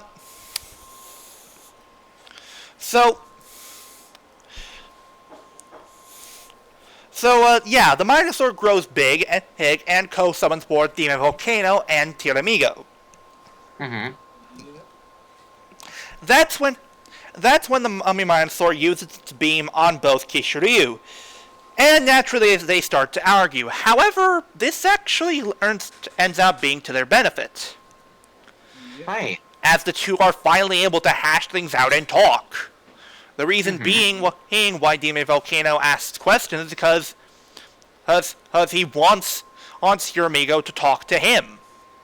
Yeah. He wants someone to talk to. That's all he wants. Right.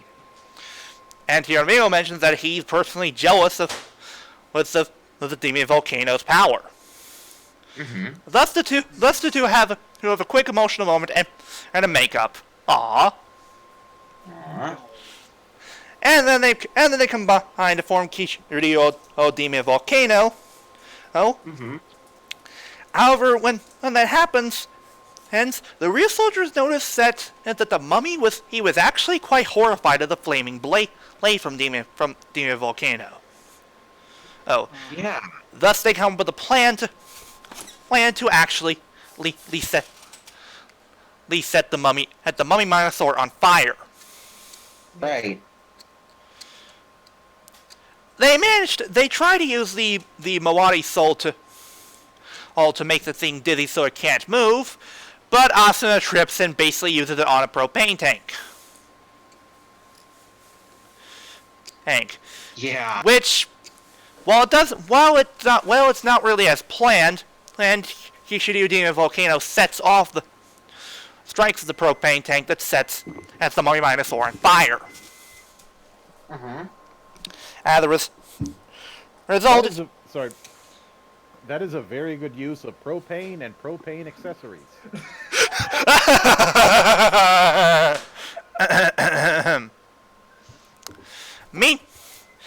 However, something we haven't mentioned about the Mummy Minosaur is what it's been saying. It's been saying most of the time, "I'm trap." Yeah. Wanada. Wanada. Yeah. However, when Kishiryu Demon Volcano finishes off with the Volcano Slash, it says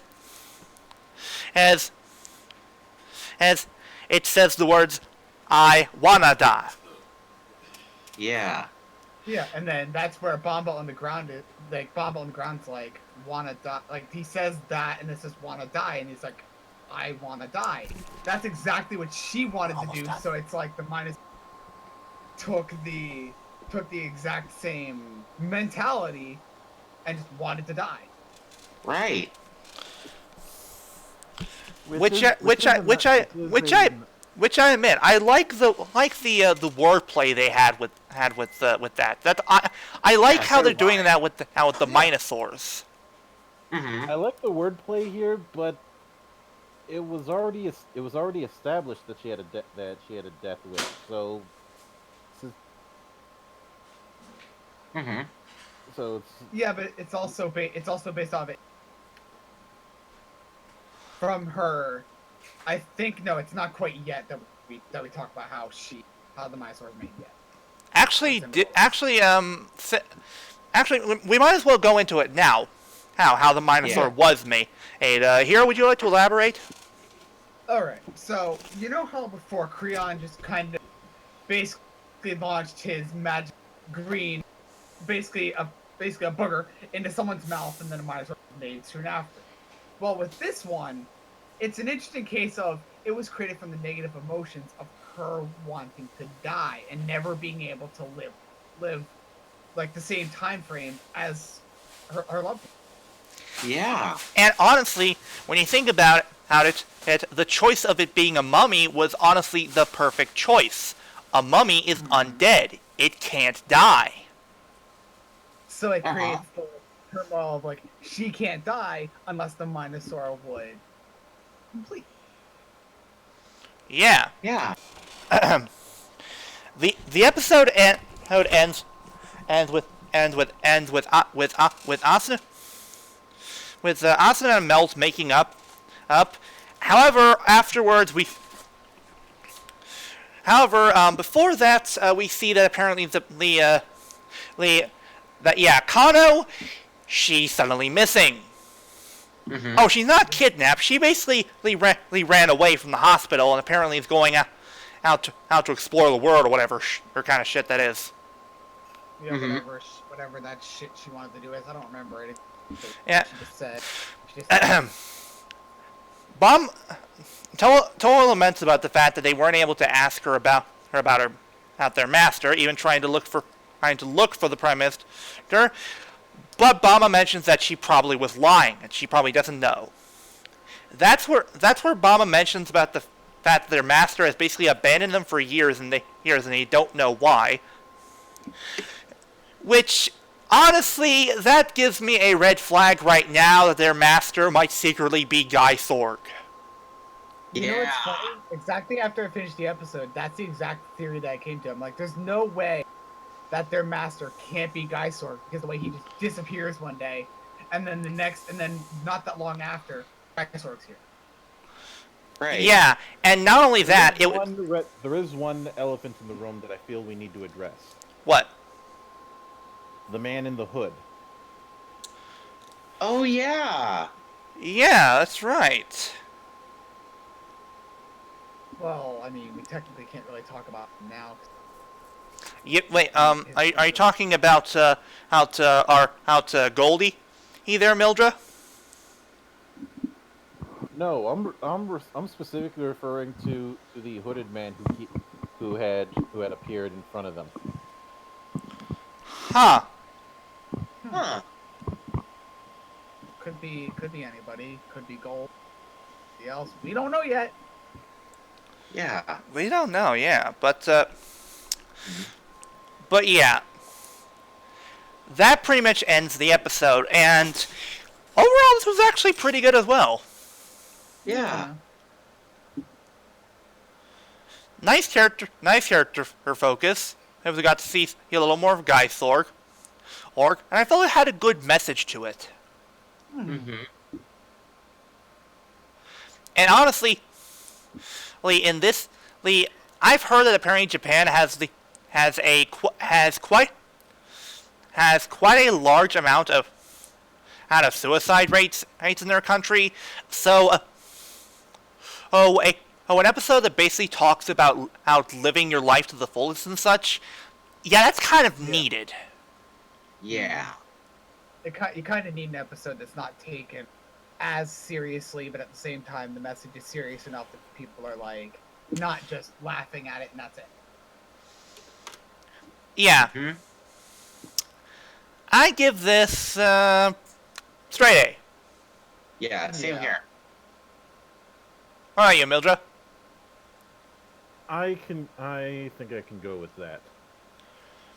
All right then. Now we would have the daily topic, but we've already gone on for long enough, so we're gonna end it here. Sorry, folks, no keyword puzzle this week. Mm-hmm. Yeah. But with that, we're going to do our sign-offs. Flutter. I have been your flamboyant flyer, Fluttergun98, saying we're on flyers. Mildra. My name is Mildra. I am your gaming monk. Stay fucking frosty and fuck the Watsy. Hero. I am Hero, your Savage King, and I still don't know what to say here. And of course, I have been, and your kind is the most beloved overlord and Brodogon extraordinaire, Diablo 2016, and reminding you that I am just a passing by Toku fan. Remember that, and word of advice, people, if you encounter some sort of strange gender-bent version of yourself in Steam, don't fall for it. It's most likely a trap, and it's probably going to look really ugly looking. Yeah. Just don't. Right. Yeah, just don't. It's not a smart idea. Yeah. Right. Don't forget to praise our mean Lord Goddamn Kuroto. And of course, ciao! And we will see you all next time. Adieu. See ya.